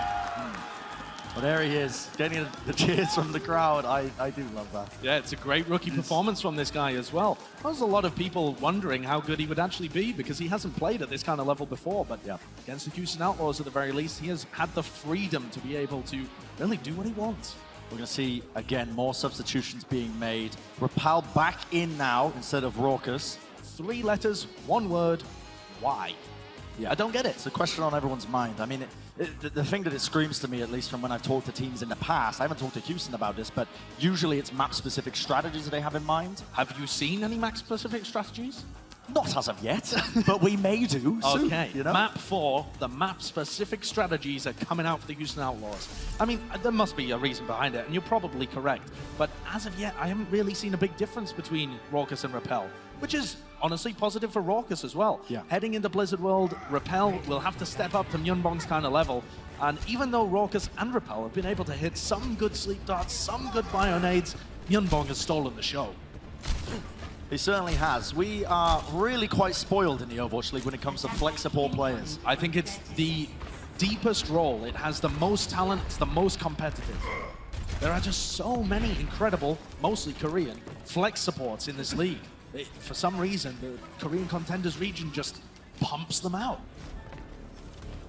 Well, now it's Boston Uprising's turn to attack here. Houston going to pull all the stops out to try and stop them.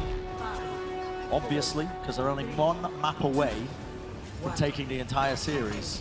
And finally stopping that 9-match loss streak. Boston Uprising, they can smell it.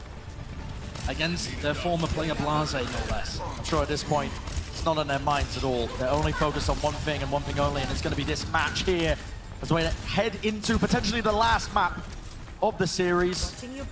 Boston Uprising versus the Houston Outlaws. You can already see the early rotations coming out. The ice wall is nice. It's going to push apart Color Hex from the rest of the team, but it's an even better one from the Boston Uprising. And Myunbong again A beautiful bio-nade. Sets up his team, cuts off the healing, and Boston Uprising, they crack open the point like a runny egg. And you can really see the difference between the ice walls and how it can just totally change a fight. The first one from Dante, okay, it splits the team and stops Color Hex having an impact, but Boston just run away. They just disengaged. Whereas when Color Hex uses his ice wall, Houston have nowhere to go. And Moomer and the front couple of players that were caught off just immediately get eviscerated. Boston with a very, very fast point A capture.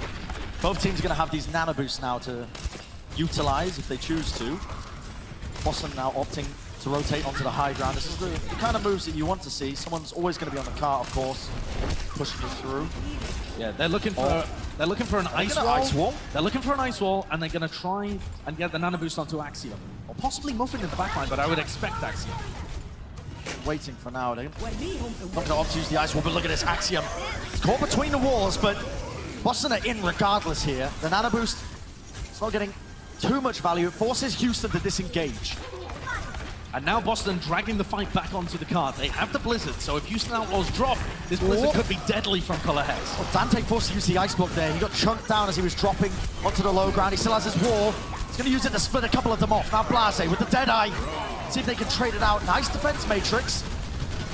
Going to be eaten up. Echo going to be resuiting down to the back line here. Still anyone's game. Somehow Blase gets picked off there by the self-destruct. It's not really the best. 4 minutes still, and Boston Uprising have still got this huge Blizzard advantage. Dante is struggling to build this one up. Color Hex just waiting for a good opportunity to use it now. Waiting to see if Meko can get demeched at least. And he's pushed away while Meko was forced to defense matrix to Deadeye. It's a free Blizzard for the Boston Uprising. And Axiom's Earth Shatter sealed the deal. And that's going to be another capture into point B. Boston Uprising. 5 minutes in the time bank is almost unheard of. Yeah, this is ridiculous. The Houston Outlaws are just putting up no defense right now. They're crumbling. They can't even find an opportunity to force a fight on the payload and at least stall some time. Let's take a look at this Axiom Shatter that sealed the deal towards the end. An absolute freebie. They were all frozen up. He realized it. And the soundbar coming out from Jexit could do absolutely nothing. Nice ice wall, but defensive from Dante. He picks off his counterpart, but Axiom cannot be stopped. And this payload just keeps on moving. Yep. The Houston Outlaws can't get near it. His pickoffs have been brutal for Houston. They're trying to stop the bleeding. They're trying to at least get up a decent defense, but unable to press forward. But now it is go time. You see the ice wall? It's decent by Dante, but Boston managed to wriggle away around it. Boomer chunked down. He goes for the Earth Shatter, but he gets nothing. Dante is going to be unleashing his own Blizzard, and thankfully is going to get something out of that one. 2 players frozen up meant that Houston finally are going to be able to stop this push. Swimmer invests his sound barrier into that to attempt to save the people caught in the Blizzard, but doesn't quite manage it. A decent investment though, considering you had already picked the Reinhardt from the opposing team. And now the problem for Houston is that the ult bank has gone completely in favor of Boston Uprising. Echo is slept as well. Potential for the Blizzard to come out already for Color Hex. Yeah, we're going to see it actually utilized. Color Hex actually wants to hold on to it. Nano boost by Repel. Used onto Muma. He just wants to hold on to Axiom. He's falling very, very, very low. Self-destruct into the backline. Jerry! He tried to make the moves. Oh my word, he falls to his death. The counter charge by Muma. And Houston are going to hold on. Jerry. Oh, that's unfortunate. Oh, I knew this match would deliver entertainment, Brent. Boston, Houston. Jerry performs so well. He thinks, I'll give him a freebie. Yeah.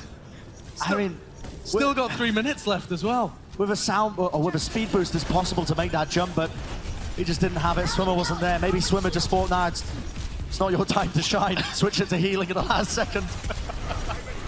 But here we have it. Color Hex now looking to try and get the value out. Nice wall. Very nice wall. It's going to force the nano boost almost immediately to be used onto Muma. Muma is falling very low, has to shield, has to back off. And the Blizzard could have got a little bit more value. Color Hex didn't really get a lot done with it. Yeah, he had to throw it right at the floor because he was worried about Meko's defense matrix. Need to throw it at the floor so that the defense matrix doesn't eat it up. And now counter Blizzard coming out from Dante. Doesn't pick anybody either. And Jerry in the backline this time. Oh, you can see Momo goes for the shatter. Doesn't find anything. He only found the one player, and that was Movement falling to the deck, but it looks like this is Boston's match. Samuel's going to come out from Houston. They try and hold on. At least with a HP advantage, they can try and take something here. Blase using his Deadeye to force the positioning off to the side. That's good from Houston. They managed to stall it out just a little bit. Muma is getting bullied in these matchups. He's either frozen up, or he's getting bionaded, or Meko isn't quite there to be able to defense matrix him. Houston have still got to work on a lot of how their tank line engages. I think this is one of the issues with adding Meko to this roster, is that they don't quite have the synergy developed just yet. They win that fight, but these next few are gonna be tough. Boston just had so much time. Deadeye from Jerry, speedy cowboy. Split Muma off again. And look at this ice wall. Oh my word. Almost got the better of Blase, but the bullets from the Peacekeeper will do the rest. Flashbangs abound. Muma stalled up frozen. It's cold times out here if you're a main tank player.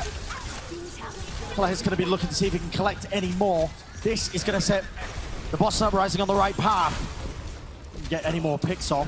You can see Dante's just waiting, stalling, trying to buy a bit more time in the ice block. But at least they're dying on the payload. This timer has ticked down. Boston Uprising will not have over a minute left when they capture, if they capture at all. But the ults are all there. Color Hex with that Blizzard. Meko's gonna look to gobble it up.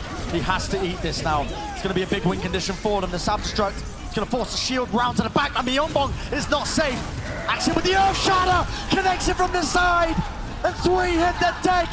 Jerry, once again, able to clean up. The Boston Uprising are gonna push it into the final checkpoint. Great pace from Boston. Still good time on the clock. They did get snarled up quite a bit on point C, but honestly, I think I speak for the crowd when I say that Jerry is starting to become one of my favorite players. He's got the fragging potential. He's an aspiring base jumper. He's got everything you need for a superstar rookie to take the stage. You can hear the crowd chanting Jerry's name, and he was the one to capitalize off of Axiom's Earth Shatter here. You can see it laid down, and guess who's on the flank? The one and only Jerry. All He's around got the side. such a fun name to scream, Josh. I cannot stress enough. The Boston Uprising sped through that map. I mean, yes, the Houston Outlaws did a good job on point C, but they were absent from the whole of the rest of Blizzard World. They have a tough time ahead of them being able to take this map and get back in this series. I keep coming back to Temple of Anubis. Yeah. If the Houston Outlaws had been able to convert that win and gone 1-1 at the half, I think their whole mental game is different. But the Outlaws are a team that were already at a disadvantage coming into this map. We mentioned it earlier, but this team has just been through some very bad luck. Yep. They lost their baggage on the way here. All very ill. All of their damage-dealing players are ill, currently sick. It's been unfortunate for the Houston Outlaws. They're working under some bad conditions right now, but they're trying to make the best of it. They're going to be trying to make a go now of Blizzard World. They are on the attack. They have to get a full completion now to compete with the Boston Uprising, otherwise it all could be over here. Houston Outlaws again going to run Blase on the McCree, looking for an opportunity to break this top hold. They need Meko to play a little aggressively. He boops a couple of people off the high ground. Good, that'll start the Boston Uprising retreating. It's a nice wall as well from Dante, but they can't quite capitalize. Almost caught 1 or 2 out of position. Coming around the point here again. Take a look at the ice walls from Dante. This one perfect. This one's great. There you go. Those are the kind of ice walls we want to see.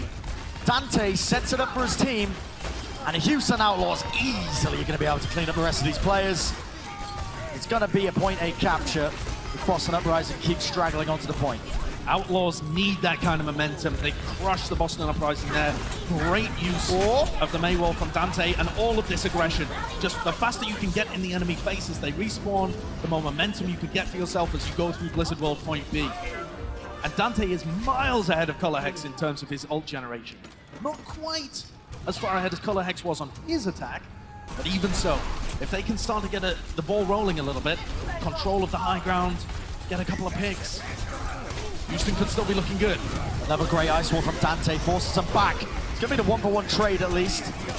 In the back line here, Jerry pressured down once more.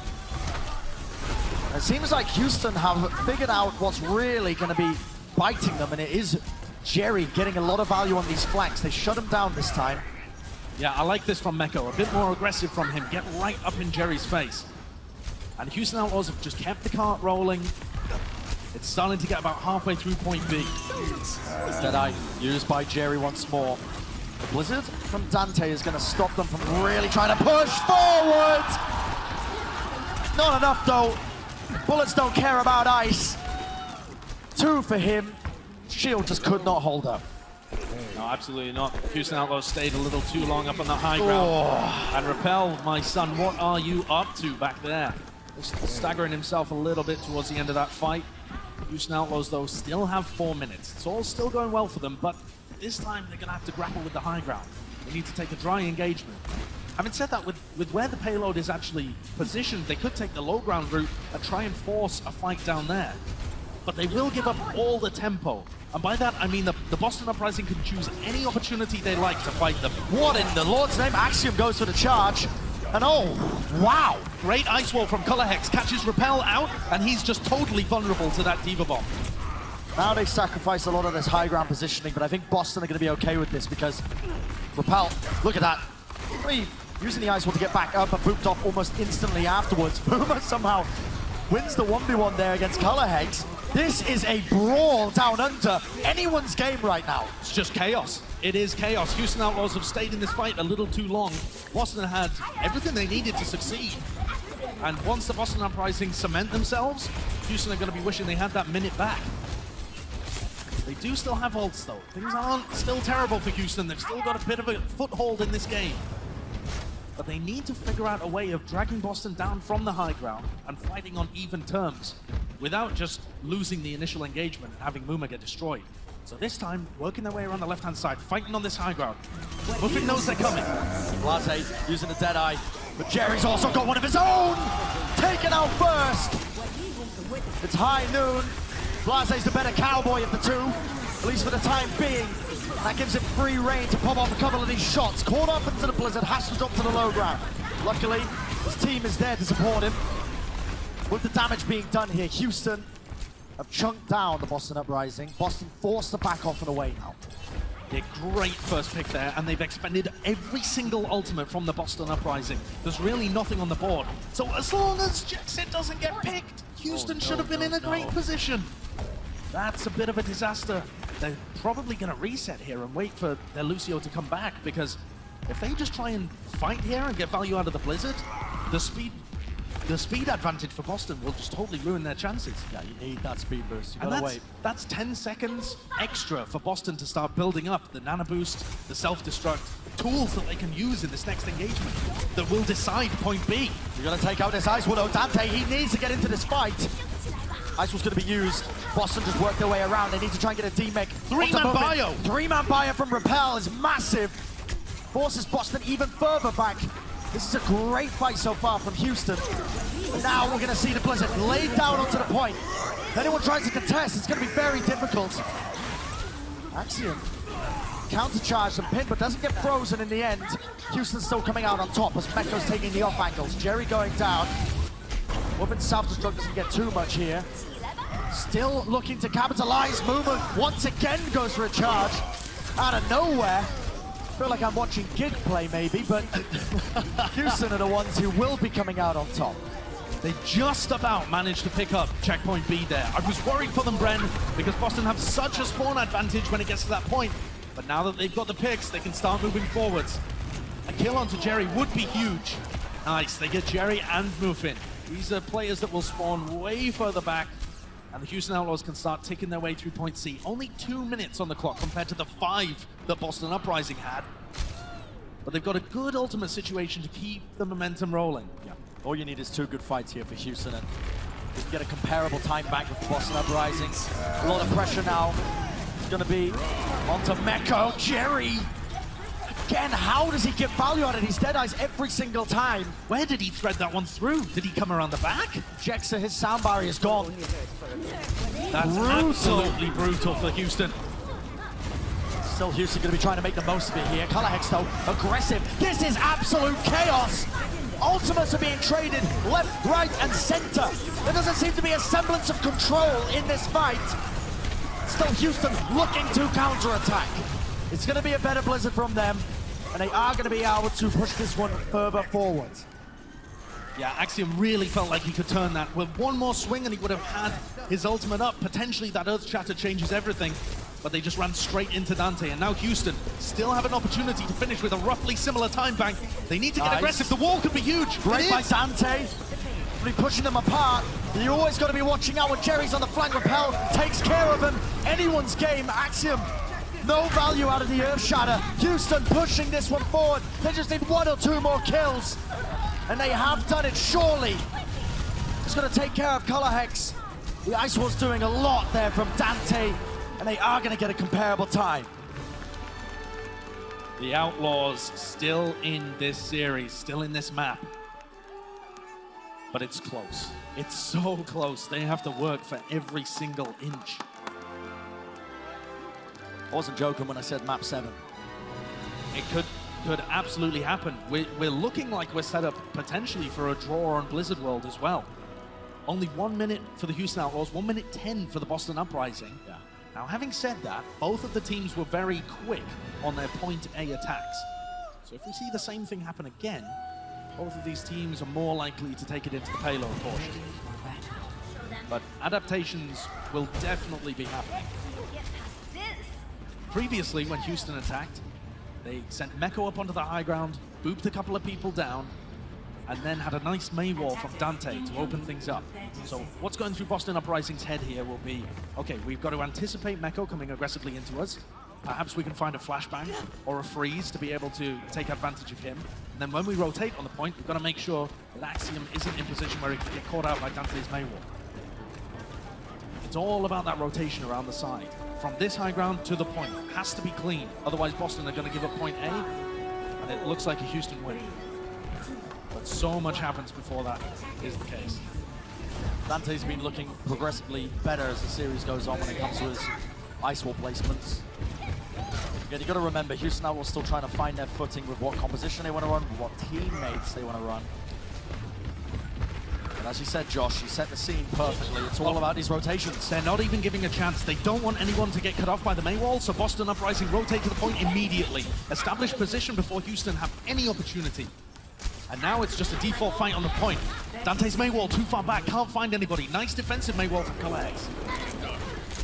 Jerry now slept up. That could be a win condition for him. The Bionade is going to get onto Muma. Muma very, very low. Has to back up to the safety of his team. Boston's still in this. Sleep down into the backline. Blase, he's sleeping on the job. He's going to be waking though. But Boston Uprising, they've already taken down 2. And Houston Outlaws, they're scrambling, trying to find an opening here. But it doesn't look like they're going to get it. Barely even touching the point. The Boston Uprising hold on. They went for an incredibly quick rotation to make sure that they were never going to get anybody caught out there. Nice defensive play from Boston, and they've set themselves up in a decent position to win. Now all of the pressure is on the Houston Outlaws. If they make a single mistake, they will continue that loss streak. They will not find this elusive match win in 2020. A Norton 3-star would be so devastating for the Outlaws. It really would. But it's one mistake away. I feel especially bad for them as well. It's an organization that's had a lot of pressure on it from the get-go. Absolutely. The fan base has been described as enthusiastic at times. Rabid at other times. Rabid at other times. But this is it. Do or die. The Houston Outlaws on the defense. 1 minute 10 to burn off the clock to try and extend out this series and get the draw. And Dante on a roll that he was not picking up in their previous matches. A lot of pressure on this guy's shoulders. These May walls have to be really good. Rumor apparently not feeling the pressure whatsoever. Flexing around. But they'll set up on this high ground the same as the Boston Uprising. I'm not expecting Color Hex to stay on this, but that could be an interesting adaptation. Nope, he goes back over to the May. Yeah, Complete mirror match for both of these teams. Just using the arrow to scout out a little bit, see if they were holding close. But let's take a look. How do the Houston Outlaws adapt to this? Early damage onto Jerry. They go for the early rotation as well. Sleep onto Muma. Could be absolutely pivotal. Whoa! Dante needed to find that pick. He stopped the push in its tracks. That Clutch. is so good from Dante. 44% to his ult as well. He saves Muma, who was just asleep on the floor, and finds the crucial pick. Let's take a look at it again. This is exactly what they needed. When Muma was slept, he had to come up big. One instance where they just slipped past the barrier. But now, the Boston Uprising have already rotated up top. Houston Outlaws absolutely cannot make a single mistake here. Nobody is near their ults. Myunbong is the closest. That nano boost could change everything. rotations around here. The team's a little bit split. Sleep Dart gets no value. Point has to be contested. It's going to be the defensive Bionade. Now the nano boost. Axiom trying to get value. Ate up by Meko again, playing very well around his team. Nano for Houston, and Dante will have his Blizzard. Deadeye gets slapped in the nick of time, but hopefully will not matter for the Houston Outlaws. Muma coming up clutch. Jerry tries to go for the flag, taken out in the mix of it. And it looks like the Houston Outlaws are gonna hold on, and they are, once they clean up the stragglers, are gonna make this a draw. It couldn't be closer, Bren. It could not be closer. Unbelievable affairs that we're seeing here. El Clasico. Dante is happy. He saved his team with that pick really from Swimmer. And now, I may have called it a little bit too early, but map 6 is going to be on the way after the break. The Overwatch League is brought to you by ZipChair Gaming, the official chair supplier of the Overwatch League.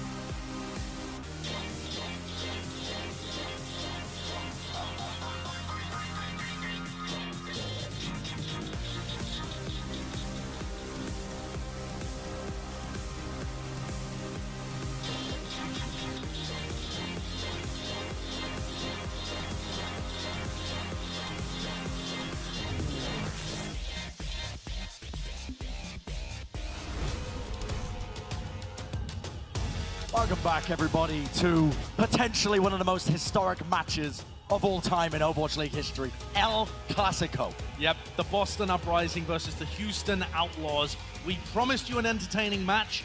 I don't think it's ever going to end. This is one of the only times that we have ever seen 2 draws in a map series in the Overwatch League. It normally happens when neither team can push, but in both of the maps, in Temple of Anubis and on Blizzard World, the teams fully completed and then just didn't have enough time in their time banks afterwards. So it's just chaos. It's just crazy. Really astounding. Honestly, once of a lifetime. Everyone, grab your grandmother, you know, your father, your mother, get them sat down on the sofa. You don't want to be missing this match. You don't want to be there when this goes to map 9. No. Can it go to map 9? I think that's theoretically impossible. Theoretically impossible. Who knows? We could see it this time. It could be. We might change the rules just to make it happen. We'll make the Washington fans wait a bit longer for the match. But I will say, it is incredible to me that the Houston Outlaws have been able to stay alive in this series, drag it to an outrageous amount of maps, and they still have yet to win a map in 2020. The Boston Uprising have won 2 and drawn 2, but Houston haven't won one. Salt in the wounds, really, Josh. Salt in the wounds. But it is a valid point. Really important, because when you think about how they're playing against the Boston Uprising, you'll say, when you look back on this match, wow, really close game, really close match.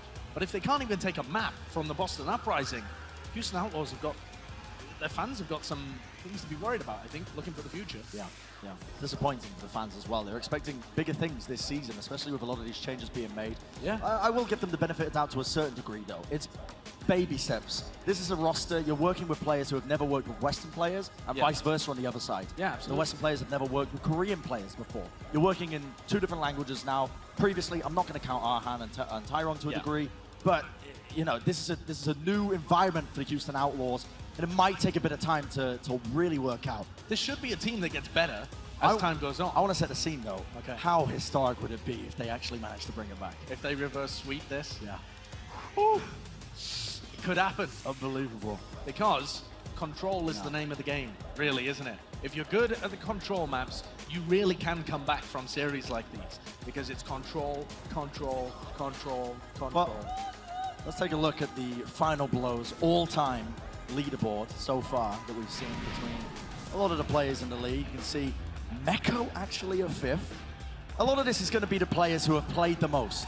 You know, have the most play time. You can see Carpe's up there because he's been in a lot of the playoffs, so has Profit. Same with Meko as well.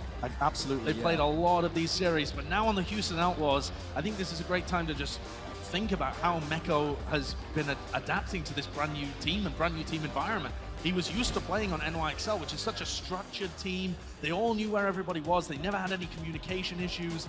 And now he's been thrown into Houston. That's a lot of pressure. Yes. Some might say you can get a better sense for how good Meko is as an individual when he's not on a team that has perfect teamwork. I would argue it's difficult to really get a feel for how good he is when he's in an environment that is just so brand new to him. There have certainly been times where he looks like he's not getting as much value as other divas in the league. But I think this guy is still very, very talented. Yes, he's had shining moments, actually, throughout this series as well. Every now and then, a Bionade 8 where it's crucial, a Fire Strike here and there. But we have more substitutions on the way as well. I think, Bren, I can guess what it is. Is it Raucus? It is indeed. Yeah, Raucus is going to be back in for Repel. I figured it out, Bren. What, every other map? Yep, I think that's it. I think Raucus is like the lucky guy. They sub him in every other map to see whether it works, just change it up a bit. But you better hope it pays off now, because we're going to be going over to control map.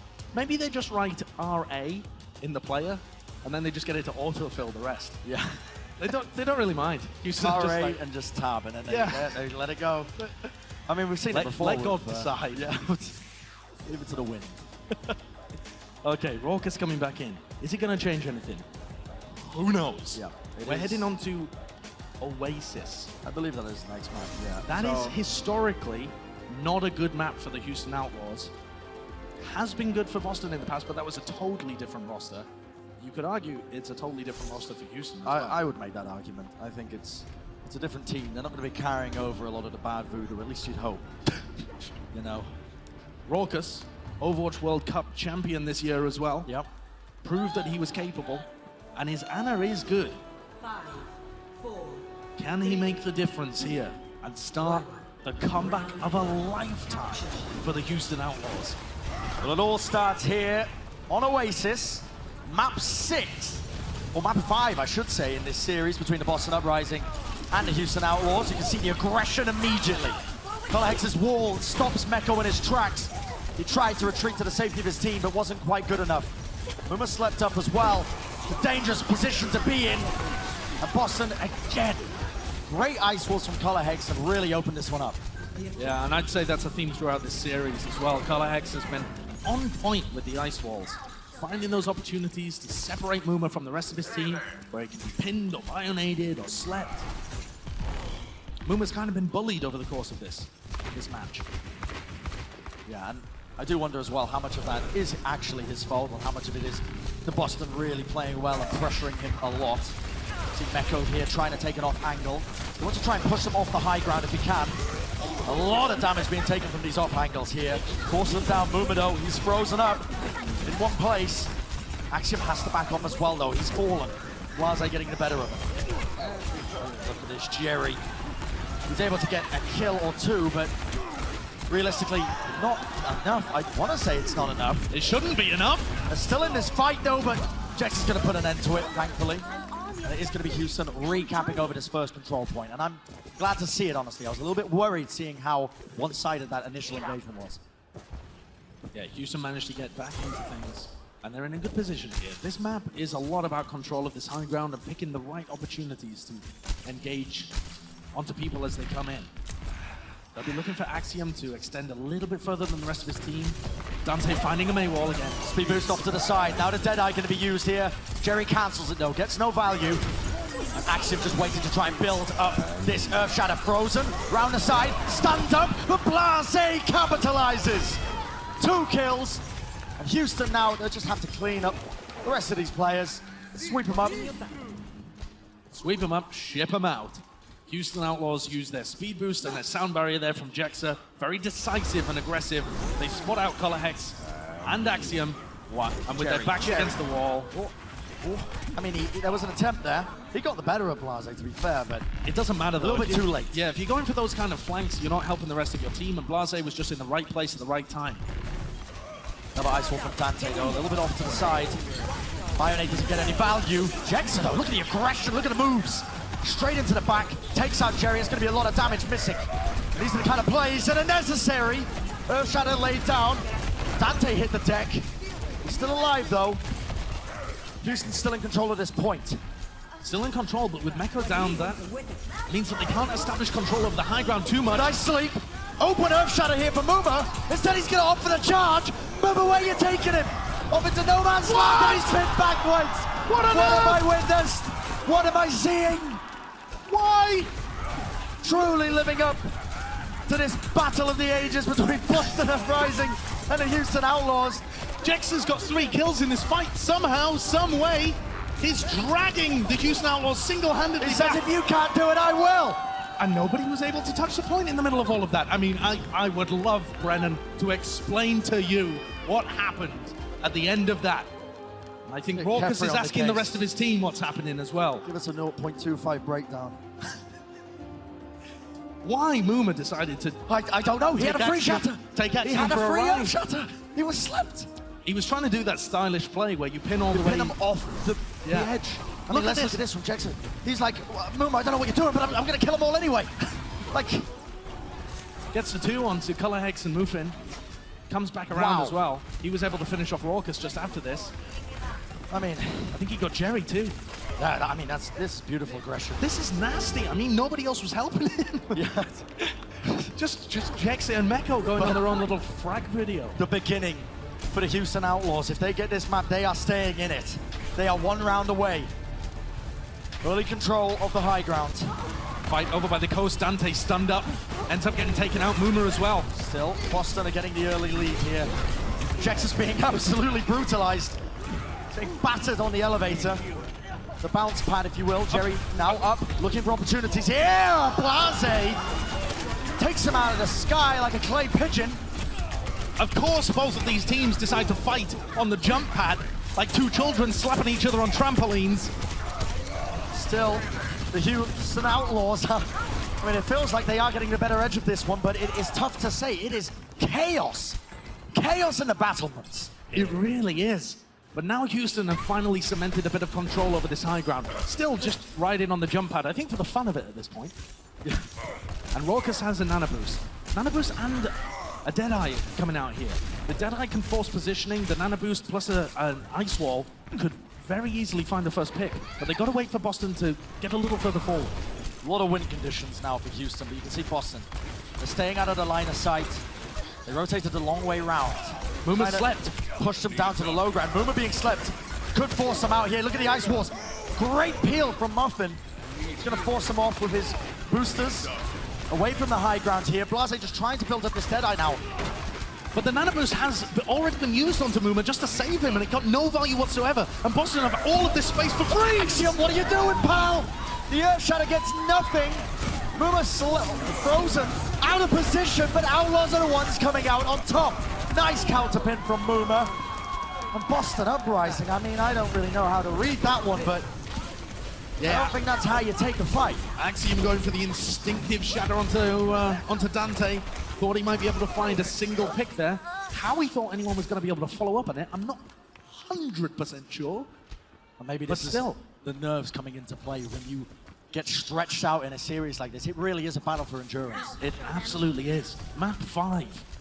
And the Boston Uprising have just not been able to close it out. Here, the Houston Outlaws going aggressive again. Nice ice walls from both teams, actually. But Houston haven't been able to get too aggressive.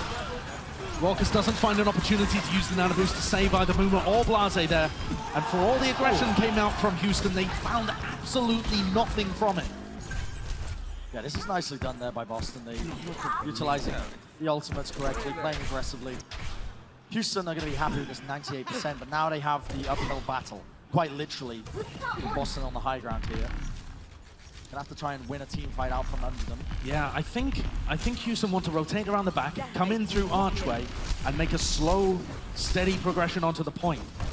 Then once Boston drop down, try and find value out of the Blizzard. So they're coming back around Archway now and coming forward slowly onto the point. Rotating around, trying to force them down here.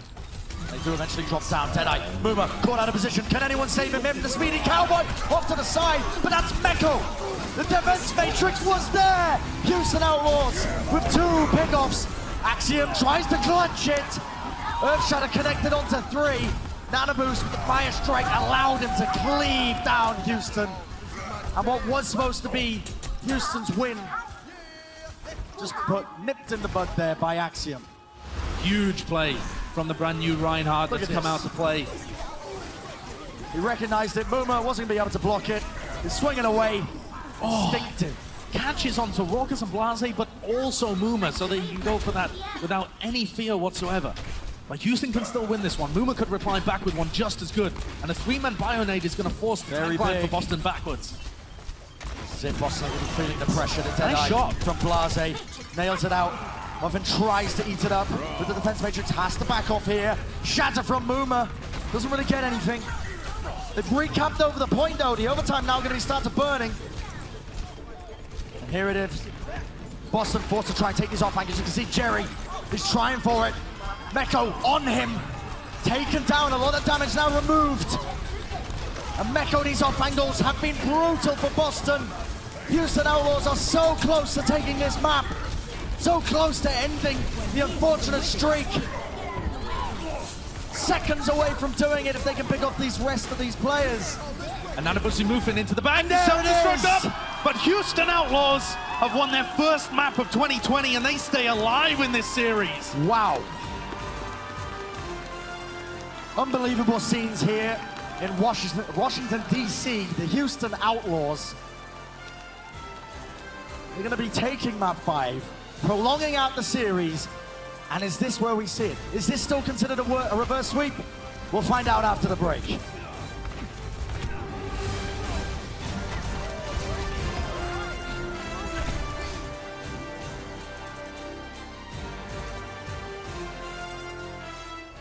The Overwatch League is brought to you by T-Mobile.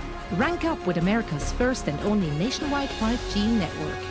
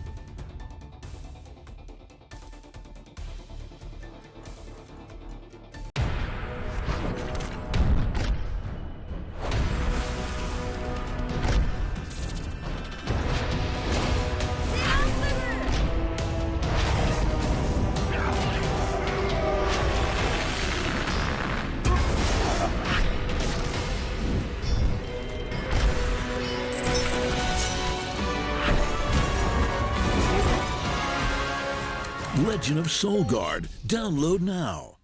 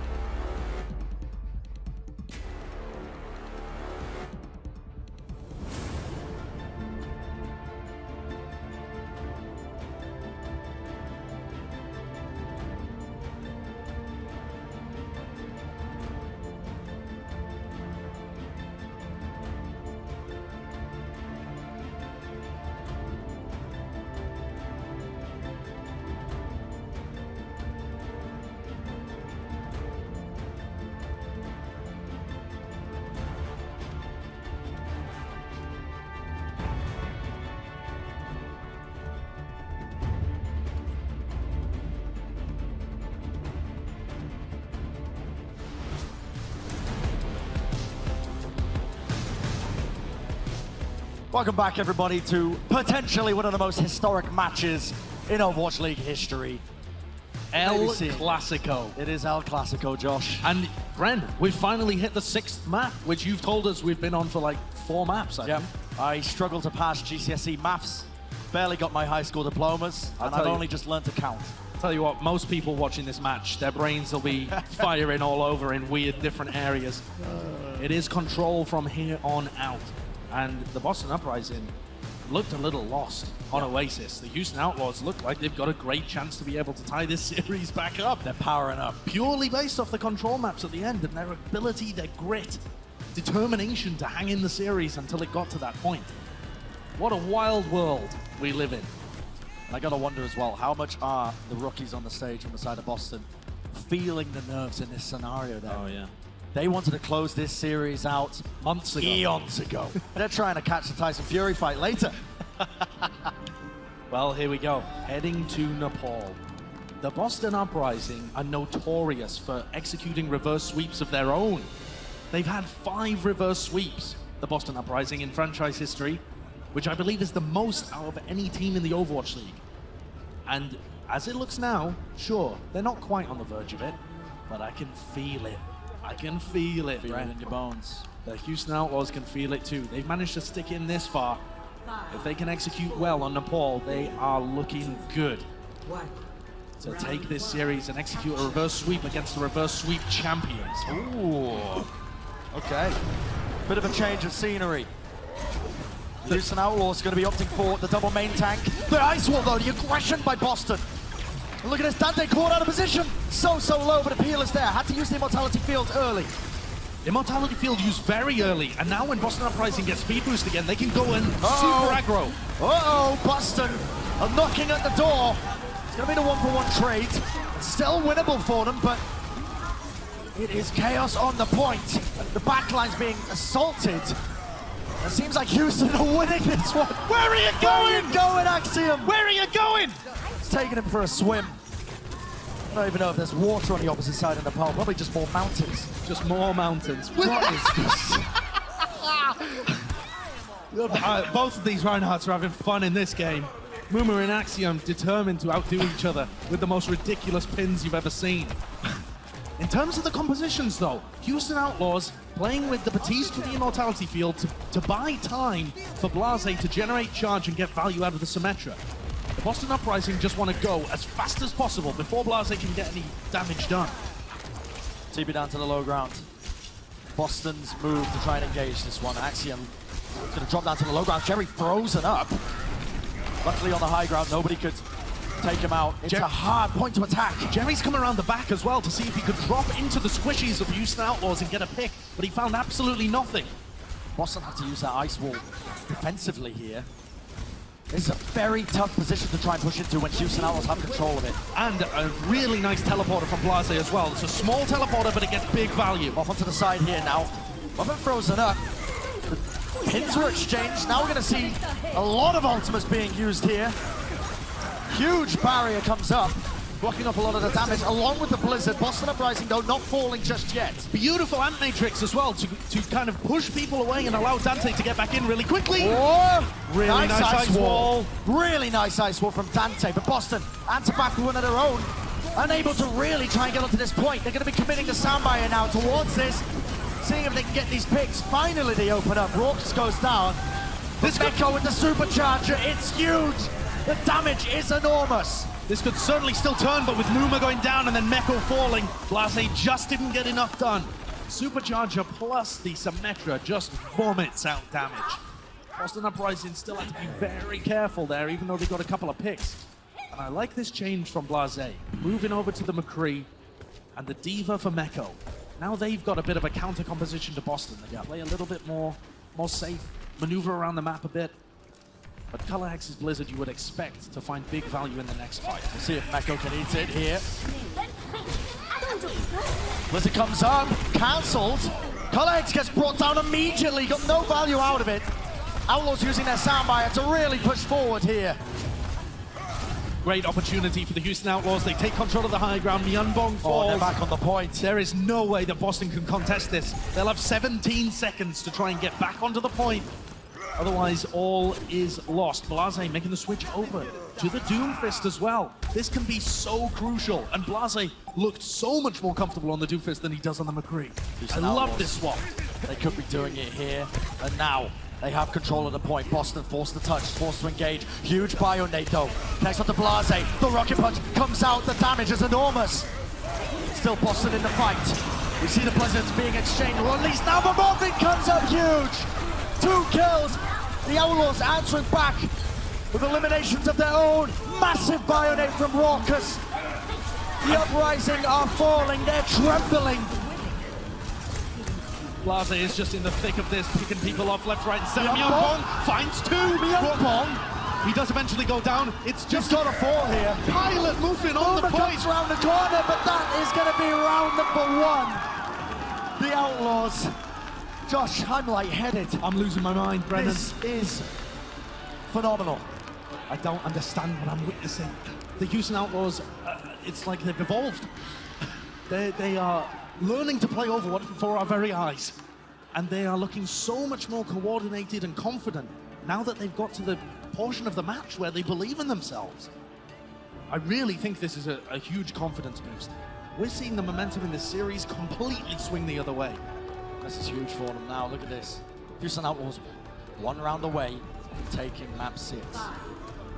Surely you don't stay with Muma on the Winston. No, he does swap. Blase, we're expecting to swap as well.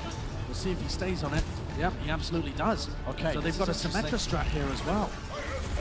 Both teams going to be clashing. I think it's hard to find value out of the Symmetra on this map compared to Village. It's much larger angle. More open. Yeah. It's very difficult sometimes, but we'll see. But the Outlaws have anything up their sleeves. If they play around here on the left-hand side and then maneuver over to the point, Blase could find massive value. But look at that Bioname, Myunbong. That's massive. Boston, though, not really in a position to try and contest this one. You can see the TP. They're teasing it. Teleporting into the backline here. All the way onto the opposite side. Muma slept up, though. Oh, and frozen! Mufin was frozen and landed into the pit. A huge first pick for Houston. Very unfortunate. Another big Bionade from Raucus as well. Actually forced to play a little bit more passive. As Houston taking the first point again, and once you have control of the map like this, Symmetra becomes that much more powerful. So powerful. You can set up these tiny little TPs to make people rotate around the map almost instantaneously. I mean, literally instantaneously. It's teleportation. Nano boost unloaded. The ice wall has pushed Muma into the clutches of the Boston Uprising. Can he get any value out of it? The man got absolutely bullied. Slept, frozen again, pinned, flashbang. Muma had no opportunity to get value out of that. Boston are coming straight back into this. Now Houston are just looking to dial the point, try and take a little bit of time off of it. We'll see if Blase opts the switch. He's very close to his ultimate. He might decide to stick. No, he's going to switch it up now to the McCree, so we're going to be seeing the mirror match. Yeah. I kind of would have liked the Doomfist again. I know that it's unconventional and nobody else in the league is running it, but for Blase specifically, he's been able to clutch a couple of times. Dante going to be splitting them up here. Jerry uses the Deadeye though. He finds a little crevice to try and unleash it into, but now here comes the Blizzard, splitting the Boston Uprising a piece. Jerry's just there, ready and waiting. Jackson patiently waiting, very weak, has to use the Amp It Up, heal himself back up, gonna retreat to the rest of his team. It's been a slow siege from both of these sides. But it's go time for the Houston Outlaws. They're going to be opting to use this sound barrier. They want to push forward. They want to try and get some value in. At least get a kill or two. They're not really finding anything. Nice ice wall from Dante once more. It's going to be stopping the push. And that's going to be the recap now for the Houston Outlaws. Colorhex very low as well. Axiom falls weak. They're actually investing in sound barrier here. Axiom's very low on the point, but Muma frozen, I think, out of his shatter as well. Mecho's self-destruct is going to be buying a bit of time here. Dante, you are in a very precarious position, Sunshine. Jerry can't be saved. He tried to duck his head around, but the headshot, Dante found it. Buying a little bit more time. Still, Boston Uprising going to be recapping. So even between these two teams on Sanctum, neither one can really get a foothold in the map. And Houston are going to stick on this Made McCree strategy. That hasn't really worked out so great for them. Not really close to any ultimates either. I am a little worried here for the Houston Outlaws. I don't really see a way in which they get back in. Boston Uprising have got the entire ult advantage. Echo is going to have to come out with a big play, I think, and maybe eat this Blizzard. Find an early pick, perhaps, from Blase. They're rotating around the back at the moment, trying to find anybody out of position. See these players trying to rely on a lot of their mechanical skill. Houston Outlaws have control of the point. Deadeye comes out from Jerry. Jexer! He manages to boot off Axiom, but at what cost? Trading 1-for-1. Blase! Taken out! He tried to go for the dead end of his own Jerry! He can't be stopped! He's a machine! An absolute monster on the high ground. Unleashing lead. He is unbelievable. J to the E to the double R-Y. This guy, so good. The crowd's chanting his name, and what a name it is. Can anyone even touch this? Jexer's going to attempt it. He had to go for the old loop-de-loop. He's so low. Dante has to switch over to the Doomfist. Instantly taken out. It's looking even more precarious now. Muma frozen in position. The nano boost not going to be getting any value. Jerry takes him out with the Deadeye. Boston Uprising in a very good position to win this one out, despite the Houston Outlaws trying to trickle onto the point. A few players left. Blase, one man against the world. Dante looking like he's coming in for the clutch, but he's slept, he's frozen up. No opportunity for Outlaws to get back in here. And the ultimates and the way in which Boston rotated around the map proves too good. 1-1. Boston get their first taste of victory on these final control maps. They got destroyed on Oasis. They weren't able to take a single round. Now on Nepal, confidence starting to breed again for the team that is still in the lead. Their fans, all two of them, ecstatic at this. Well, 1-1 apiece. We're going to potentially map point now. And Houston Outlaws are clinging on to just a single thread of hope. One round is the difference here between going away with a loss or potentially extending this one out. Boston Uprising, they're going to try and close this one out for good. Probably the most important round of this entire match. It may define the beginning of the season for the Houston Outlaws. Sleepball Echo to start up. Reaction time to there. Yunbong's been so good. Echo might survive this one, but he has to force his way back, using the boosters. You see the positioning by Boston here, playing very far forward. To the point. Nice off angle here by Dante, just trying to get the damage in here. The ice wall is there as well. We'll see if they can counteract it. Muma goes for the charge. Boom's back. No value for Axiom, but Muma and Axiom are going to be traded down. Both sides losing their main tanks. Weaker players, though, for the Boston Uprising, and they don't have the greatest position in the world. Ice wall's already been used. Jerry is weak and bionaded. Houston Outlaws still looking good for this, and they do take the first cap. Yep. Sleeps on the deck here. Colorhex. Flashbang. Slept. Taken out. Now they're going to be trying to get the stragglers. They do indeed. Nice ice wall from Dante. Yeah, slowly improving throughout the series. I like this from Houston as well. They do punish the stragglers at the end of these team fights and just extend things out a little bit. 20% already, and Boston haven't been able to get a foothold in just yet. They got snarled up a lot when they came around the left-hand side, but they're going to do it again. They're playing into a blizzard, playing into a sound barrier. We might see Houston just go really aggressive to find Muffin's defense matrix offline. Boston just forcing Neko away. Can't let him get free value, but now we have it the Blizzard by Dante. Doesn't connect onto anyone. Boston, they disengage. Maxium actually got caught out by the freeze. Now Blase is going to be using the Deadeye. He wants to force them back. A defensive ice wall. Sandbar is going to be used in response here by Boston. But it only gets them onto the point. Boomer chunked down and out. Sandbar their own. Blase found the hammer. That's that gold strategy. It doesn't matter if it's gold, plat, or silver. It still works in the end. Boston, though, finding openings. They capitalize, jumping onto the back line, but it looks like Houston have gained control. You can pick up a couple of these players, and Houston are moments away from really extending this series out. 25% of the Boston Uprising don't really have many tools to work with whatsoever. Houston are in a fantastic position. For the Boston fans, you're hoping that Axiom hits a ridiculous shatter, or maybe you get an easy entry. A D-Mech onto Meko perhaps, who's just scouting them all the way up to the top here. Meko trying to boot them away. They back off. Both Reinhardts with the shatter. Could be pivotal. Jumping on these off angles. Now you see Jerry using the Deadeye. They're waiting for the wall to fall. The overtime wick is burning. The shatter from Axiom. Rogers blocked down. Momo to counter shatter. He's going to take down Muffin. D-Mech in the end. Anyone's game. Blase wants to nip it in the bud. He wants it to go to map 7. Taken out by Color Hex though. Boston are not going to go down that easily. They are struggling to keep into this fight. But it is a brutal one at that swimmer. Dragging his team, kicking and screaming. Moomer in the backline. Are they really going to be able to turn this? Surely not. Know. But those kills, the backline of the Boston Uprising being dead, it's brutal for them. As soon as Houston get an opportunity to come in, all of this damage is permanent. The fight continues. Dante goes for it. Doesn't get eaten up. That could be the game-winning moment.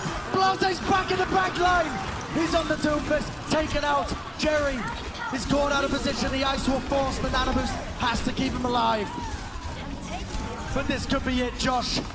Only a few moments now. Jerry taken down. Houston Outlaws just need those few crucial moments. Is anyone able to touch? Color Hex just about manages it. Axiom looks like he's given up. And that is going to be it. Map 7. Houston Outlaws, they drag it to the bitter end.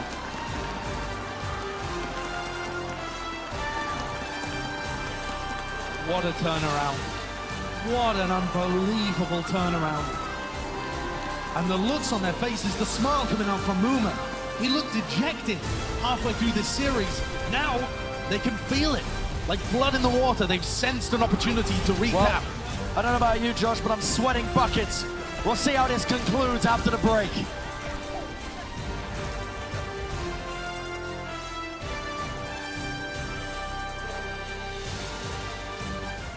The Overwatch League is brought to you by T-Mobile. Rank up with America's first and only nationwide 5G network.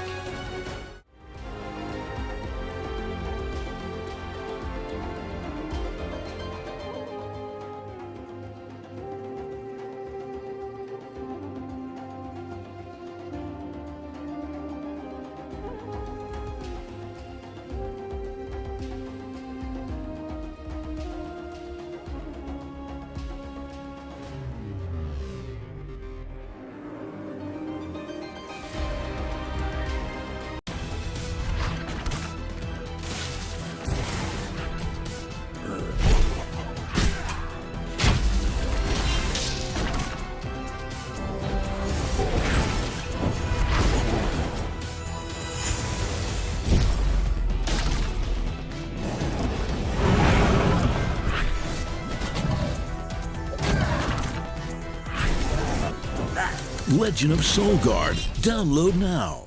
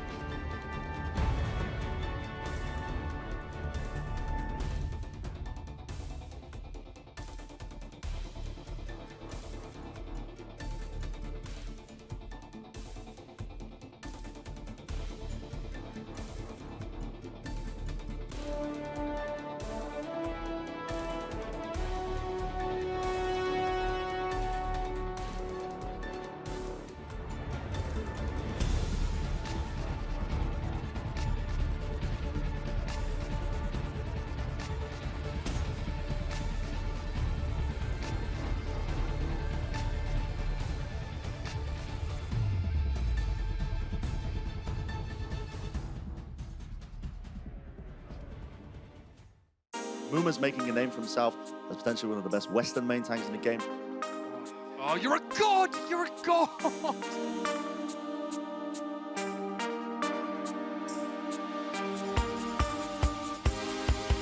Big chunk of smoke from Muma.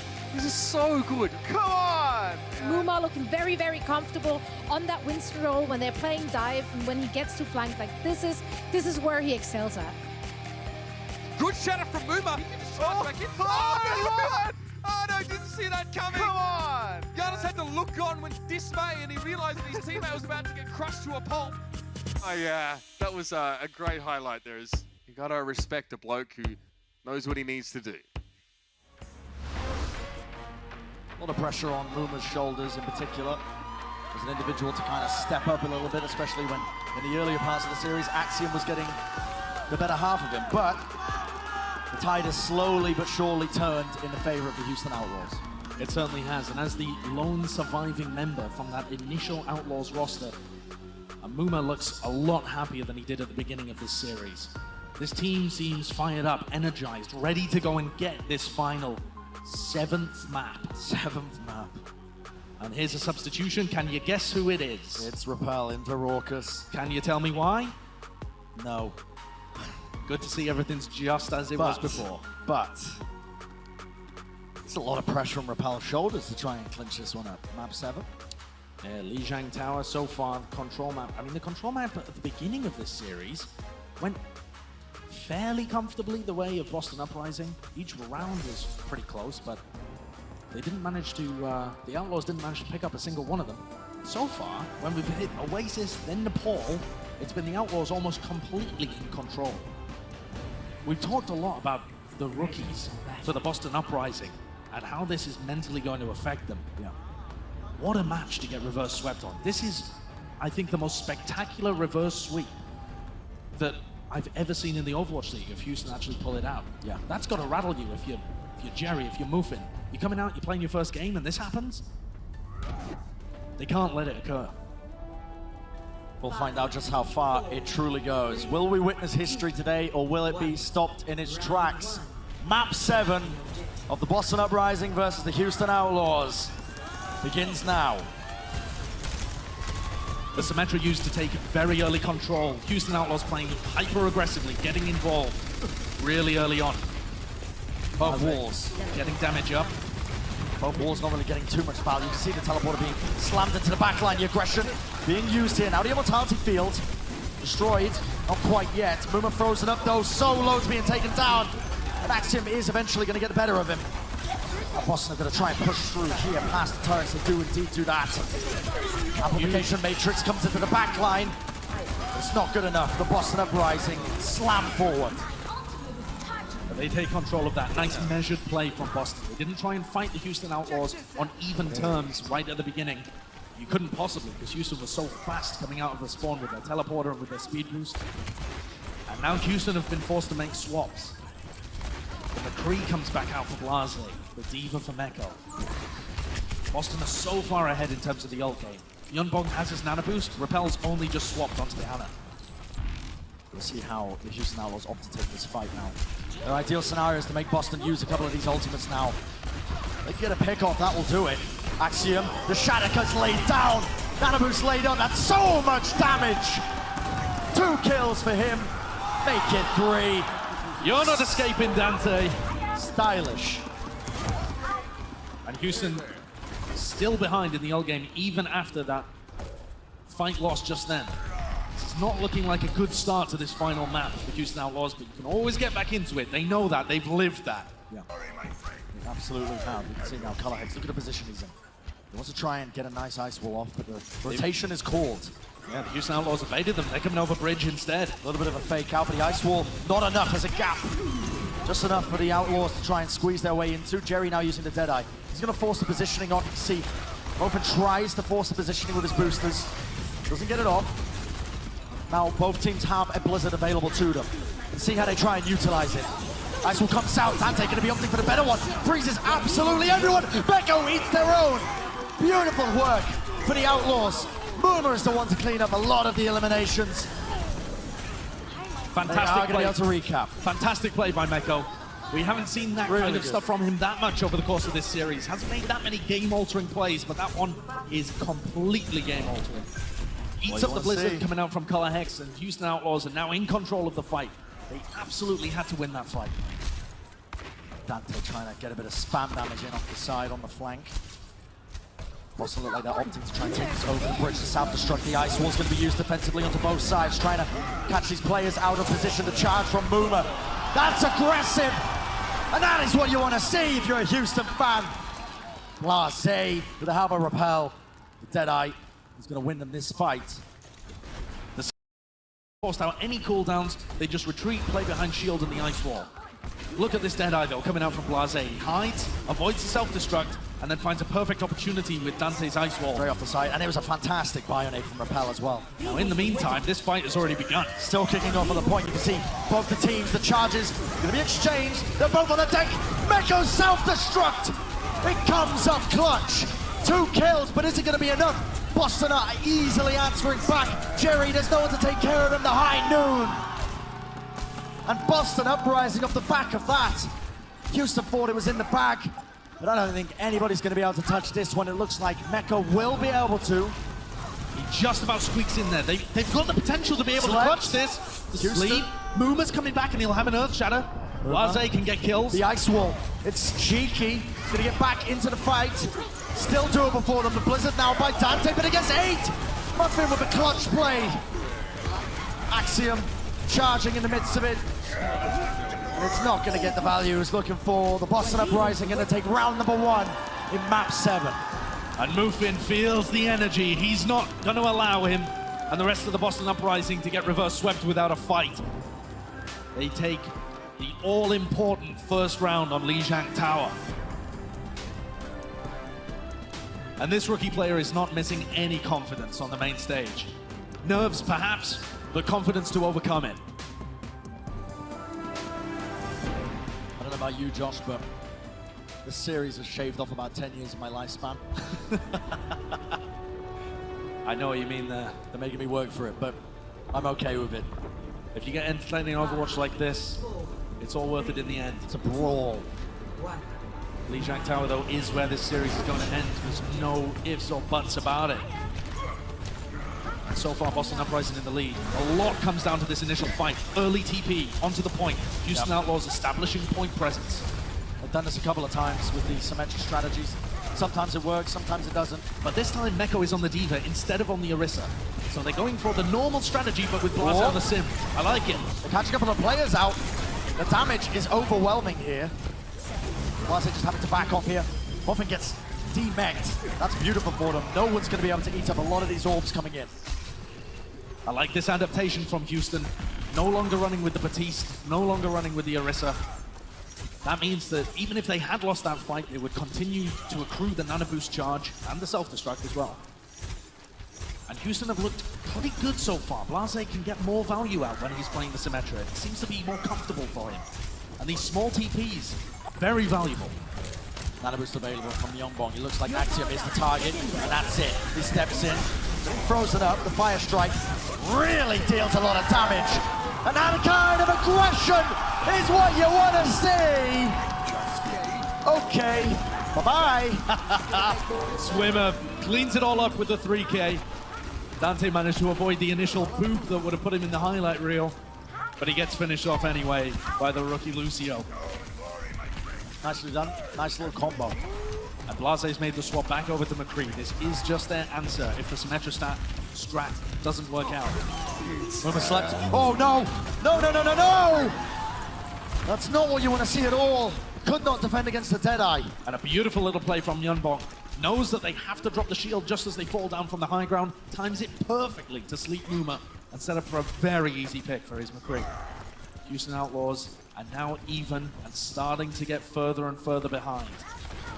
They go for the long rotate around the back. Boston Uprising read it. Oh, but it's a fake out. It's a fake around. They caught him out of position. Robin caught. Not teammate just yet, but finally taken out. And we see now the Blizzard going to be used by Colorhex. But Dante comes in with one of his own. Great opportunity for Houston to try and capitalize.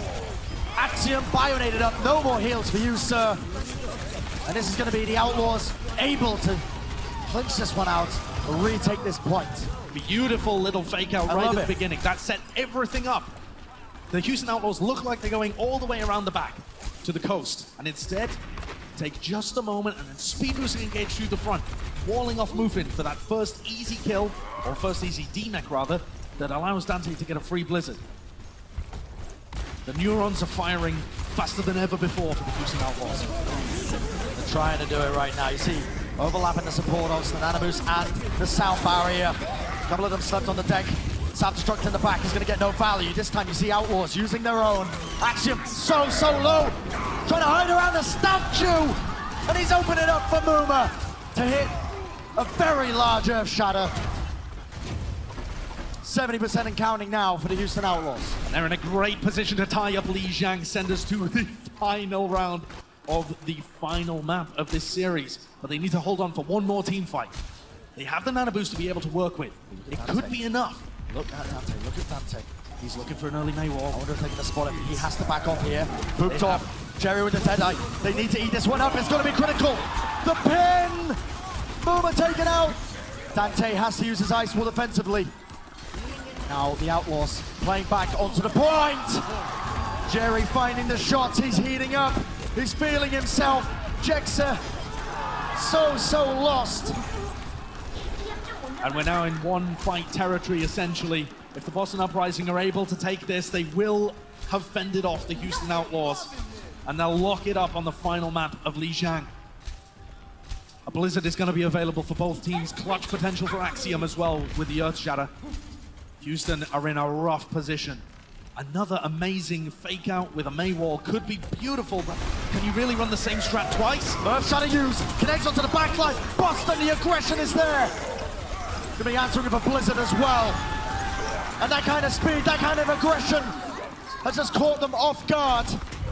5 seconds remaining. Can anyone from the Outlaws touch this one? Jexa is in position. He's going to be able to get the touch. He forces out the overtime, but everybody else from Houston is so far away. The boom coming out from Swimmer as well. No one's there. The Boston Uprising win it out in map 7, stealing away the hopes and dreams of the Houston Outlaw.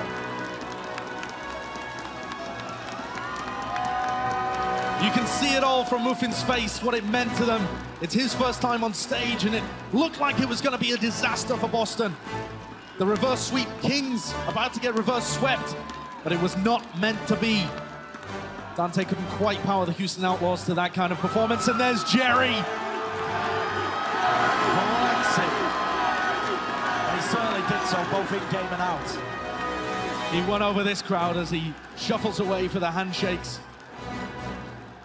And Blase showing respect to his former teammates as well. They couldn't quite get it done there. So close to a beautiful birthday present for for Blase, sorry. Well, they fall incredibly close, so short at the final moments. That's heartbreaking for the Houston Outlaws. You can tell how close they were to it.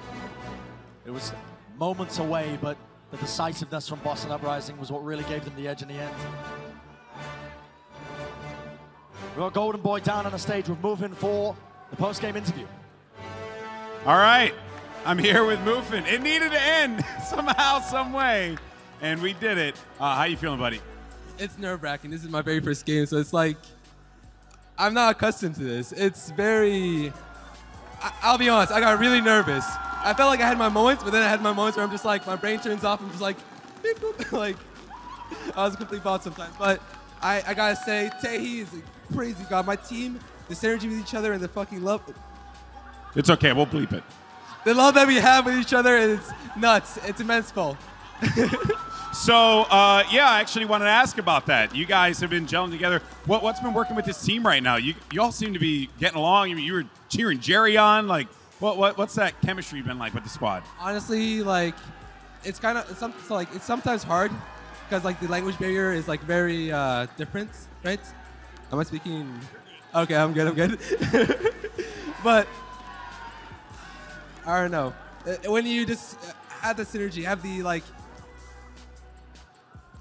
You have that team cohesion. That's what you got. And you're killing the game right now. All right, come here real quick. I want to ask you something. You guys were up 2-0. You draw it a bunch of times. It seemed like we were going to be here until the next Justice homestand. And now here we are. You guys picked up the win. What was the communication like for the squad? Because you realize you're about to get reverse swept. What did you guys do to kind of keep your composure? So initially, like, we were coming into these games, we're like, you know, dancing or like, you know, having fun and everything. I felt like we might have lost focus going into the third round. We're like, oh, easy win, right? But once we lost that focus, we lost like the cohesion that we had. But thank God, Coach Mineral, amazing guy. He knows how to bring everyone's spirits up. And after that round of Lee Jang, we brought it back. They brought it back, and they got the win. Well, there you have it, folks. Boston Uprising take the W. Casters, back to you. Thank you very much, Golden Boy. That was your Coca-Cola victory moment, and what a player, and what a personality as well. Absolutely. I mean, you can just sense it with how Muffin's reacting at the end there, his hands shaking, just the energy of the match. He doesn't even know how to express the kind of feelings that go through a player when they're 2-0 up and dragged it out into a map 7 and nearly getting reverse swept. It's an incredible feeling. Yeah. And the reverse will be being felt as well by the Houston Outlaws. But Boston Uprising managed to stop that 9-match loss streak that their franchise was having with a win here today over the Houston Outlaws, and no one could be happier than Muffin. There it is. Good Sends it technique. out. Wonderful technique, actually. That went some distance. It's got a future in the Olympics, potentially. But that is historical, really. Well, I don't know what I've seen. Well, what a match. Wasn't lying when I said I was sweating buckets. Yeah. But thankfully, we got something to take the screen away from us. We got a player of the match, sponsored by Brennan Hook. And it is going to be Myungbong. This guy has had some ridiculous bio-nades. Great performance throughout the series. And you think about how many of these fights were just turned by crucial sleep darts, and particularly those bio-nades. So many. It was a monster performance, and he really made the difference in a lot of these maps. He was also able to keep the front line up, keep things together, not get picked off too many times. I think a very well-deserved pick for player of the match, even though I'm sure the crowd would have loved Jerry. I'm sure the crowd would have loved Jerry, but you know, we got to shine a light on the supports every now and then because it's an underappreciated role in some regards. But my word, the Overwatch is not over yet. Despite the fact that it almost feels like it. We've actually got one of the marquee matchups coming up a little bit later. What the crowd here has been waiting for, of course, the Washington Justice going up against the Paris Eternal. It's going to be coming up after this short break. But Josh, any final words from what we've just witnessed? It was an El Clasico. El Clasico. It absolutely delivered. We heard it here. Washington Justice coming up next. Can they deliver? Absolutely. Don't go anywhere. We've got more Overwatch coming up after the break. Coca-Cola is the official refreshment of the Overwatch League.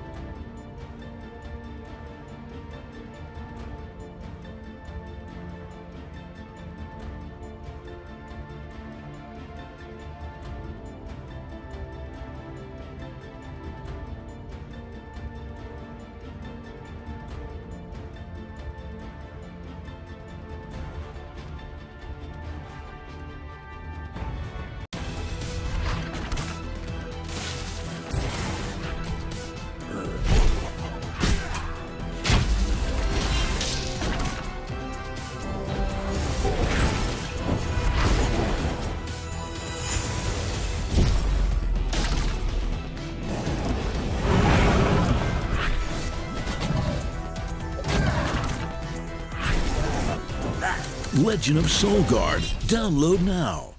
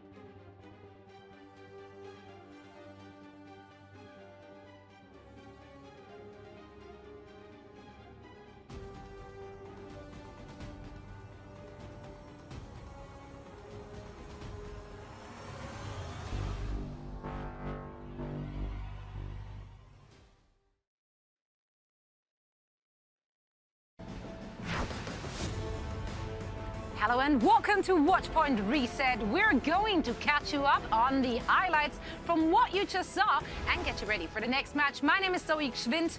Not, was it 1 week's rent? 1 week's rent. Close enough. Thanks a lot, chat, for that one. But no, actually, it's the caption's fault, isn't it?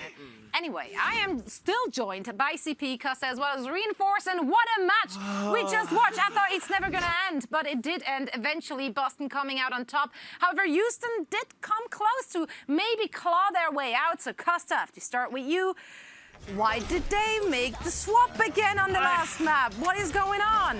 So, we had, don't know exactly how many it is, but we started with Raucous, then we went to Repel, then to Raucous, then to Repel, and then they went to Raucous for the last two maps that they won. And we're like, they're on control, they have the setup, they have the secret formula.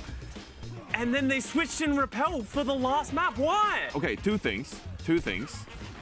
One, they didn't lose Li Jiang only because of Repel. And two, I don't care if you play either of them, just pick one. Yeah. Just pick one, okay? Just stick with one. I don't care if it's Repel or if it's Raucous. Just stick with one. And then, Li Jiang, it's not entirely his fault, so I don't want to put all the blame. But that's a big question. That's a big question on Li Jiang Tower. You're winning 2 maps in a row, you're finally in a groove, and then you change up the communication of the team. Well, the most vexing thing about it, too, is that normally when teams do swap in Overwatch, they do it based on map type, right? Going, okay, this player, he's going to be our control specialist. Yeah. For the Outlaws, they're like, we've had one player play 2 maps in a row, time to swap him out. He looks a little bit winded. They don't have a favorite child. Everyone gets equal amounts of love. Speaking of favorite child, if you're looking at that Outlaw squad, for me, it had to be Jackson. Wow. Oh, okay. What are you gonna? No, I'm with you. Jaxay was insane. The first map that they won, he pulled so hard. Did he have 14 final blows, 12 final blows? He was their carry. He was hard carrying.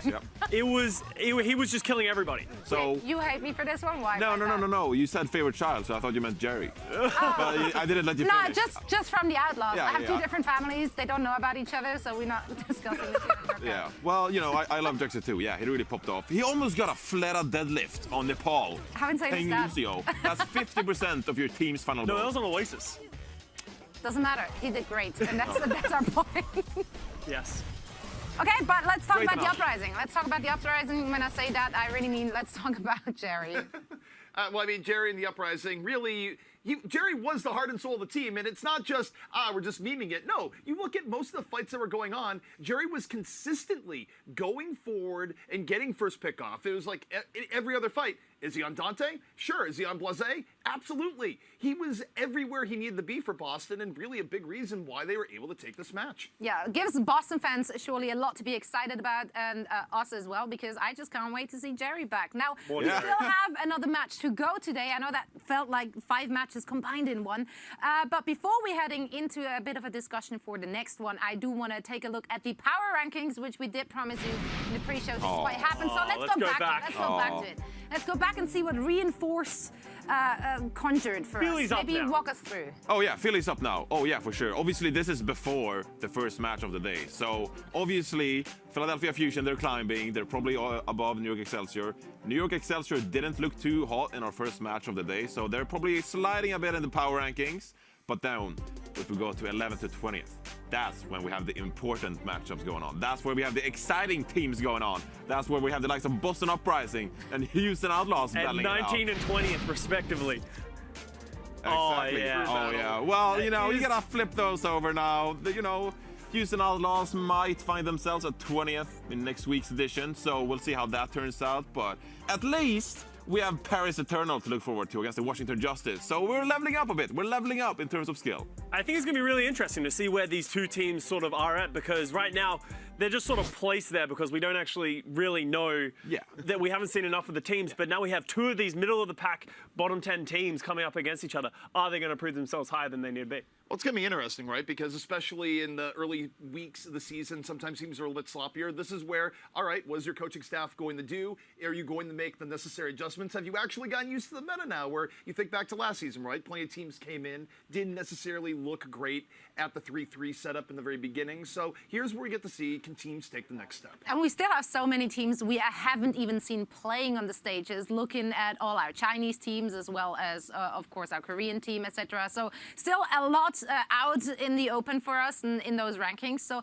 let's see how that's going to shape up. Now, next up, we do have a match for you, and that is our final match of the day, the Paris Eternal taking on the hosting team of the weekend. Of course, I'm talking about the Washington Justice. Let's take a look at the starting lineups for the away team first, starting with the Paris Eternal. Exi, of course, back in. Hanbin making a debut. Guys, what are the thoughts? Well, first off, it's not quite his birthday today, but happy birthday to Hanbin this week. Hopefully it'll be a better birthday than what Blase just had. Oh, come on.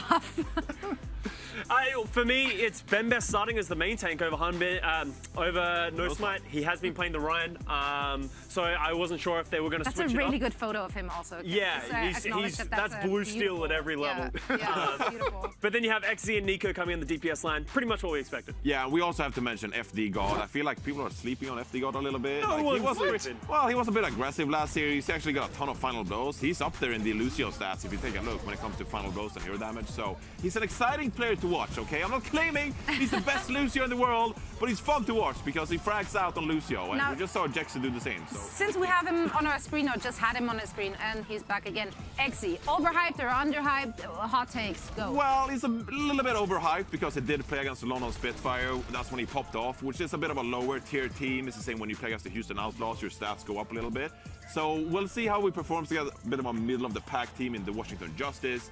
But obviously, he's super exciting to watch, so I'm looking forward to see what XE will do this match. I think all the hype for XE right now is completely warranted, where we're starting to see perhaps a new just class of ultra-dominant hit scan players come into the league and show their stuff. And right now for XE, it's been very exciting to watch. Yeah, for sure. We're going to take a look at the opponents and who they will be fielding as their starting six. Any surprises for you guys looking at their roster? Whoa, Tuba! Tuba's coming in! Instead of Stratos, I mean, that is a bit of a controversial pick. Can't really explain it to you. If I'm going to be honest, I would have expected to see Stratos in the starting lineup. But instead, we have Tuba. Yeah, you can't really understand it. They've always been playing the Mei. Stratos is obviously going to be the person in for that. So are they going to come in with a new strategy on this cost maps? Maybe he's going to be playing. It is control, right? So on control, you can throw out some cheese compositions. We'll see what it has in store. We'll see what we got. Yeah. It'll be interesting. I mean, I also just wonder outright if Stratos is sick, right? Where there's been a lot of sickness going around, players saying, hey, I can't play today. I don't think based off his play, it makes a whole lot of sense to take Stratos out of the lineup, but we'll see. Yeah, exactly. We will see indeed, as we are heading right back to Washington, D.C. to see if the Justice can get a W for their fans at the Anthem. The Overwatch League is brought to you by ZipChair Gaming, the official chair supplier of the Overwatch League, and by TeamSpeak, the official voice supplier of the Overwatch League.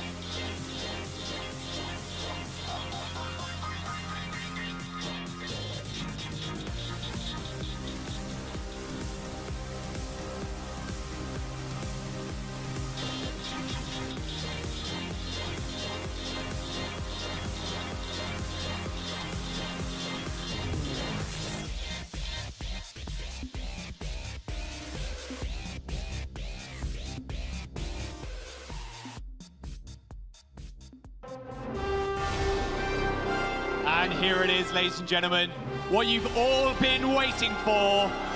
Washington Justice facing up against the Paris Eternal.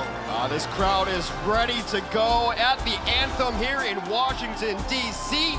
This is what I've been waiting for, too. Both of these teams had amazing weeks in the previous weeks. I don't know where they rank because I haven't seen enough footage, but this Washington team played a very good Philly team, close. They took care of business against Houston. Paris, 1-1 in their opening weekend, but some really bright spots for this kind of revamped Paris lineup. It's going to all be about the DPS, man. We got Exy for the Paris Eternal Isn't it always? popping off. Well, yes, sometimes it is. Popping off a couple of weeks ago in New York. And hey, Corey and Stratus on the other side. They don't just mean business. They mean serious business. Yeah, I mean, I'm going to talk a little more about Washington, but I think right now, as much as the DPS are involved in this league, the Lucios are kind of DPSs right now, and Paris has a guy named FD God, which means, like, I'm the God. I don't know what the FD stands for. We're going to figure it out by the end of the season, but I kind of like the mystery. But this was the best Lucio I've seen, like, in a carry performance, playing nuts, playing aggro, and now we've seen Jaxi do it. There's a lot of great Lucios in the league. Can Arc become that Lucio, more of a Mercy? But I think there's enough pieces on Washington that you don't even have to worry about your back line. As long as they do their job, that front line, the tank line, which is only half of what they might be soon, looks really, really good. You should be excited for this Justice team. I think we better get this underway. Let's toss it to Golden Boy. He's going to bring out some of our special guests. All right, everybody. Here we go. The moment you've all been waiting for. But I figured that I needed to get someone that was so hyped, so excited. And, you know, I was actually in Philadelphia last week, and I happened to see this guy stranded over at a park bench, and I thought it'd be a really great idea to bring him out. So, ladies and gentlemen, give a truly American welcome to Benjamin Franklin.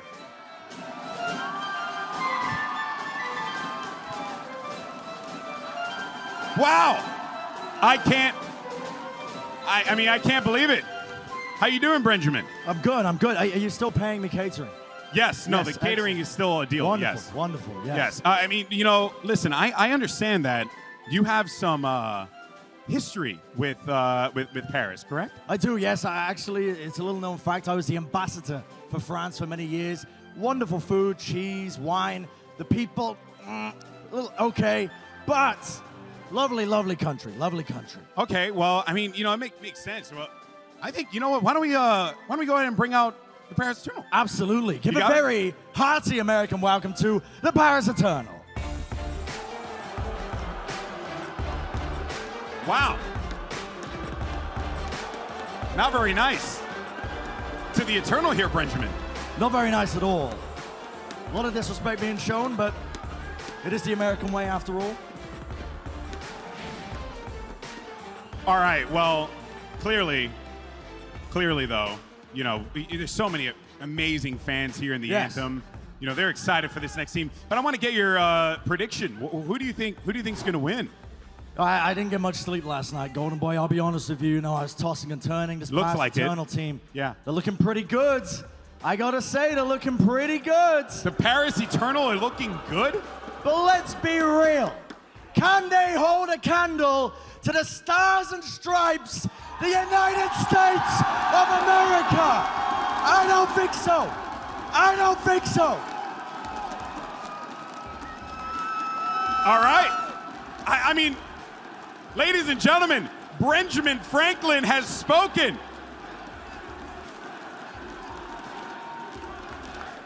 Well, folks, it is now time to make history. This is your 2020 Washington Justice.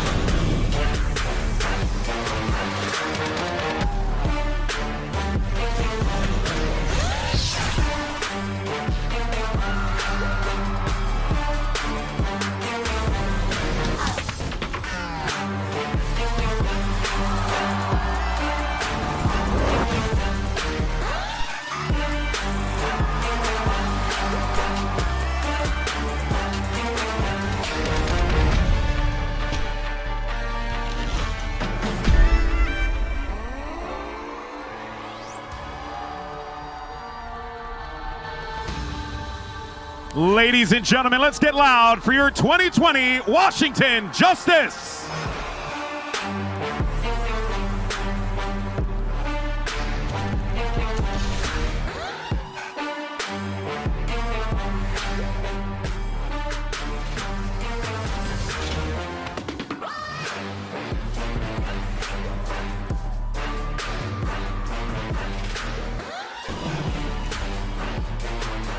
First out on damage, number 21, it's Tuba.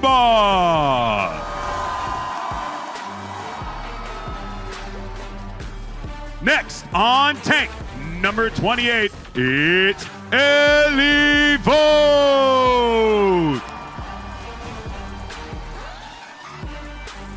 On tank, number 37, make some noise for Roar.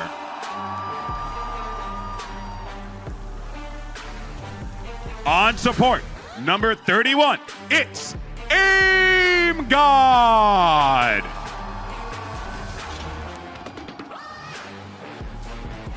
Also on support, at number 0, get loud for Arc.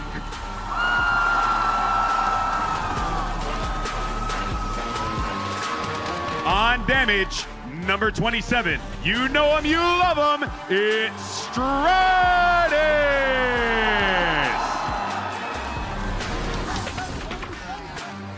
And finally, the pride of DC, one of the best damage dealers in the league. At number 11, he's in the house, it's Corey.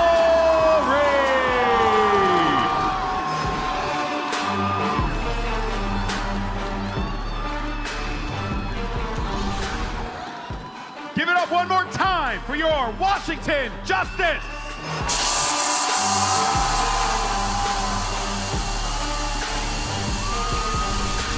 Starters, take your seats, and let's send it back to the casters, Jaws and Hex.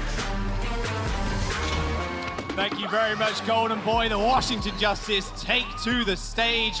Hex, this is going to be a good one. That's a great walkout. Thank you, Washington, D.C., for booing the opposing team. You know I love it. I'm sure at the end of the day, we all love the players up there, but you gotta support your home team, and the way you support your own team is to boo who they're playing against. So this is going to be a good one. I really was surprised with Paris in the beginning, and when we first saw them in week 1 in New York, this Washington team, I think they're only going to get better. And I've said time and again, but I just want to reiterate the respect I have for this organization, because I went through and I was looking at who was on this team last year, and they've just made change after change after change. And I love when a team's like, okay, we're not good, let's change it. Let's change it. Let's make some moves. The whole revamped team, the new Swedish tank line, Lulsish will be coming in later this year. Roar played fine. The damage dealers, they've just retooled this team, and it just gives you hope as a fan. I love this organization and how they operate. I'm honestly quite excited to see what socks Stratus and Corey are going to be wearing. I'm going to be honest. It's important, yes. Yeah, it's very important. This sock game is important. Post that to your Twitter later on if you're not going to show them off. Yeah, as a connoisseur myself. A sock connoisseur. Have you seen my socks? No, I actually haven't. We haven't spent too much time together. I got purple and polka dots on right now. We've got time later on tonight. It'll be all right. The damage, you are right. A bit facing up against Exy, though, his McCree was absolute fire. Yeah. In facing up against NYXL. So, I think we're going to see Washington employ the strategy which we saw them use against Philadelphia. Let's not let Exy beat us. And it was what they did against Philadelphia. Let's not let Carpe beat us. So it's going to be this little micro match within the match of Elivote versus Exy. And is Exy going to get enough support, or is he going to get peeled off by Elivote? That kind of back and forth. But Overwatch is a game with these tiny little micro fights within the overall macro of the game. And that is going to be a fun one to watch. We're going to kick it off on one of my favorite maps. It is Ilios. Do you know what's on Ilios? A big old pit in the center. That's right. You better be watching out for FD God, because he's looking for those environmentals. One of the most fun Lucios I've ever had the privilege of watching play. Like I said, man, it's like if a Reddit Lucio was actually good, is how he plays. A little different style than Arc. We think of Arc as Captain Consistent, maybe a little more conservative in his play, so clashing styles come to bear on our very first map. I don't think they're going to stay on these sims. This is very similar to the old Lucio rollouts, where you just use a teleporter and then get your guy a little bit closer. It's all about the mid-fight. Crowd is definitely behind Washington. You can hear them so excited to get this match underway. They've got an hip on the Moira respectively. We've got a Sim coming out, Corey and Tuba on the Doomfist and the Reaper. First to the point though with Paris, is actually just teleport them forwards. Edigo's going to have a little bit of an issue trying to deal with people. Paris trying to get a little bit of damage down to the front line. Corey in a lot of trouble, but he's going to be fine for the time being. Axie and Tuba end up trading. Paris still manning the point currently as Raw also falls a lot of turrets for Elibo to kind of navigate around, but the rest of his team are kind of falling by the wayside as the first cap goes over to Paris. First cap, a really interesting composition right now from Paris. Xy's going to get off of the Sim. It was just a 0.1 strat, but now that they have the point, but mostly running the Sigma and the Moira. Not seeing a whole lot of either of those heroes lately. Aim got on the Moira as well, so it's a race to get to Coalescence. Hip a little bit ahead, but not by a significant margin.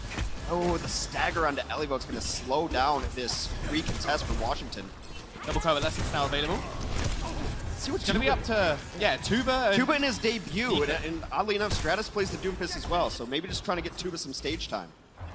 Yeah, Tuba, I can imagine we'll see a little bit far, potentially. As far and Doomfist are extraordinarily good. Almost goes down though, just punching straight into the Coalescence. Not normally advised, but he does manage to survive for the time being. V2 strike still available as they do make a quick rotation to the point. A shatter from the high ground though. Oh, Tuba, he collides with the main tank. Ben Best laying down the shatter as well. This isn't going to be good. Harbin's going to manage to kill 2 off as soon as he sent everybody up into the sky. It's going to be the big problem for Justice. They are running into so much disruption coming out from Paris. That Flux does so much work to stop Tuba, stop Corey, and even stop people like Ark and AimGod getting away if they have used their mobility cooldowns already. And Sigma's not a hero we see a lot, but still a very difficult hero to kill, and in the right hands, an absolutely deadly hero as well. Hanbin making his debut, just came of age recently, so what part of the new Paris look we get? No, Tuba is in, did receive the beat, knocking everybody sky high. FD God and Hip set rather low, but once again, Washington Justice making their way to the point. This is where Tuba really wants to fight. He can punch people against the walls. Now hunting for Hip. Can't quite find the last shot. Hip still surviving somehow. He needs to do something. The Cole is going to stop him from going aggressive. Using the Meteor Strike onto the point now. Blocked by double shields, but he's still doing a lot of work. Keeping himself alive. That's going to be the important thing. Self-destruct on the point as Raw and Ark take the kills that they need. And Tuba ends up finding 3 off the back of that too. Paris Eternal, 96% on the board, but Washington Justice find the cap. Tuba with the cleanup, but actually really impressed by Roar. He opened up that fight with a kill, got a couple more swings away, working really well with his Lucio just to control space on the point, being a distraction. Everyone's looking at him. Tuba comes in, cleans up the remainder here. This is going to be the cleanup. Always show up in the kill feed, even though maybe didn't do all the work. Ooh, cool. That's a good one, though. That one's, I'll give him credit for that one. That's a cleanup. That's a cleanup. Still though, 3K. Yeah, still 3K. Only one of them counted according to Hex. Big shatter. Pump been sent to the ground, sent straight back to spawn.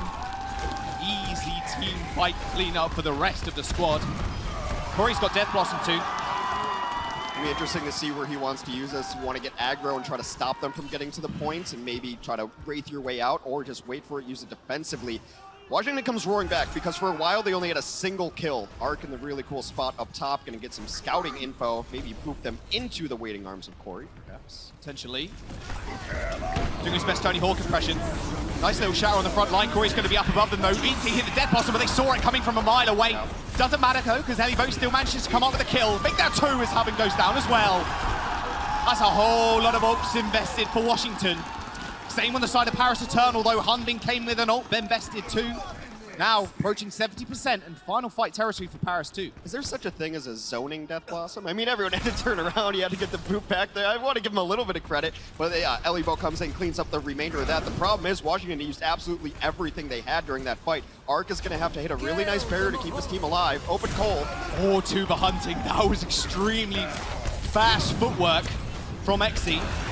Death Blossom coming out. Nico's got that position available as well, so he can just throw that forward willy-nilly as soon as he looks for that Matrix. And they managed to finish off Raw. It's a good start for Paris. Taking out the main tank is always a good thing, of course. No shield to hide behind now. Big boot from onto Ben Best, but it doesn't matter. He does manage to recap the point in time too. Paris Eternal, 99% now in OT, but Tuba comes back, killing off Exy. Moore's going to come right back in now. There will be a fight with most of the team ready to be up and in fighting condition. Washington has a lot of players dropping low, but they get healed. Flux is coming up as well as that. Coalescence available for Paris Eternal when they already take out Raw.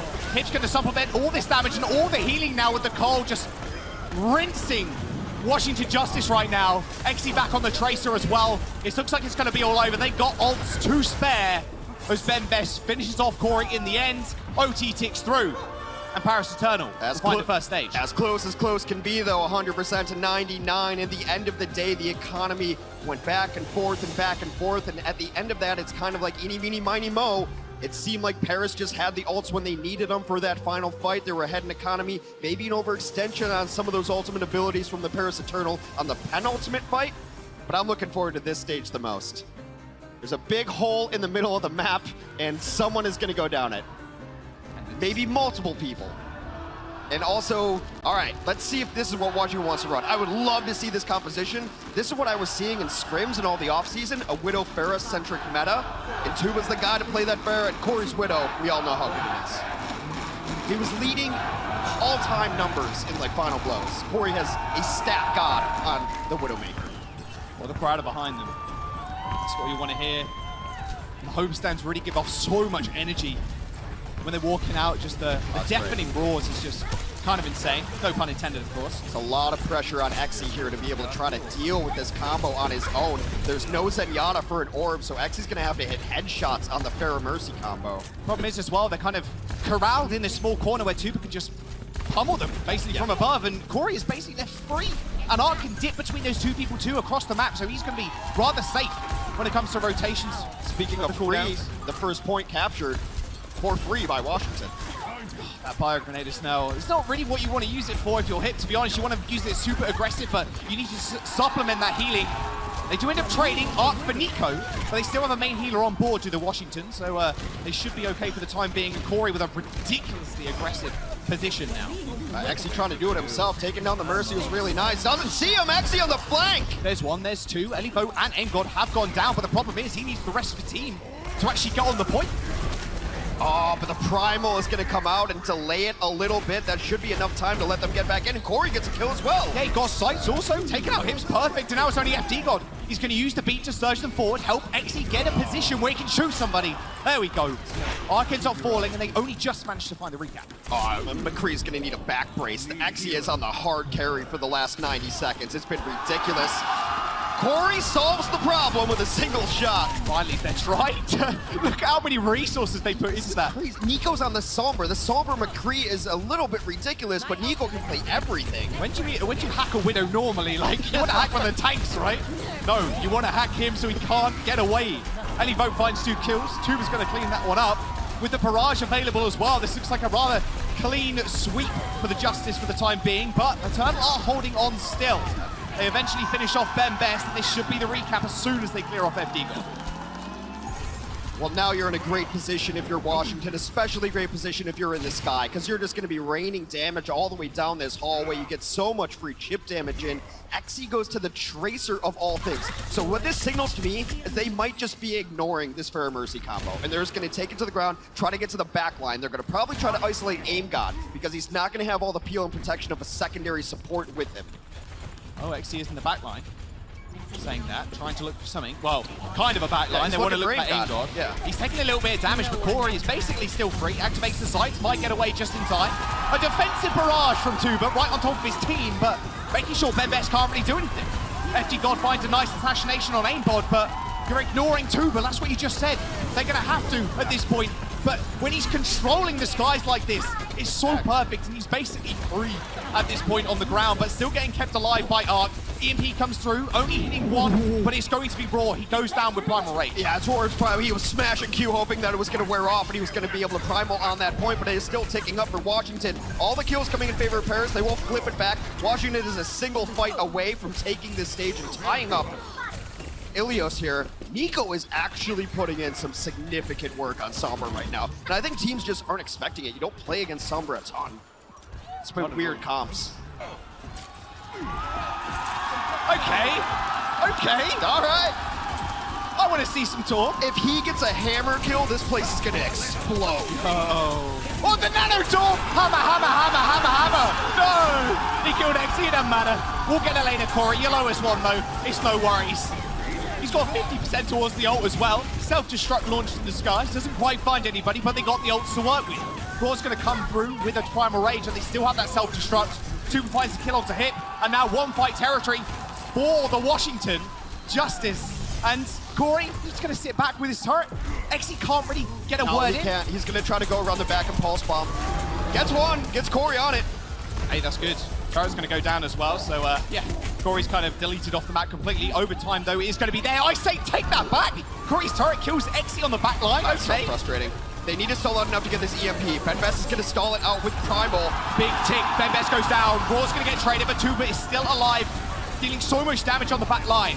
The Coalescence is at Paris Eternal's back. Huge the EMP hit 4 people. Tuba and Elivo get demegged. Ain't got an arc. Going to be on the point to try and sort out for some more time. But the Molten Core is going to be there, helping off and fending away Hanbin for the time being, stalling out even more time. This is absolute chaos as everyone's just trying to stall out. All calls have gone out the window at this point. He's just calling targets. Oh, look at that. Presses that overload key. There's no way he's going down quick. Benbest is going to fall, and Corey is still alive and well in the back. OT ticks through, and Justice are going to find the map. Aim God hits a dart at the last second. His hip was about to get onto the point as Moira and Washington brings out a cornucopia of heroes, but gets it done on Ilios. Torb, a fan favorite, of course. Corey busting it out. 1-1. I hope this one also goes to 7. We've been treated to some excellent Overwatch today. This one living up to the hype thus far. Oh, man. All right, so this is the Torb. Corey goes down, but look at this turret, unreal turret accuracy. Yeah, I mean, must be close to 100%. Turret is actually leading for my player of the game so far. It's a clutch kill. I think that's player of the day, to be honest. You see that Outlaws game? Yeah, it's true. It was the Outlaws' best DPS for a while. It was the turret. Beautiful headshot by Corey. Doesn't quite find the kill. This stage on Ilios has always been Widow v Widow. When you can run it, it's Widow v Widow. Corey starts it off. That's a huge kill. Moira's not easy to headshot. That's you just give up the point right now if you're Paris. Yeah. There's absolutely no way you come back into this. You don't have enough heals. Although I say that, Aim God goes down a little bit too aggressive, but the point should unlock in a second or so, and they should be in prime position to take it. Yeah, but now it's not going to be as free as it was supposed to be. Oh, they push him off. Ever so slightly pushed off. So Washington in a really good spot right now. They can stall for basically forever if they're sneaky enough. Raw does end up going down, which is a kind of bad belly, but hasn't got too much protection at his back now. Xyz finds the head of Aim God, but Tuba keeping the point alive for the Justice. Does manage to find the pulse one on FD God, still dip diving and dodging around the point. A few extra percentage here and there will do it. So, about 25% or so. That will be the flip. Xyz has sights, ever so slightly. But you think you hold them, right? You almost always use them when the other Widow uses them.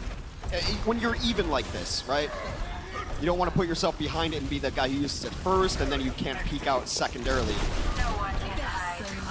And best with a ridiculously aggressive position. Coalescence forced everybody forward. Beautiful pick onto Tuba. Corey and Xyz have both popped sights, so both teams know exactly where each other are, and chasing to the spawn doors. Oh, yes, sir. Push it all the way back. Elibot actually gets Xyz there too. That's really nice because it opens things up for Corey. Now he doesn't have to worry about opposing sightlines. He can just go wherever he wants. Yeah, but he is in the back line. He has got self-destruct, but he's going to receive almost 0 healing. No long-range healing really available for Justice right now. Self-destruct does come out. Coalescence as well, aiding in this push and almost keeping Elibot alive in Baby Diva form there. His hip doesn't end up going down to Aim God. Good start. Raw commits Primal Rage to try and kill off Xyz, make Corey's life a lot easier. Corners in as Corey also takes the kill onto FD God. Now they're going to try to use the beat to finish this fight up. The Blizzard in the back wasn't quite enough to finish off Elibot as he takes out Benbest. They're still grappling with them on the point. Self-destruct should signal the end of it there. Have been trying to get back into May, but an easy 2 kills for Corey. Make that a 3rd, maybe. No, Tuba's there to seal it away.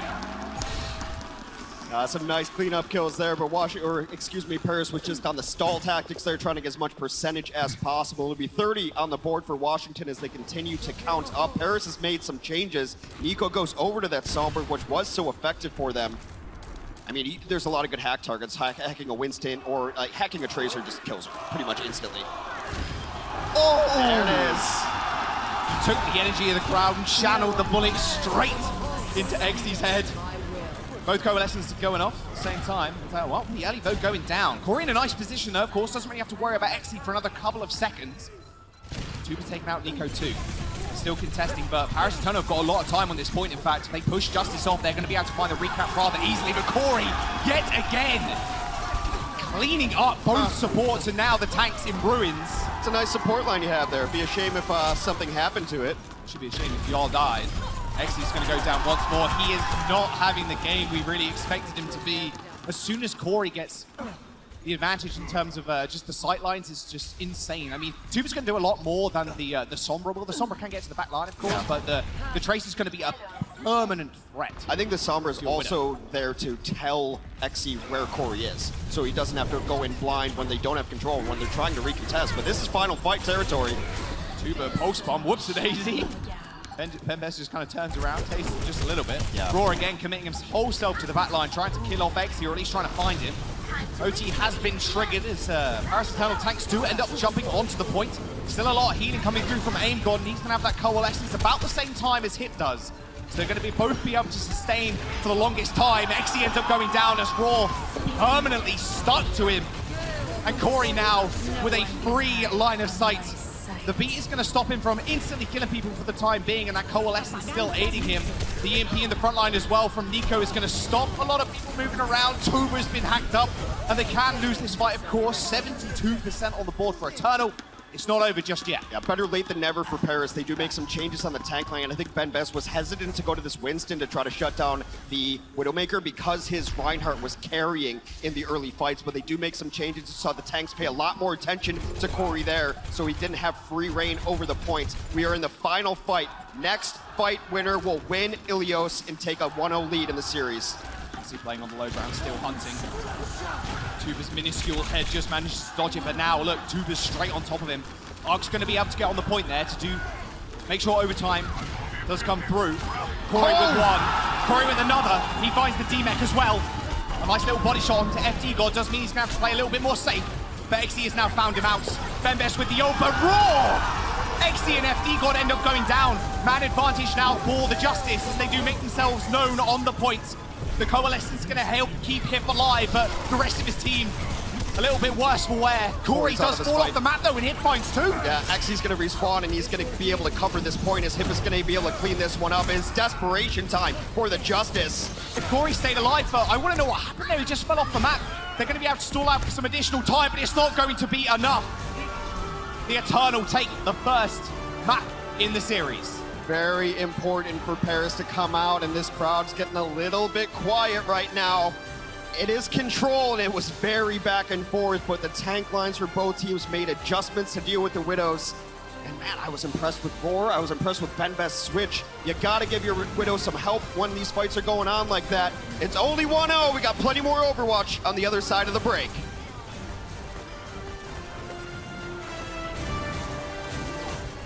Coca-Cola is the official refreshment of the Overwatch League.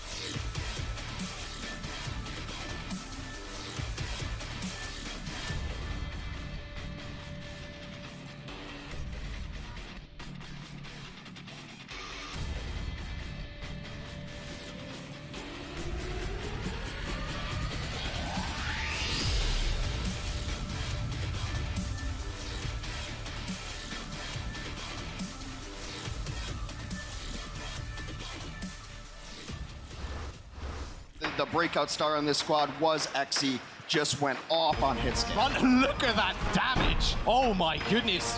Tries to chase him down. That's filthy. Filthy stuff. I mean, the double ding, make it 3. He's definitely a god. Here we go. This is what you wanted to see. Matt, this is just one of 3 players coming from that Element Mystic squad, and he's already made a splash. This McCree is looking good.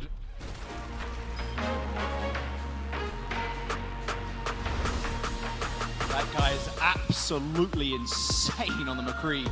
Couldn't quite stand up to Corey on the Widow, but when he gets his hand on that Cowboy, oh boy, does he put on a show. What a debut that he had in our first week, instantly making a name for himself in the Overwatch League. And what both of these teams have, and what I think we're going to see what the top teams in this league eventually have, is a DPS that demands a response. And I think you're seeing some of the lower level teams that we don't think are very good. They don't have a DPS that you have to respond to. These guys, if you let them do what they want, game over. You have to put pressure on both of them because they will straight up just click heads and win games for you. Stone Cold Killer versus the guy that will definitely call you back. Yeah. So same-ish crit accuracy. Look at the Deadeye kills though. Xy's just getting so much more value off this. Of course, Deadeye, more often than not, relies a lot on your Lucio speeding you, Ryan, or just anybody that can interrupt a shield. That's one of the reasons why they performed so well in the New York homestand. Right, and I think it's kind of an unfair comparison for Corey because I'd say his McCree is like his 3rd or 4th best hero. I got his Widow and Hanzo above his McCree, really. His Widow and Hanzo are just magnifique. And Nexi's best hero, I think, is probably his McCree. So, you know, Corey being able to put up stats with what I think is, like, in the very small sample, one of the best McCrees we have in the league, as his 3rd or 4th best hero, is still pretty impressive. So, look, I know that the crowd's a little bit down. You went down 0-1 and you want something to cheer for, but it's control, so nah, whatever. And it was close. It was super close. Looks like we got a sub coming in. Tuba's taking a little seat out back. Stratus sitting up in the hot seat now. It's one of my favorite moments from Season 2. Takes off the sunglasses, only for another pair of sunglasses to be on underneath. Stratus has all the personality in the world, fun to watch. He's going to put on his real glasses, help him aim. Yeah, this is the DPS duo that I expected to be playing most of the time. I think Tuba is going to be that specialist for control maps. His Pharah is probably the best Pharah they have on the team, and that's fine. I think you're going to see a lot of different heroes come out as the league evolves into different rule sets as we go on, as the year goes. Speaking of going, we're going to go to the Temple of Anubis. You're still with me, audience. Washington Justice aren't out of this just yet. They're going to start out on defense. Paris Eternal on offense. The double tank defense. This is a brick wall of a defense right now. You're going to have double shields. Arc is going to play the Brigida. Aim God going to pump all that damage. Stratus locks him up, and then it's just about Corey trying to hit arrows. That's what this composition is built around, that they are going to be stout, and they're going to give Corey all the protection and shielding in the world. The brawling potential is insane as well, right? Yeah. I mean, at the end of the day, Paris, they want to run over Orisa. That's the best kind of counter. You walk past her shield, start battering her. But the problem is, what happens? Well, you run into not only a Ryan, but now a Brig too, which is also healing the rest of the team. Yeah, the Brig just healing everybody, and also Hanzo's best at like mid to even close range. You know, he's not the best long range hero. Hit an early sleep, but both teams running this Hanzo, so they're going to hit sonic arrows, they're going to know where each other are, but look, Anubis is kind of figured out. Most teams are going to try to go left side room, you use the wall to get in there, you wait for the wall to come off cooldown, and then you use the wall again. This is going to be where they really stand up to them. This is kind of Washington's wheelhouse right now because they want to have Arc up in front line, they want to have Raw too. You've got to be careful, Hexy. That was a millimeter away from being a headshot. Corey can see it. Kind of baiting them in almost. Corey's going to have to be a little bit careful. He hasn't got any cooldowns left, and Exi finds his head, pins him up against the wall. He is going to go down, but Elivote does find a kill onto hit. Very good start. Now they have to rely on FD God for the heals. But Elivote falling is kind of bad news. Only one shield stands their way now. Raw gets run over as well. Heals or not. Paris Eternal holding W. They move towards this first point. No permanent progress. This one is over. It's just going to be Stratus getting cleaned up there. You got to give the Paris Eternal a lot of credit there. I mean, Exi hit all the shots that he needed to on the Hanzo. Hanbin was there, and you know, good healing out of him and FD God. Now let's take a look at the ultimate situation, because oftentimes the winning team on the first map is going to have a big advantage, and they can use that to roll into the second points. Corey, did he switch and then switch back? Okay, Corey resets his ultimate, no Dragon. Meanwhile, Xy's gonna have his Dragon Strike available soon. Nano incoming as well. I think you Nano bend best, then you, oh, Paris is in a great spot right here. It's all about execution. Oh, that's a good pick. That's perfect. Couple of Storm Arrow shots straight into Kit. They just go home. Look, Assault is one of those maps that, like, if you get picked going in, it's over. You just back up immediately because you need to ace this as the offense. The defenders are spawning right there. You have to be so much better on offense than defense to actually complete Assault. So Paris is going to wait until they have all of their combos, nearly 6 ultimates on board. So now it's just order of operations and execution here. Can you get a nice Blizzard into a Dragon Strike maybe? They self-destruct. Paris has everything at their disposal. Just want to see the execution. And they're taking a lot of damage. There's the Nano. Beautiful lead by Elibo. Goodbye, Dragons for Exy. Now they can just basically move on forward with immunity, as Bembes was nanoed. Oh, the what? Oh, absolutely not. Denied completely. Stratus read him like a book. Corey does end up going down, however, to Exy, so it's a good shot, but the reverse shatter from Raw is going to be enough for them to hold on for now. It's going to send him scurrying on back home. And Washington is able to hold strong. And here's the thing. They ate the Dragon. Blizzard came out. Shatter came out. Nano came out. I believe Barrier came out. Paris used everything and got absolutely nothing out of it. Here's the Shadow that we were waiting for. That wall being up there. It's like, oh, no shield? Yeah, could you drop wall real fast? Oh, thanks. Easy, please. Very nice. Vor's been playing exceptionally well. It looked like he was getting beat up on one game, but that was part of their strategy. Dragon's on the side. Just pushes up through the room. Does indeed. It's actually kind of smart there. Bembes actually backed into the Dragons to take a little bit of extra additional damage there because it doesn't charge Corey's ult, but it gives a lot of ult charge to his supports. You see Corey's POV, DPS role star, voted on by his peers. And he really only had a stage to play DPS. Coming up big, Self-Destruct's going to come in as well. How are they going to stop it? That bomb goes off. Nico slaving on the job. Ends up getting finished off by Elivotes. A good hold so far for the Justice. Plus they have managed to back up onto here. Plus Stratus is probably going to have Blizzard as well. Paris Eternal, again, used quite a lot in these fights. Yeah, right now Washington's in a fine spot. I think Paris, you just go in, and even if you get ult partway through, you kind of just junk rush it, right? Or an eco push, as some other games call it. Yeah. So, because you're probably not going to win this fight on a Dragon Strike alone. I mean, I can almost guarantee you're not going to win the fight on the Dragon Strike alone. However, Washington did end up committing a lot. The one great thing for Washington, though, is that Stratus should have his Blizzard up. And Blizzard covers his entire point. It's so good on Assault maps. You can just end it rather quick and cleanly. Exy now trying to set up, like you said, the Dragon Strike. Really the only tool they have right now. Well, Ellie's just waiting to eat it. Oh, he is. He's waiting around that corner. He's got Sonic Arrow in a couple of seconds. There's the Dragon Strike. Didn't quite eat it, but the Lucio's going to help everybody escape. Nano boost onto the front line. Raw looking rather beefy. Shadow on the side. Hits the Ana in the back too. Aim God. Not healing anybody anymore. He's going to back off rather swiftly. They're just looking for a stall out now too. I mean, right now Paris is trying to die. They are trying to run in and get killed because they know that one is over immediately. As I said, the offense has to play perfectly for a long time to finish out Assault maps, especially on second point. They used only 2 ults as well, the Shatter, and then they used the Nano obviously to build up towards that Shatter. Yeah. They have Dragons and Blizzard to rely on now. The economics look really good for the Washington Justice on their defense. It seems like they're calling it out in advance. Guys, only use this, only use this. We'll make adjustments if we have to, but these fights have been ended so quickly with their use of ultimates that they've never had to really adjust their plan. So this one's like, use Blizzard if we have to, but we'll see if we can get opening picks and maybe save it. I know, Exy's on the Cree. Oh, and he's found Corey. Knew exactly where he's hiding. Fast spawns though for the Justice, plus you can use that Dragon Strike from spawn if you need to. Oh! He comes in, but Anyfo says not today.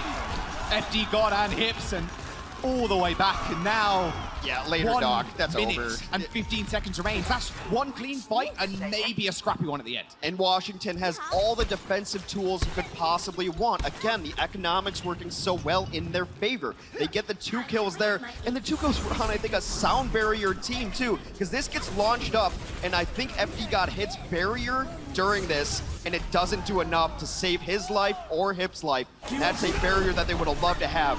Justice, oh, Dragons as well, FD God.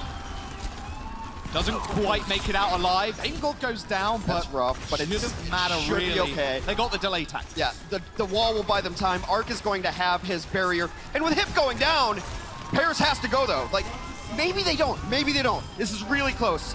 Okay, Paris can back up. With 20 seconds left, it's going to feel kind of scuffed, though. It's going to feel like a scuffed push, but now Paris has all the check marks they need. They would have loved to have that barrier back, but you got to go with what they got. 5 ultimates.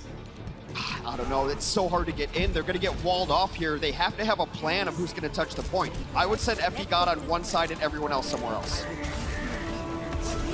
got the Nano. Nano goes on to Raw. He's on the sidelines. Aimgold keeping everybody alive, but Corey is the first to go down. That Blizzard doing a lot of work actually for Paris, clearing everybody up. Then Best gets nanoed, frozen up as well. Can't really play Overwatch right now. Launched up into the high in the skies too. Perfect play from Stratus. But Exy killing off 2 is good. Paris have a foot on the point and potentially 33% as well. Yeah, nice. Hotman is able to use his self-destruct. That's just get a new mech, but he goes down before he can remech. Exy with 3 kills though. Dragon Strike coming out from Corey. Exy rolling straight into it. OT ticking down. Someone has to touch, but no one can.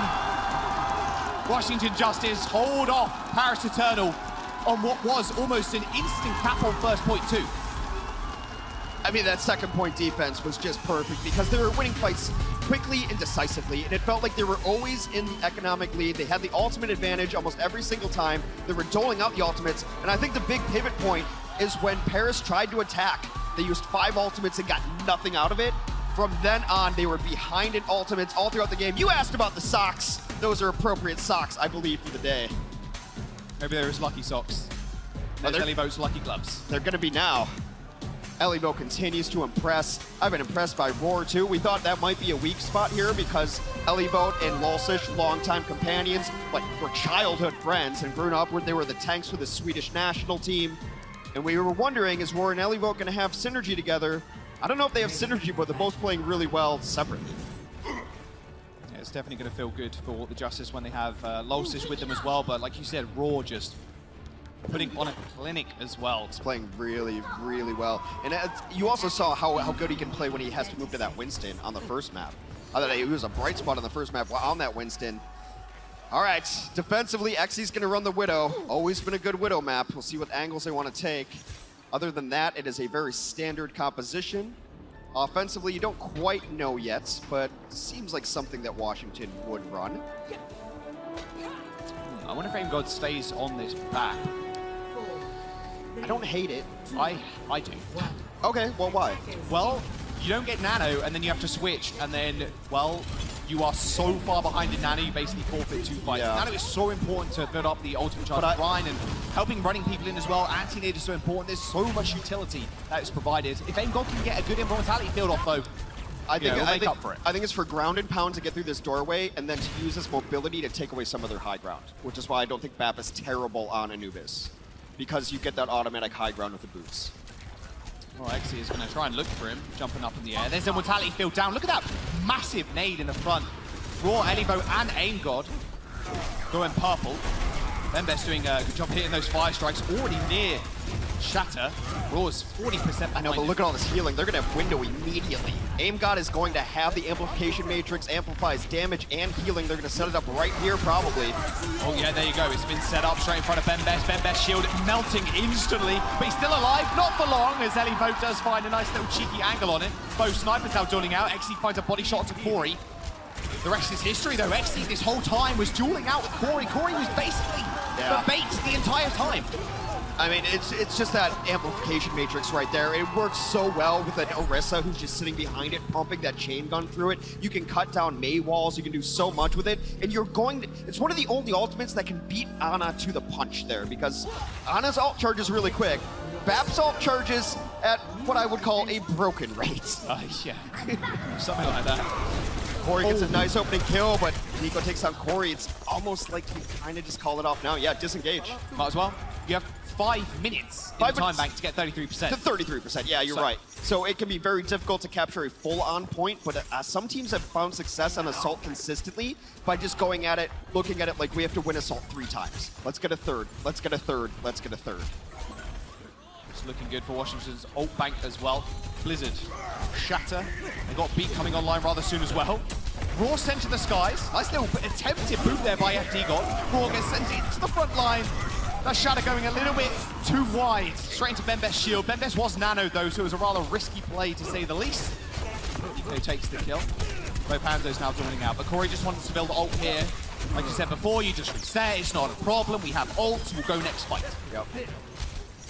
So I think right now Washington has to take a little damage before the next fight and get Nano up because they know, and Nano just came out on the other side. So that's the one thing that you are certain of tracking ults. You know Paris just used Nano Boost. So if you can get a one-on-one with your tanks and you Nano Roar into this, you're going to have the advantage that should give you an opening you need to get Stratus and Corey closer to the point for a Blizzard and Dragon Strike. Let's see if they can set that up. Unbin just kind of checking it right now. Dragons are going to come out through the wall. Only a little bit of extra damage down. Beautiful disengage here too. Yeah. That's Nico's Blizzard and it gets nothing.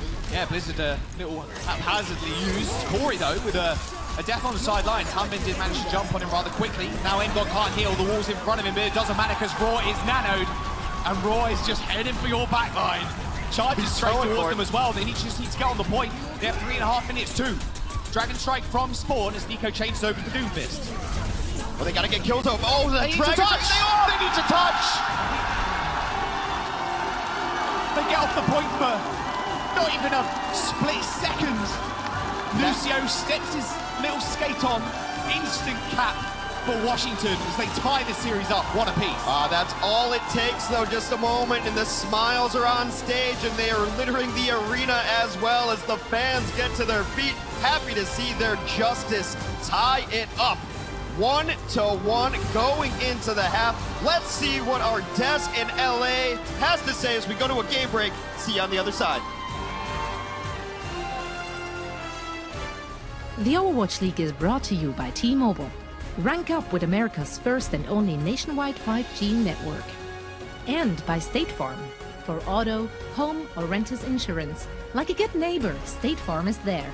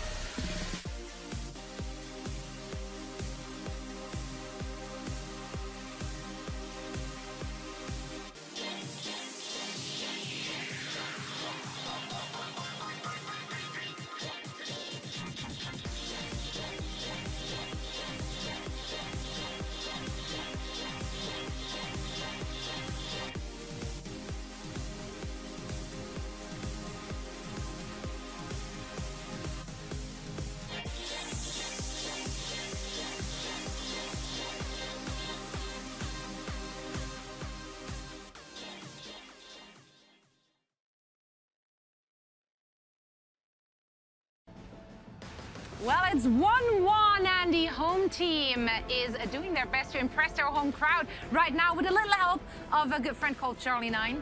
And well, you know, sometimes he sweeps in there and just helps a friend out. Let's dissect what we just saw though.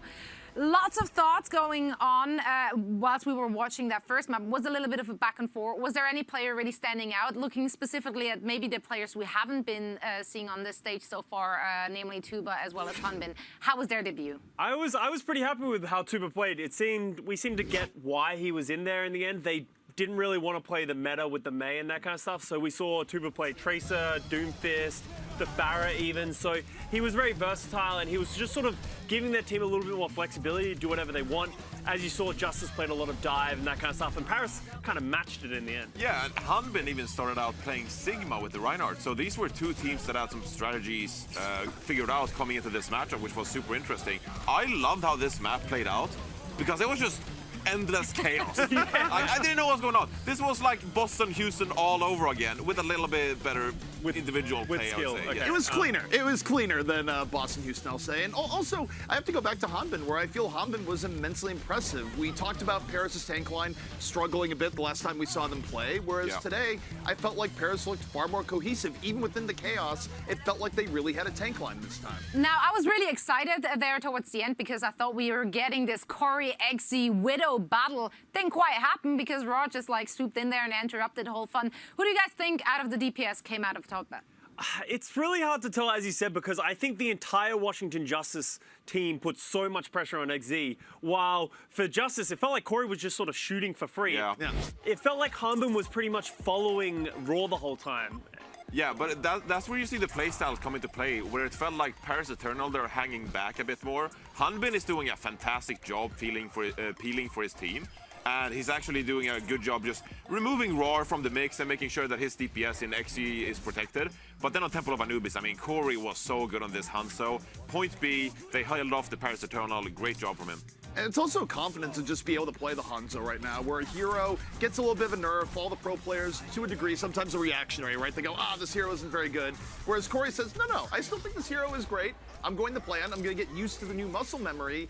And really did make the Hanzo work in a time where many teams have abandoned the Hanzo. Now, you had a lot of praise for Elivote as well, looking at that second match. Oh, yeah, I think Elivote did a great job. To me, this match so far is about the two divas, because I think they're both playing exceptionally well. I think Hanbin is a large reason why the Paris Eternal are so competitive in this matchup.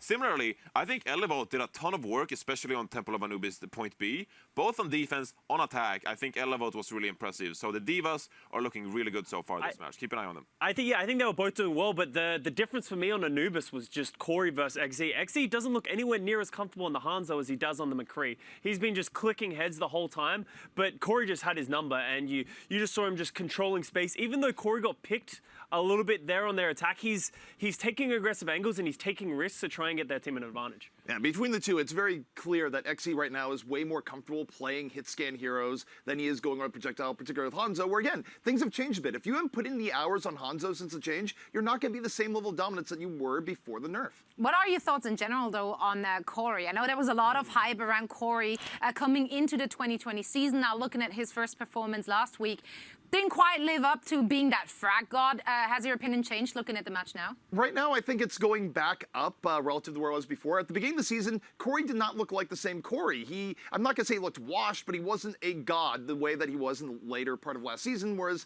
this series so far, Corey's come back in the fray. He's not quite the same heights, but he's looking a lot better than he did the last time we saw the Justice play. Now, let's talk about people who get it done. And of course, we are doing that in Crunch Time, our wonderful segment presented by Pringles Wavy. Now, you guys have a very special crunch for us today. Very serious analysis. This is important in right this now. edition of Crunch Time. Stratus, you're crunching too hard, okay? Watch out for Roar. Look at Roar. Look at Roar. Yeah. Yeah, big. Come on. Check the players.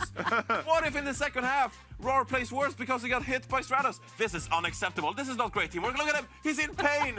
He's in pain because of Stratus is crunching too hard. Okay, I know we love Crunch Time, but peel it back a bit more, Stratus. Take care of your players. I think if I'm the Justice coaching staff right now, I just make a seating arrangement change where I decide that, change it up a little bit. Put Roar, more space between him and Stratus. Maybe put Elivote in there. Elivote looks like he can take a good hit. It's a break in trust as well. Like, how can he ever trust him again with that kind of engagement? It's going to be tough for this team to really roll it back together. I think Stratus is going to get left hanging. I think one of these days he's going to crunch too hard. And you know what? He might have deserved it. He might have deserved it. He does deserve it. Yeah, there you have it. Now, thank you guys so much for Crunch Time, presented by Pringles Wavy. And we are now heading back into the rest of this match over in DC. And stick around, because afterwards, we will be having Watchpoint post-show coming your way. The Overwatch League is brought to you by Pringles Wavy. Big crunch, big flavor.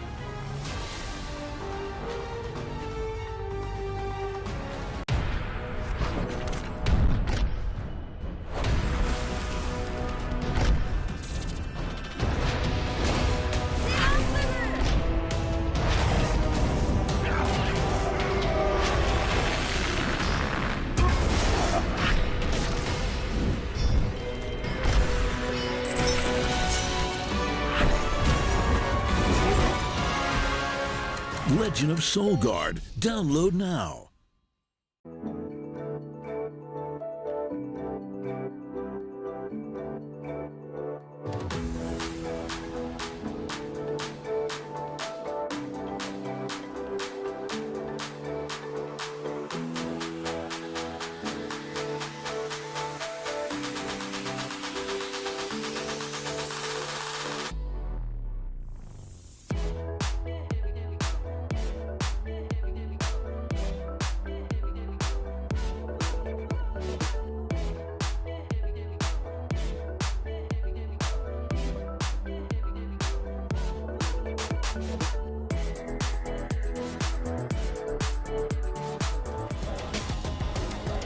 Welcome back, Washington. Paris Eternal facing up against the Justice. One apiece so far as the Justice handily take Anubis.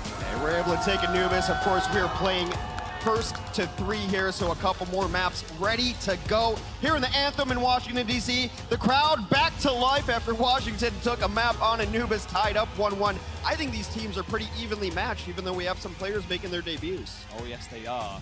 Hunbin stepping up to the plate. Old Element Mystic players come across with a couple of Element Mystic players, of course. We'll see Sparkle later in the year too, and we got Rush obviously sitting back behind the stage in the coaching.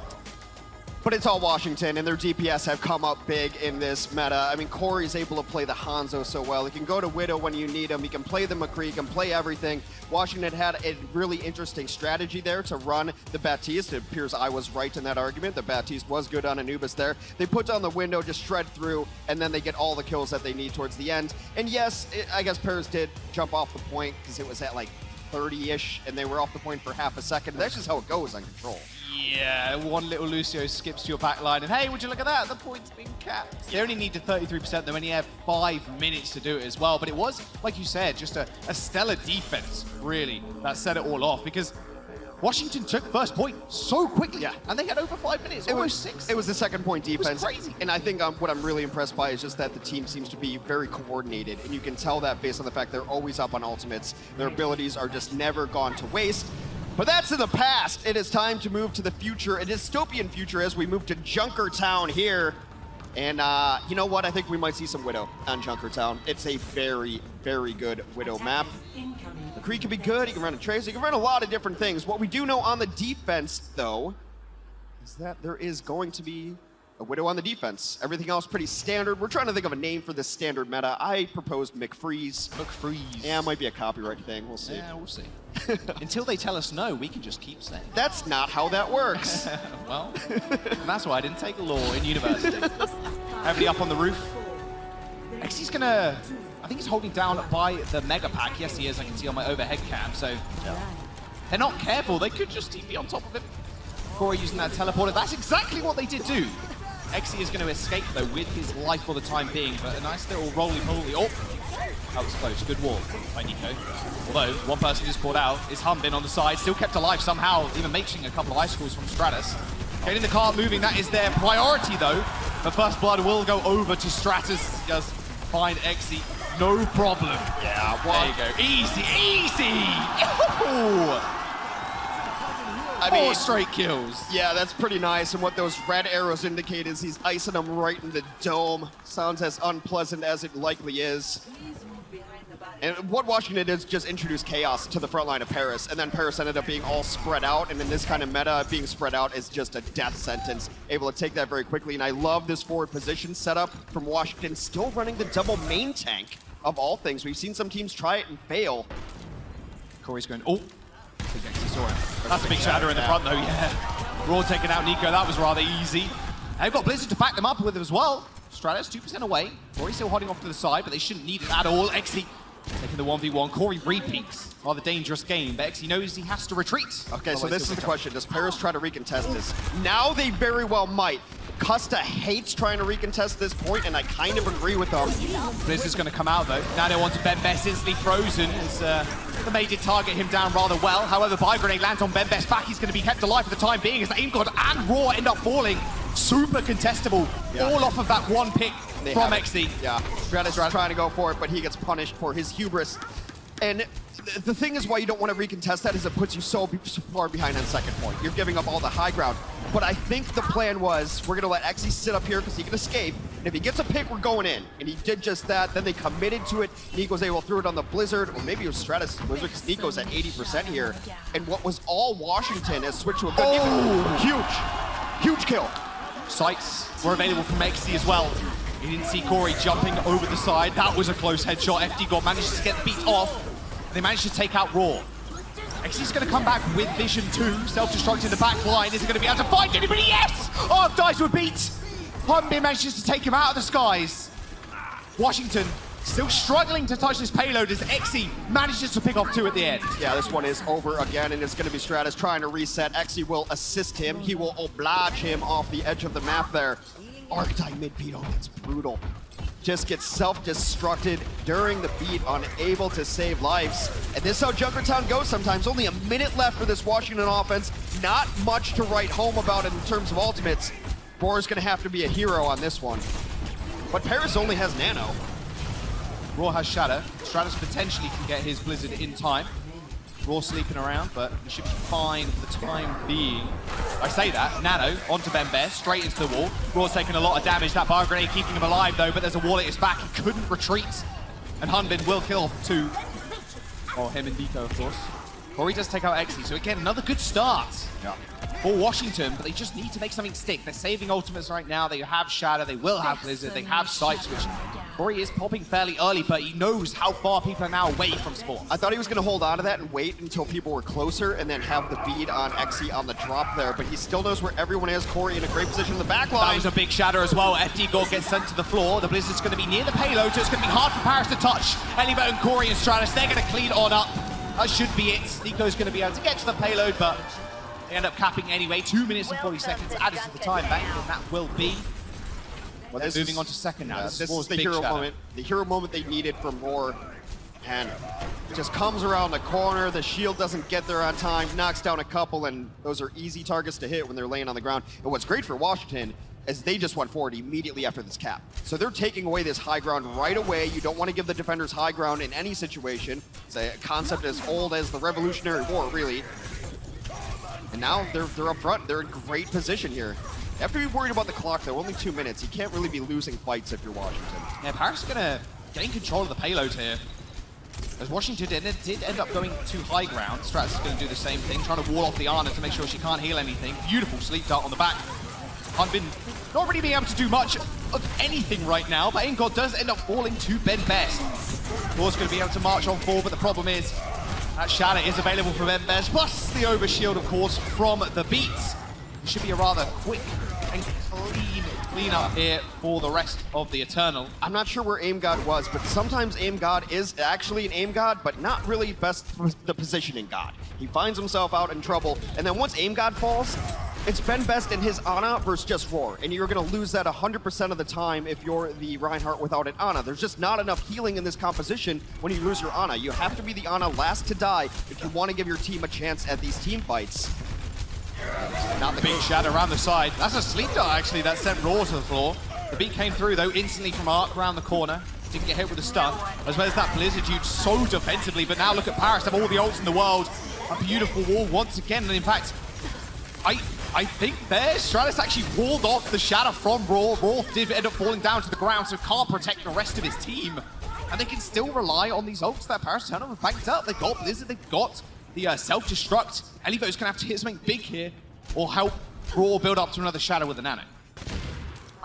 Yeah, the Nano is going to get there for Roar. Corey has been a little bit quiet of late here, but it's hard to get in on the offense. That's why he's looking for these grapple shots, just hoping for a miracle. But right now, Paris is doing a really good job of playing behind shields and out of sight lines. Really early Blizzard. There you go. Aim God goes down once more. 18 seconds now remain. Double kill for the Lucio. He does get taken out in the end, but this is last fight. Paris, they're going to be able to hold on to this payload. Washington Justice potentially touching. They haven't got a long way to walk, but their bodies are fleeting. Corey's going to be get taken down in the end as Harvard does manage to take him out, but the problem is now Ben Best has got the shadow and they're just running into it. Aim God with the Nano in the front line, self-destruct as well, launched in, and Ben Best just swinging. He knows that they are inches away from stopping this payload. just after first. Nico finds the kill onto Raw, the shatter on the payload to signal the end of the fight. There's no way this Trace is going to be able to survive. They are still contesting, but you need one pick normally, but the Blizzard should just be it, and it didn't even need. Oh, they just hate it. It's fine. It's done.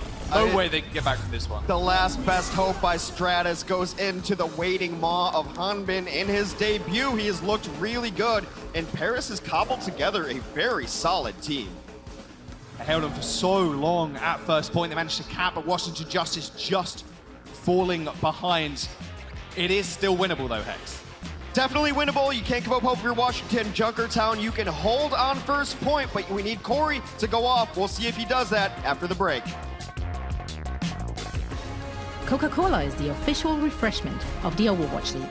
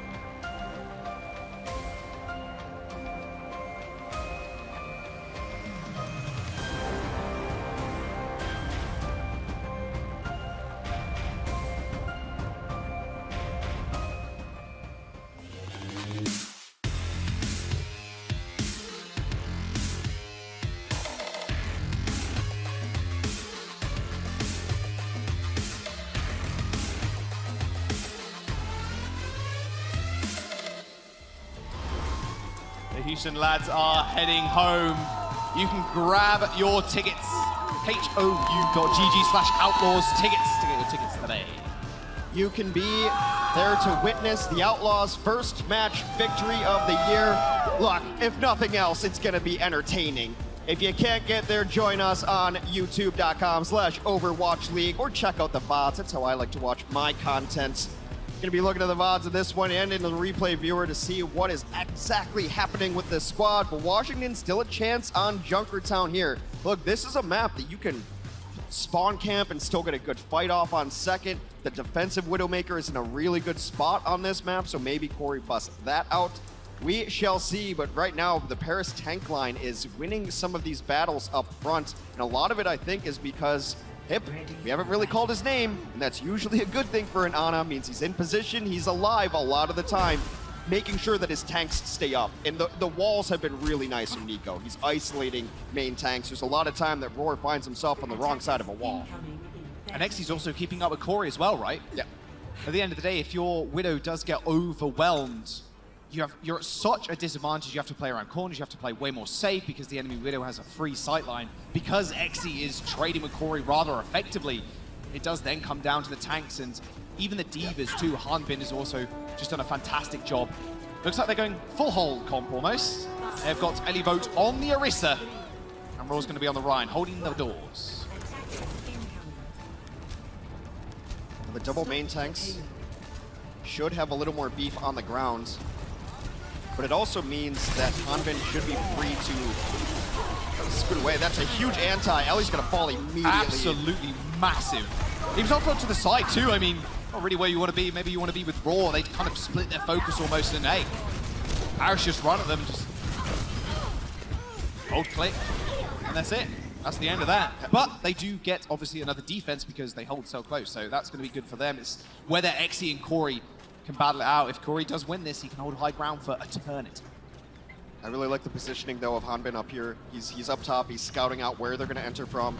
He's actually probably just waiting for them to tell him where the sniper is. It's found out, though. Hanbin basically camping here because he has long-range heals with the Diana as well. Giving Corey only a couple paces to actually peek from the windows. Nexy's going to be looking that way. Corey narrowly missing Exy's head with a bullet. So close. How does he hit those shots?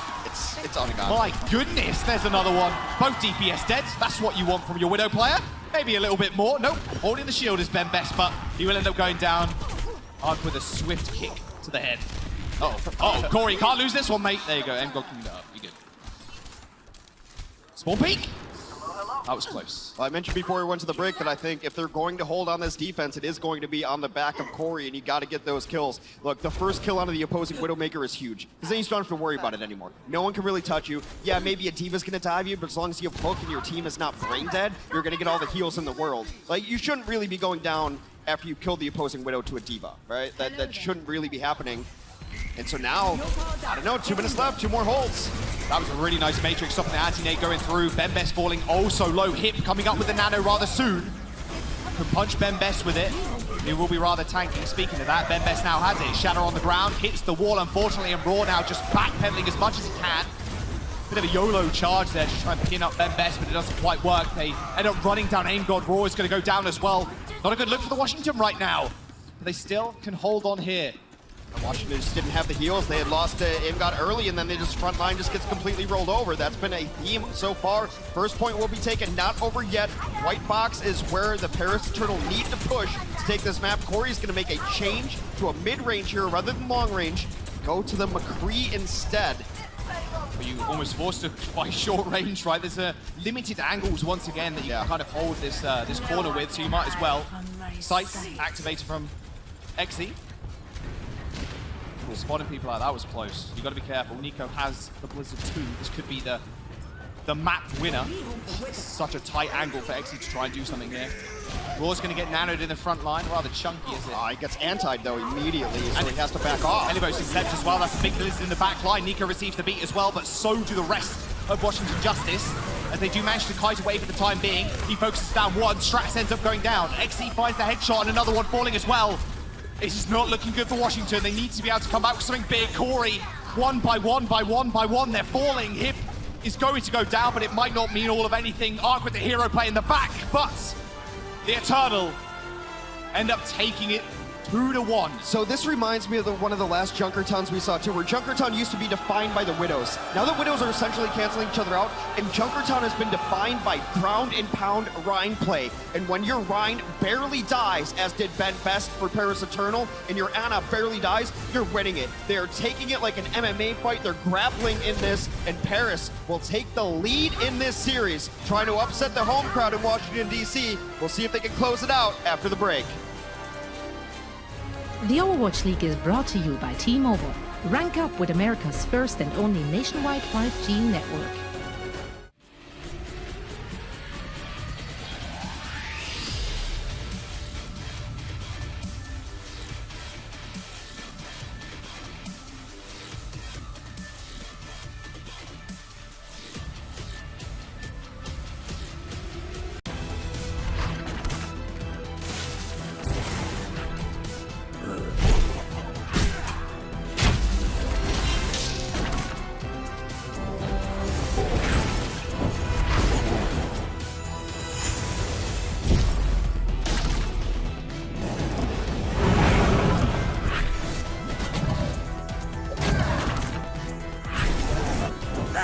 Legend of Soulguard. Download now. That's what happens. Well, Dante down, and Carpe has decided that it is time to go Super Saiyan. There, timing attacks. They're getting started. I like lurker drops. Yeah. Get them all at once. All right, so Prophet going to go ahead and... Oh, that works. Oh, that, you do not expect this. That was amazing. You do not expect the teleporter Widowmaker surprise. Looks like he was want to translocate forward there. He goes for the EMP anyway. Does Erster pull the blade? He does. He gets the nano blade now, and he's looking to find some extra kills. Genji's scary enough without the damage boost, and that's 3. Easy as you like for 4 on Erster. And you said it, Matt, they had the ultimates that play together, and Erster gets 5 kills to open up the point. We expect they still get to hold on to the Death Blossom. And speaking of which, there it is, and Shax just absolutely destroys the entire team by himself. Death Blossom, nothing to be done about it. 6.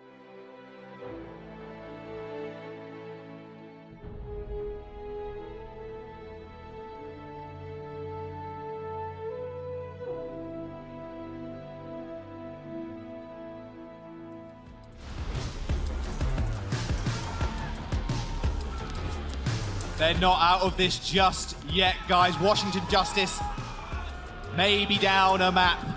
Their stocks could be rising. There's still a lot of hope in the crowd. Eternal up 2 maps, though.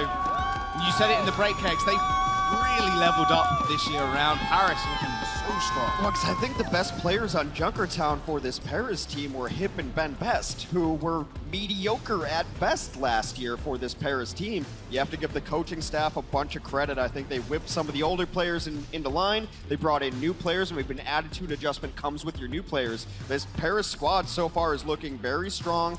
Of course, they lost to Defiant, they beat London, and now they're going toe-to-toe with a Washington team that we rate pretty highly as a very strong team. But right now, it's their Ana and Ryan play is just superior. And so you have Xe to eliminate the threat of Corey, and they're canceling each other out. It's been equal. Stratus is playing well, but on the other side, Nico's May has been no slouch either. So it really comes down to that extra little oomph, and their oomph has been their tank and Ana line are just playing more aggressively and better, and they're just staying alive longer. And that's been the difference. That was definitely the difference on Junkertown. Oh, it might have been just Nico taking off his 30-kilo watch, potentially. The training weights are off. Paris Eternal looking good. They're on offense, Justice on defense. Same kind of comp. No real surprises here. Widow a little bit. So-so on Blizzard World, first point. A lot of distance can be closed rather quickly, and with Divas especially, you're going to be able to get to high ground as fast. You can see it on second point sometimes because you can take that high ground and get the grapple up there, but I think we'll probably see some McCrees definitely to open this one up. That's exactly what we see on the defense. Washington Justice playing the meta, which has no name right now. Willing to hear suggestions on it, but this is as standard as it gets right now. You've got a DPS of McCree and the May. Of course, May's almost a must run. Ryan Diva and a Lucio. Yeah, please tweet us your suggestions for this comp. We like McFreeze. I like McFreeze, but it's a placeholder right now. Placeholder, yeah. We'll come up with something good later. No worries. Xe is going to be on the Hanzo. It gets a little bit of value from the Sonic arrow, just seeing wherever he's holding, but it's not too much of a surprise where they are, of course. Yeah, they're on the point. Exactly. Stress and Nico trying to get as much value out of walls. That's not really where you want to be if you're the Ana. Extremely low as well as Aim God. Oh, that hit across the map as well onto Corey. Good start for the Eternal. Nico's going to glow bright purple, but Xe getting so much work done. Like, how is he still alive? Aim God ends up going down. The punishment in the front line is all too much as Harmbin picks up Raw. Beautiful debut game for the Diva player. Xe looking like the aerialist acrobatics we have here in the arena, just getting all of the mobility usage out. And so people talk about Hanzo and when he became meta, and everyone's like, wow, Storm Arrow was really good. No, what made Hanzo meta is that lunge. Just that tiny bit of mobility to be able to get away, because wall climbing was already a little OP, and then you get that lunge, and the mobility that Hanzo has now is ridiculous, and Xe taking full advantage, almost Dragon Strike ready. You best believe I spammed rank on Hanzo when he first got reworked. 2-second lunge, you're like Tracer, it's crazy. Sonic arrow through the wall, as well as that Dragon Strike to reveal everybody. 2! That's the other way around. That was over. Yeah, Dragon Strike killing off 2. That should be it. Aim God not go down. Corey find 2 though. Nice double headshot. Harmbin's going to be able to clean the rest of this up though. It's going to slow him down. 3 kills for okay. 3 kills for Corey. Still wants to take the game into his own hands. Look, very nice, but you lost both of your supports immediately. Like, that fight is pretty much over unless you're going to kill all 6. And Corey got halfway there. To be honest, he got halfway there. And yeah, so the Dragon is going to show up as goodbye kills, but FD God, my goodness, this guy is such a fun Lucio to watch. Absolute monster. So many good Lucio players coming from EU. Funny Astro and FD God being 2 of them. Big anti-nade onto Ben Best. Got to have to be a little bit careful. There's the self-destruct on top. Not even needed. Nico and Xe cleaning things up. Corey finds 1 with the Deadeye, but the shadow into the shield is not what you want to see. And Ben Best now running rings around the Justice. They continue to get the payload going. 4 minutes in the time bank. And a bit more now. as they do push their way towards third. Yeah, Washington as a team right now has 6 eliminations. Corey's got 4 of them. Doing his best, but they just need to slow this down. They have to just apply a tourniquet, because right now they are bleeding out. They got ults coming online too. That's the most important thing for Justice right now. They haven't got a Shatter, but they got Blizzard, they got Nano, they got Beat, they got Self-Destruct. They should have all the tools that they need to at least take one fight. They're not going to be able to touch really Hip in the backline. And he can't save that Nano for the Blizzard target. Nano, then Nade, you heal them all up. Shatter in the front though. Doesn't really find too much. Roy sped towards the back line though, as that Blizzard does come out as well. That's going to be a big move once again. Ben Best launched into that Blizzard by Art to facilitate that kill. That's what they needed. Finally, they win a fight and slow down the onslaught that was the Paris Eternal offense. Very nice plays there. They had to invest a lot, but at some point, it doesn't matter if you have to invest all 6. You got to win a fight. You got to slow them down, and now you're able to take the positioning you want on defense, because they never got the position they wanted on second. They just got rolled. They tried it. He's got 2 in his sights. He takes out Hip. Does trade his life for it though, but now Adung only have the Lucio at their backs. The beat comes through from Justice. They do manage to put themselves forward, but Nico and Raw end up trading. It's 1 for 1 for 1 for 1. There's the beat now. Later, the Eternal, is Hip's going to be able to come back and heal from range. Stratus dueling out with the Diva on the sidelines, and Ark ends up going down. He's also taken care of. Washington Justice a little bit all over the place right now. Now they need to regroup. The only fight they've won, they full-on regrouped and called the fight order. They need to do that again. They can't go in willy-nilly and just start throwing in ultimates. And ultimates are going to come online very quickly for Paris. Most important being Blizzard, which is online now. You can Blizzard and shatter into it and just not let the other team play. Eddie was left on the sidelines. Perfect free Blizzard for Nico. There's the bomb. Hunbin finds 2 kills. Both supports going down yet again. Shatter available for Ben Best. He can basically just sit on the payload at this point. The Shatter hits the floor, doesn't find anything, but the space was created, and XE finds 2 kills as well. What a time bank Paris are going to have. Nano on the Tracer, Corey taking care of instantly as he's charged into the wall, and a 3-minute time bank to end it all out. Paris looking clean. That's just a momentum-driven game. They are able to take first points. I think the Boop into Dragon just won them second, and then Washington was never able to come back into it. And this is kind of match points. Washington needs to finish Blizzard Worlds, and it's not looking great, but maybe they can feed off the crowd's energy. What a debut, by the way, for Hunbin. This has been extraordinary D.Va play. He's been all over the place. Johnny on the spot, so it were. These Element Mystic players and coaching staff as well behind the scenes coming into Paris Eternal. Like you said before, they didn't really have the most impressive showing last year. It was a little bit abysmal, but now they've just leveled up just so much. Of course, like I mentioned before, Sparkle is waiting in the wings, one of the most anticipated DPS player to come into the league. Yeah, but I mean, also you think about Paris, like XE and Hunbin, these additions, but overall, like bringing in a new coaching style, I sense a culture change on the Paris Eternal. It seems to be practice harder, work harder, focus, and right now the results are paying off. Not over yet, everyone here in DC. Washington Justice still get their chance to attack. As long as Corey gets a little bit of help, I think they can pull it off. But they need to get some better play out of their front line here. Or maybe someone has to go shut down XE. I don't know. Washington has different styles. They like to play with their D.Va. We'll see what they opt to here. But both teams running pretty standard compositions. The only outlier being XE on the Hanzo on the defense. All right. Here you can see Corey's little Rollstar icon next to his number as well. There's a reason why he's Rollstar, his ridiculously clean aim. This McCree's going to have to be the deal maker here. Just focused out Ben Best. He was the one, like you mentioned before, was getting a lot of this work done with the help of Hip. He's going to get walled off for the time being. Perfect. He ends up going down, though. And now you don't have to worry about a stray Hanzo arrow taking you out. That's a great opening kill, and it seems like that's the strategy they want to employ. They're going to let Roar play alone, and Ellie's going to go freelance. He's going to take out the other team's best threat. Take acquired. Potentially recontestable. Oh, they're coming back in, but they're doing the Lucio taxi. Now I don't know. Hunbin basically got staggered that whole time. Hunbin not in a good spot really at all. Oh, it's going for an assassination on the back line. Beautiful move onto low ground, but Hips keeping himself alive for the time being, and FD got with a perfect peel as well. No assassination for Arc just yet. Corey on the side with the Deadeye.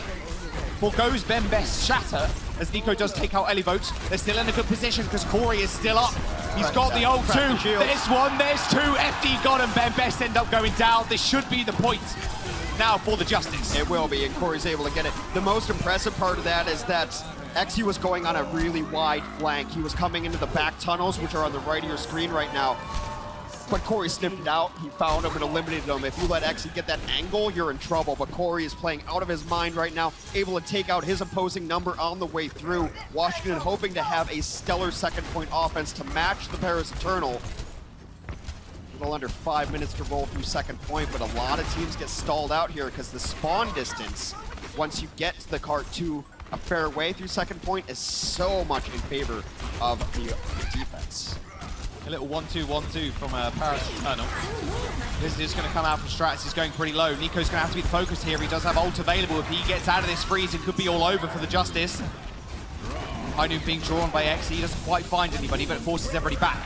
Both Nanos on the Reinhardt as well. It's a trade for the time being until Corey and Stratus take out Hunbin and FD God. Stratus can kind of hide on the side here as well, just dealing so much damage. Nico in no man's land as Arc takes two. Thank you very much. The payload's still moving as well. There we go. Crowd starting to come alive now. This is what I like to hear. They need your support. Justice now moving on to the second point. I think FD God might have to readjust his style. I'm not sure he's capable of it because Corey's hitting shots on him and he's punishing him. And that's not something that didn't happen to him in some previous matches. So he got very low, and then Stratus able to pick him off with an icicle. Right now, Paris going to try to come in and recontest, but Washington, all the options in the world. Corey goes down, though. They have to touch the payload. 0.01 meters just before Hunbin jumped onto the payload. Corey has gone down. Shadow from the side. It was sniffed out almost immediately by Bembest. And that'll be the cleanup. They can't get off the payload, though. Do not cheese it, Niners. Washington got punished in 2 attempts at cute plays there. Corey went for the Deadeye where he falls off the stairs and tries to get an angle on that one. Completely shut down by Hunbin. Roar goes for the very cute behind 180 Shatter. Completely sniffed out, completely shut down. Paris Eternals playing good fundamental Overwatch. And look, the ult economy in very good shape for them as well. Now the time bank is running out on Washington, but they've got a Blizzard. Hunbin just seems everywhere at once, though. So aggro. No, can be safe, though. 3-second boosters straight back onto the high ground. Nice little lead to the flashback as well, but he does get demeched in the end. Self-destruct used, forcing everybody onto the low ground. Strats next, he end up trading. But Bembest, laying down the shadow earlier on, does still gain control of the payload. They've got Nano Boost fading away as well from Brawl, and now he has to just pedal to the metal, run towards this spawn. Beautiful sleep, though. Waiting for that the Nano Boost to go off will be perfect, but he actually gets walled up to safety. Very odd there. Stratus has made a switch onto the fist. Uh-oh, Nico. That was close. Corey now on the sideline. Doofus coming out for Stratus in the 1v1. Xe ends up going down. There we go, and Corey on the side taking out Hip. The flanks is what they needed. That's the double kill. This should be the point. No way Hunbin's going to be able to clutch this one. Unfortunately, my friends. Yeah, all right. Okay, Nico. It's as good as done. There we go. It did stall out a fair bit of time, though. 2 minutes. It's going to change up. 3 minutes and 30 now. Yeah, so they're definitely finishing with a worse time, but they just have to make sure they finish above overtime so they even get another crack at this hybrid map. You don't want to be playing for a draw in this situation. You would like to tie it up. Arsenal are 1 map away. Nano Boost, Hinoon coming out as well. Raw having to backpedal once again. The draw came out. Raw saved by the beat. He's got the shatter, but Xe's already dead. Beat comes through as well. That's a big shatter on the back line, but the wall just in time from Nico.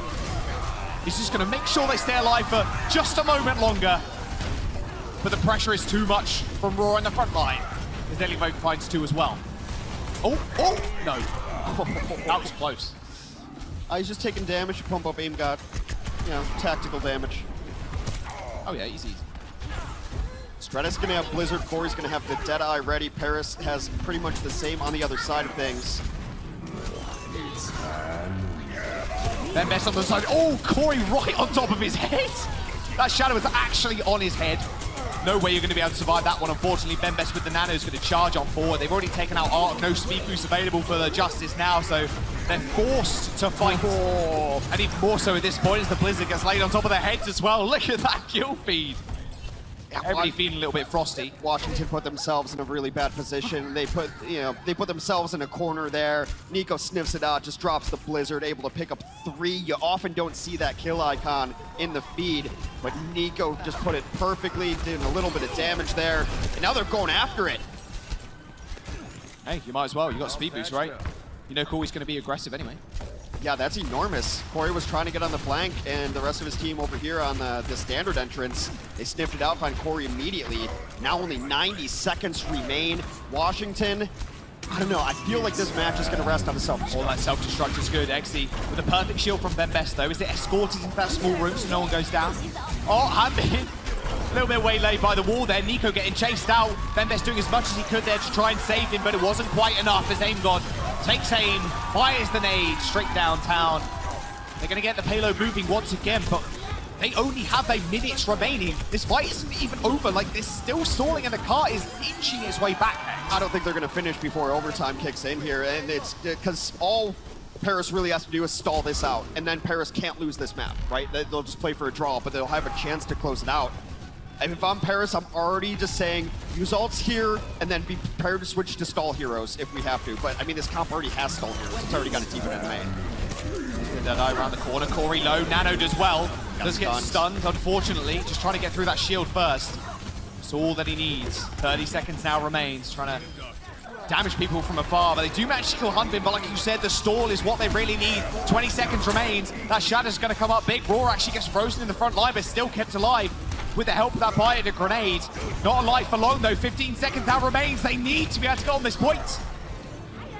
They're trying to get there, but I don't know. Are they even going to have the bodies to touch? It's going to be the D.Va trying to get over the top. Will be able to put some pressure on the car. He's going to get pushed away. Boots not once, but twice. Elivo, did that count as a touch? It did, only just. They're going to be able to get back. High Noon going off, though. They have to contend with that.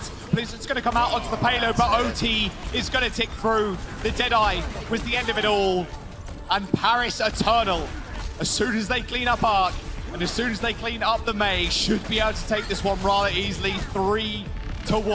One more person left to go. FD God adds another one to his list, booping him into the pit, and Paris Eternal will take the series 3-1.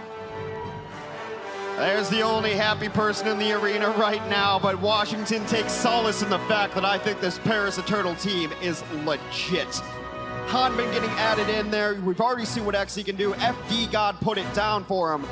And yeah, that was just kind of one-sided. Washington had moments where they looked good, and you can still hang your hat on the fact that the damage line for Washington Justice is very good. They will be able to carry games for this squad, but they need a little bit of work, I think, on the tank and supports working together. Perhaps this is a little bit of synergy between Roar and Ellie not having worked together. They both had tank partners that they were very used to.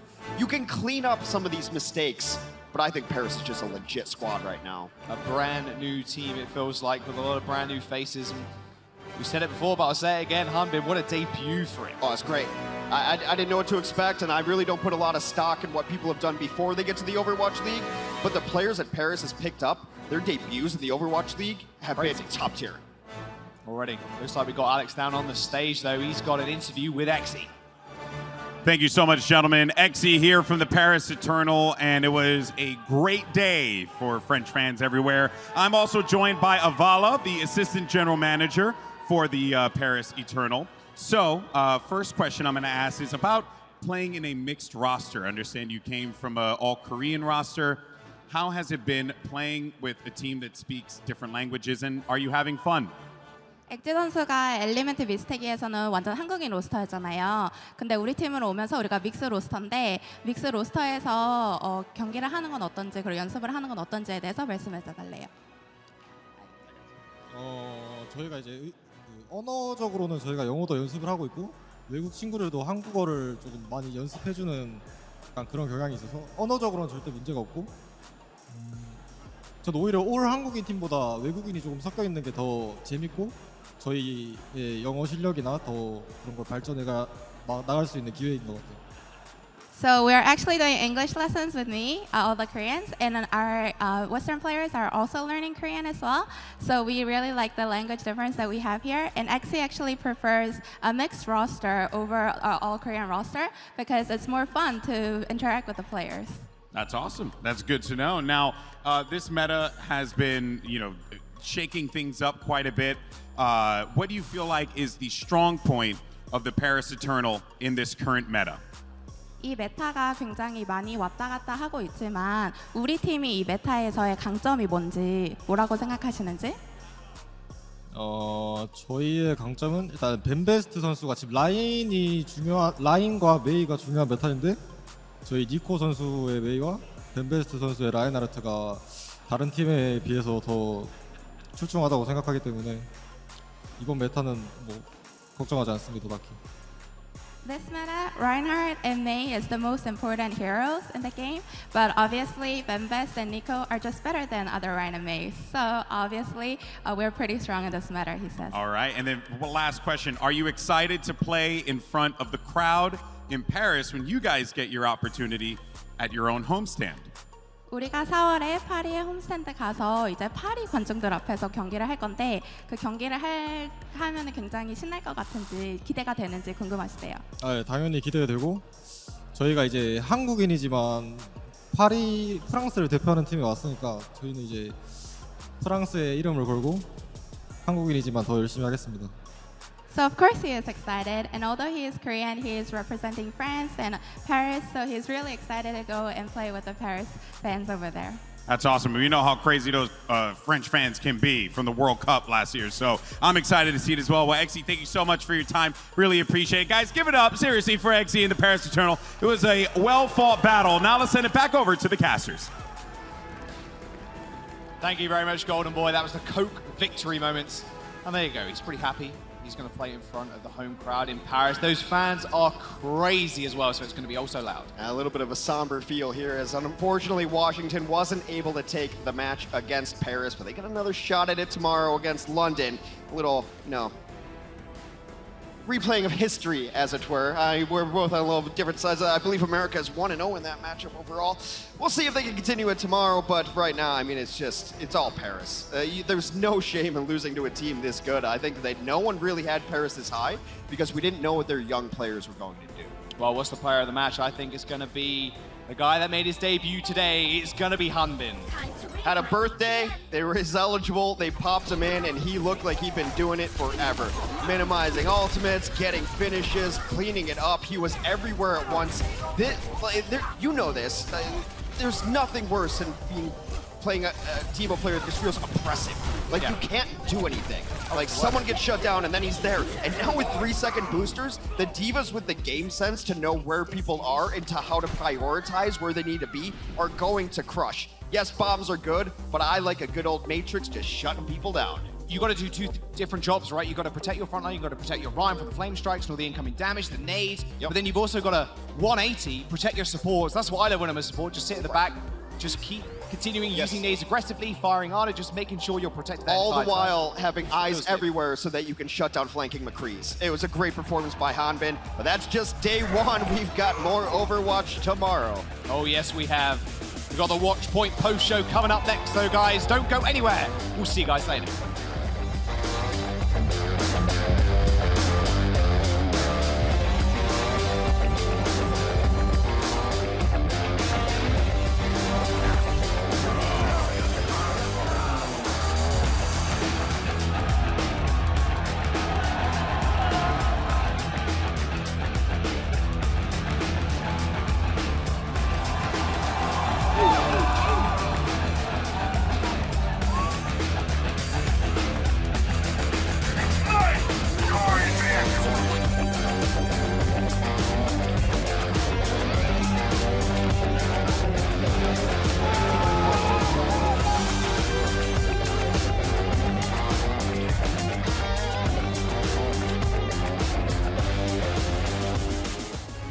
Coca-Cola is the official refreshment of the Overwatch League.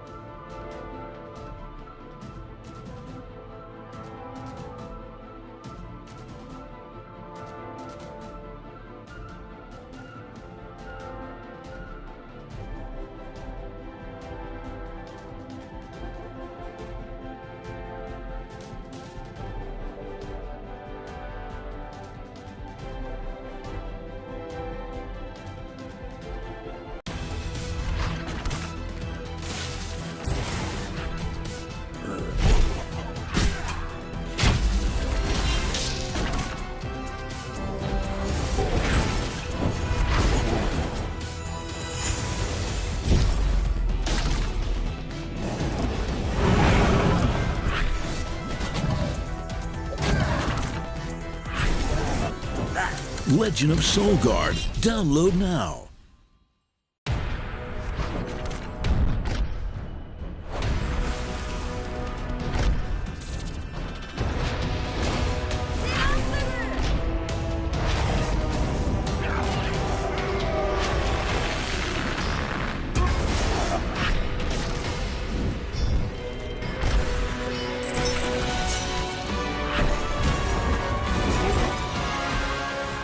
Legend of Soul Guard. Download now.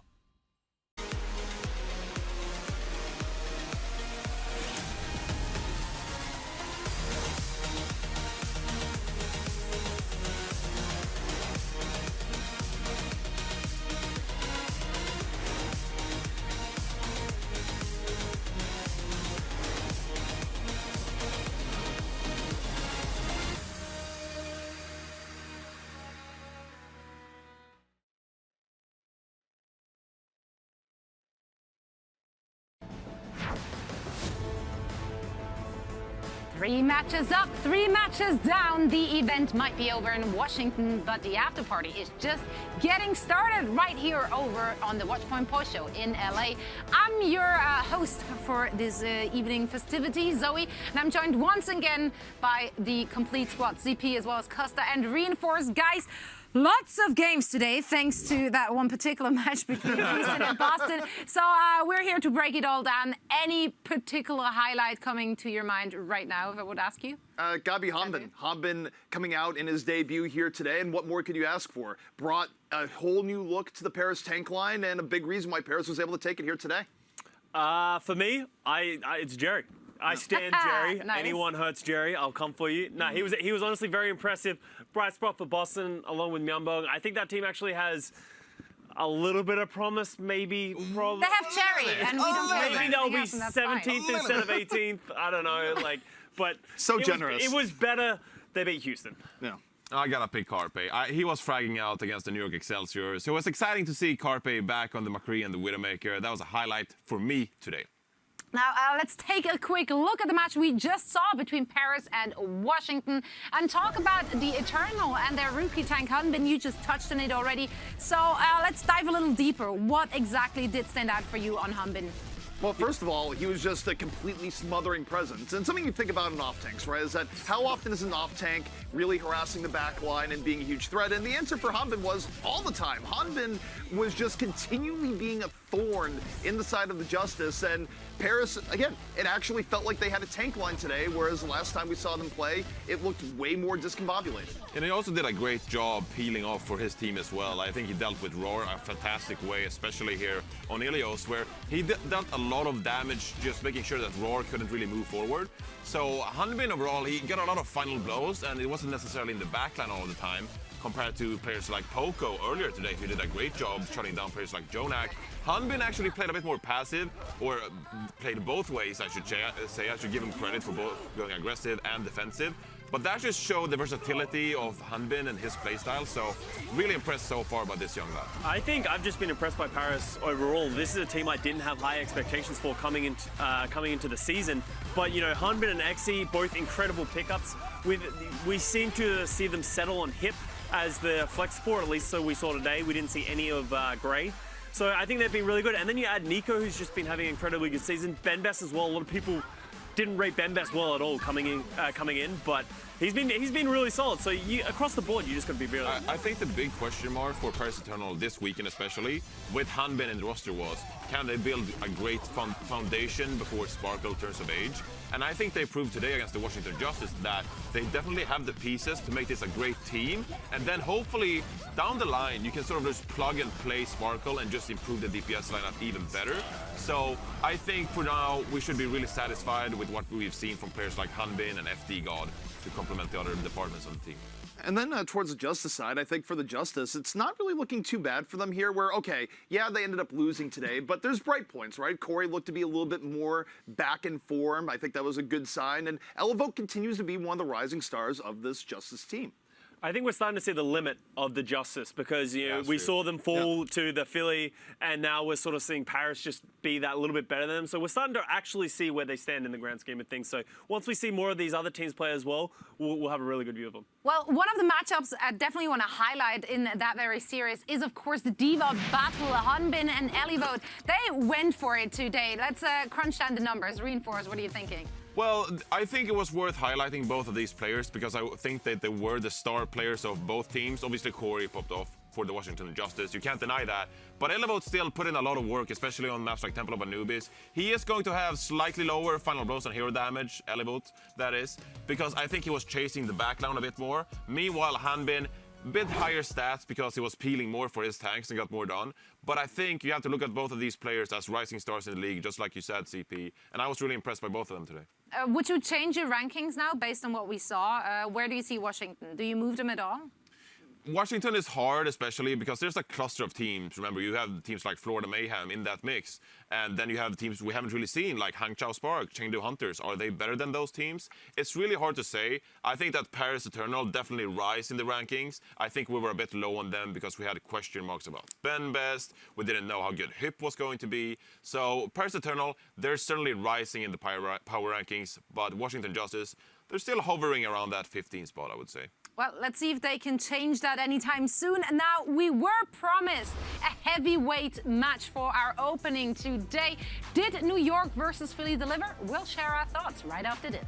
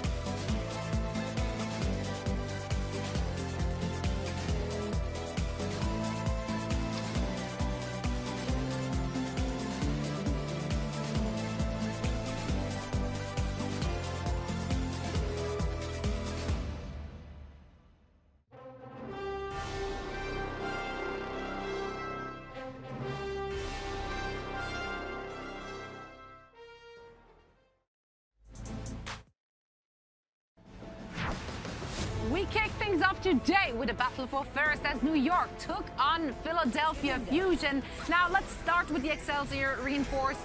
Why weren't they able to actually keep up with Philly? Honestly, they just came out slow, I would say. Looking at Busan, I think that Philadelphia Fusion, they were just way more aggressive when it came to engaging in fights, and New York Excelsior just didn't seem like they were quite up to tempo, and I think they let Philadelphia dictate a lot of these fights. Obviously, we saw Carpe on the Widowmaker here, and that's where Philadelphia slowed down, but whenever Carpe was on the McCree on Busan, that's where Philadelphia looked really impressive, and New York Excelsior, they slowed down their tempo, and they just didn't look as confident as we typically see them.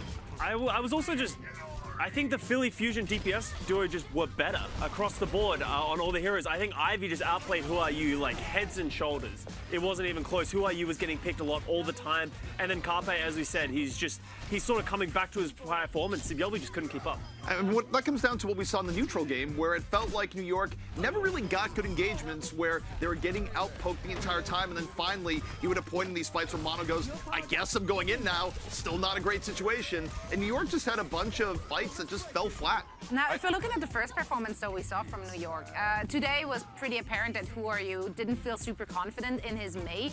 Was that something which stood out to you at all in their first appearance here in the Overwatch? Yeah, it definitely stood out. I think we can all agree that it wasn't the best performance per se. I do want to say, though, that New York Excelsior, after the game break, they looked a little better and they actually put up a fight against Philadelphia. So if, this sounds cheesy, but if they hadn't lost the first 2 maps, then if we just forget the first half, they were doing great. But I'm just saying, if New York Excelsior could have performed the entire series as it did in the last 2 maps, I think that this could have easily gone to 5 maps, and New York Excelsior could have even gone away with a win. So they just have to come out the gates a bit stronger, in my opinion. Meanwhile, at the same note, is that we're kind of looking at New York going, okay, New York fell a little bit out of it. On the same note, I think it was a really good showing for the Fusion, who continue to gain momentum. A team that, again, had question marks coming into the season that right now starting to prove the doubters wrong. I think a lot of people thought Fusion were going to be good, but not this good. From what I've seen from them right now, especially against NYXL, I would put them in the top 3.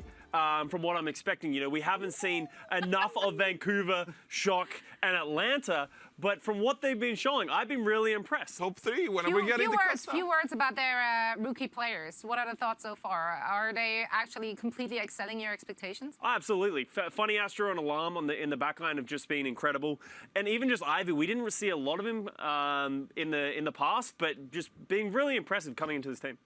Especially when it comes to the Mei, right? Because that's a bit of a tricky hero, and I think last year we looked at Ivy as a bit more of an aim player. Yeah. But this year he's actually impressed us with the Mei as well, and that's such an important hero to figure out if you're a damage player, because that means if you actually have the mechanical skill, you can complement it with some smarts about how to use your utilities, etc. So it's a good sign for Ivy, and it's going to be fun to see how he grows with this lineup when he's competing with powerful players like Hisu and Chipso.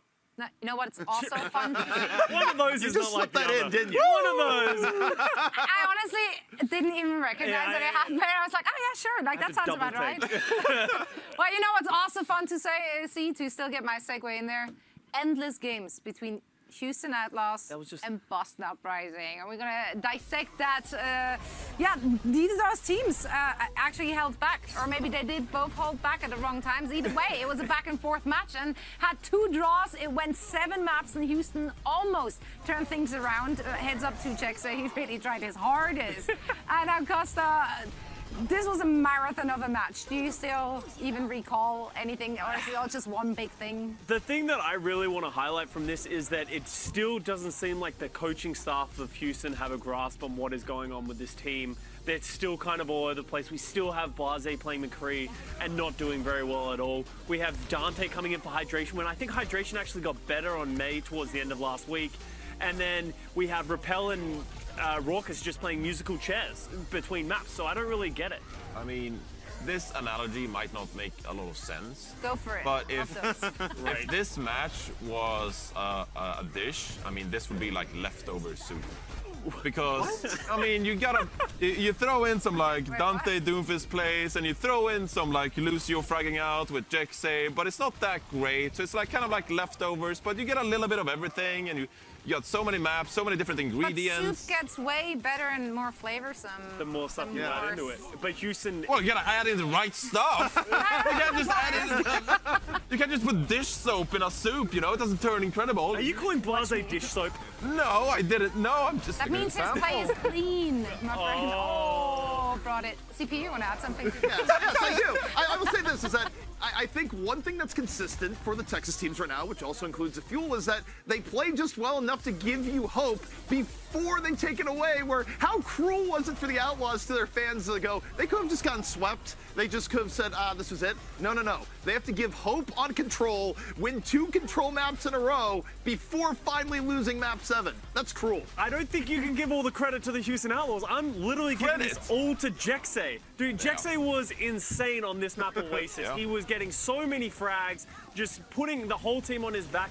And that's honestly great signs for them, because I was someone who was harsh on Jexay with the Jexay pickup because I wasn't super impressed with him on Sol, but he's proving me very wrong. He's been incredibly good in this match, just making plays left and right. I have to be serious for a while, though. I seriously hope this is the last time we see Blase on McCree. Yeah. Because, honestly, the way you lost to Boston Uprising, it doesn't get a lot better with this lineup, okay? It's time to seriously change things up.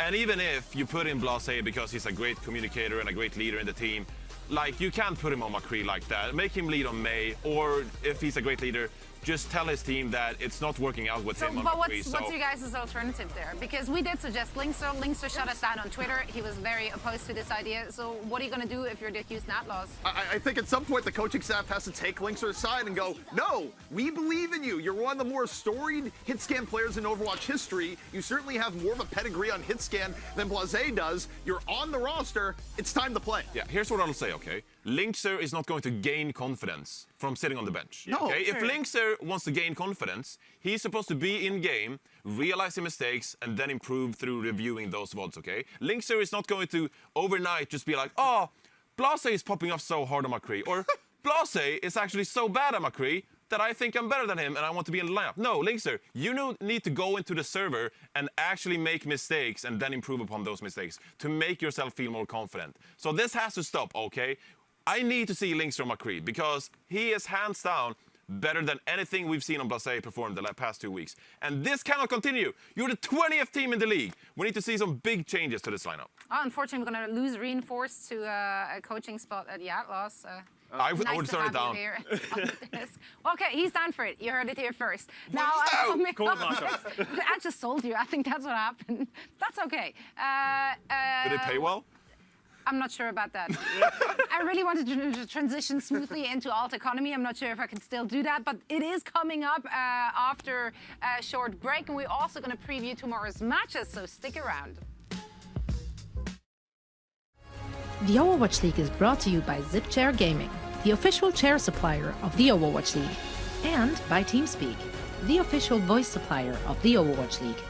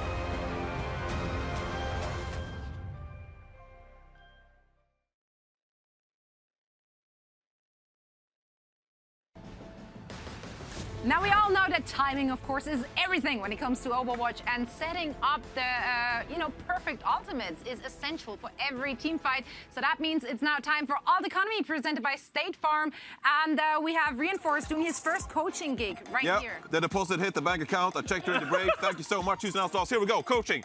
Number one, be more decisive, okay? You now know Muma, and then you decide to back off because they used the May ultimate. So you traded ultimates, right? Let's go. Dante, it's time to engage with the Blizzard May, okay? But you need help. You need help with your team. Jexay is in your backline. You need to speed forward with your team, but instead, you're not going to get any value because the wall doesn't really get anything, and you get no value whatsoever with this Blizzard. You need to be a bit more decisive with these ults. Muma, he doesn't have the speed boost ready, so he just randomly shatters, doesn't get a ton of value, okay? You need to be able to help your team out a bit more, and we saw 4 ultimates used so far this fight. No value whatsoever. 5. Blase comes out with the high noon in the end. No real value. So, okay, you spent 5 ultimates trying to win that fight, but you really didn't get any value from any of the ultimates whatsoever, okay? We need to clean that up a little bit. So, Houston Outlaws, for next week, we're going to practice how to get more value from our ultimates. We need to polish up that, and we're going to start racking up some map wins. I don't know about series wins and match wins, but we can at least win Start some small, more yeah, start small. But to me, that just looks like a ranked game where nobody's in voice. Like, there wasn't a single... You look at all 5 of those ultimates, I don't think any of them were layered together with anyone else, any other abilities, any, like, team cohesion. And that sort of underlines a lot of Houston's problems. It doesn't seem like there's any sort of like grouping or working together. Like that last one, the hunting by Blase at the end, he just sort of standing in the back. Jexay beats to save sort of theoretically no one. Muma's pinning away at the same time. There's just didn't really come together in any way. And you take a look at that too from the Boston end, where normally you're throwing a bunch of ults into a fight, you're expecting a reaction from their team. You're expecting them to go, whoa, okay, we need to back out. What do we see there the entire time? But Jerry just looking completely chill, just shooting away the entire time and getting pickoffs. Like, It's I scary, know, though. look, Jerry's magical. Yeah, I get scary. it. But on the same note, your ultimates need to have more impact. Well, to be fair though, that game overall was just a bit of a brawl. So I think at one point I would also just kind of yeet my stuff out there. It's like, you know, let's just get it over with. Now, this was only our first day of this weekend. We have so much more to come. More matches tomorrow as Meko will be taking on his former team. The Outlaws will battle NY Excel. Save And the Meko. Defiant take on the Red Hot Fusion. And Spitfire will be facing off against the home team Washington Justice. So any of those matches particularly speaking to you guys? Which No, stands I'm out? actually going to claim this one. I'm always going last because I'm on the end of the desk, okay? This time I'm going We first. also don't like you, I'm going so- first. I'm sorry, Costa. I'm the one that suffers here, Johnny, I'm just so you going know. first, okay? I'm looking forward to Toronto Defiant against Philadelphia Fusion because Beast was never promoted to Philadelphia Fusion. Instead, he got benched for Sato. Then he got traded to Toronto Defiant. So the revenge matchup, okay? Beast wants to get revenge on the Philadelphia Fusion. I'm looking forward to that. Well, for me, it has to be Justice versus Spitfire because right now, both of these teams, they're a little bit all over the place, which means that from a prediction point of view, I challenge anyone to look at that match and go, they know for sure who's going to take it because London, they have potential. Washington, potential. How's that going to be realized? We won't know until the end of the day. I guess then for me, it's the New York game versus Houston because no, here's why. Today we were robbed of Who Are You Nanoblades. But if anyone's gonna give it to him, it's gonna be the Houston Outlaws on like a clean platter. So I'm looking forward to watching Who Are You pop up with the Nanoblades, and please, I'm looking forward to Blase not playing McCree. Harsha, listen to Johnny. I know I rarely do, but this is for you. You guys should listen to Johnny. All right, well, for now, we will keep Johnny on our desk, though, so I'm glad to have you guys back tomorrow. Thank you so much for joining us on just day one. Tomorrow, of course, we will be back with you on the desk, but we also have a special guest. Matt Gravy will be joining us for the post-show tomorrow, so make sure to stay tuned for that as well. And, yeah, we will be back tomorrow with the pre-show, so don't forget to tune in for all the action. That is it from the Watchpoint Post Show. Thank you so much for watching, and we see you guys again.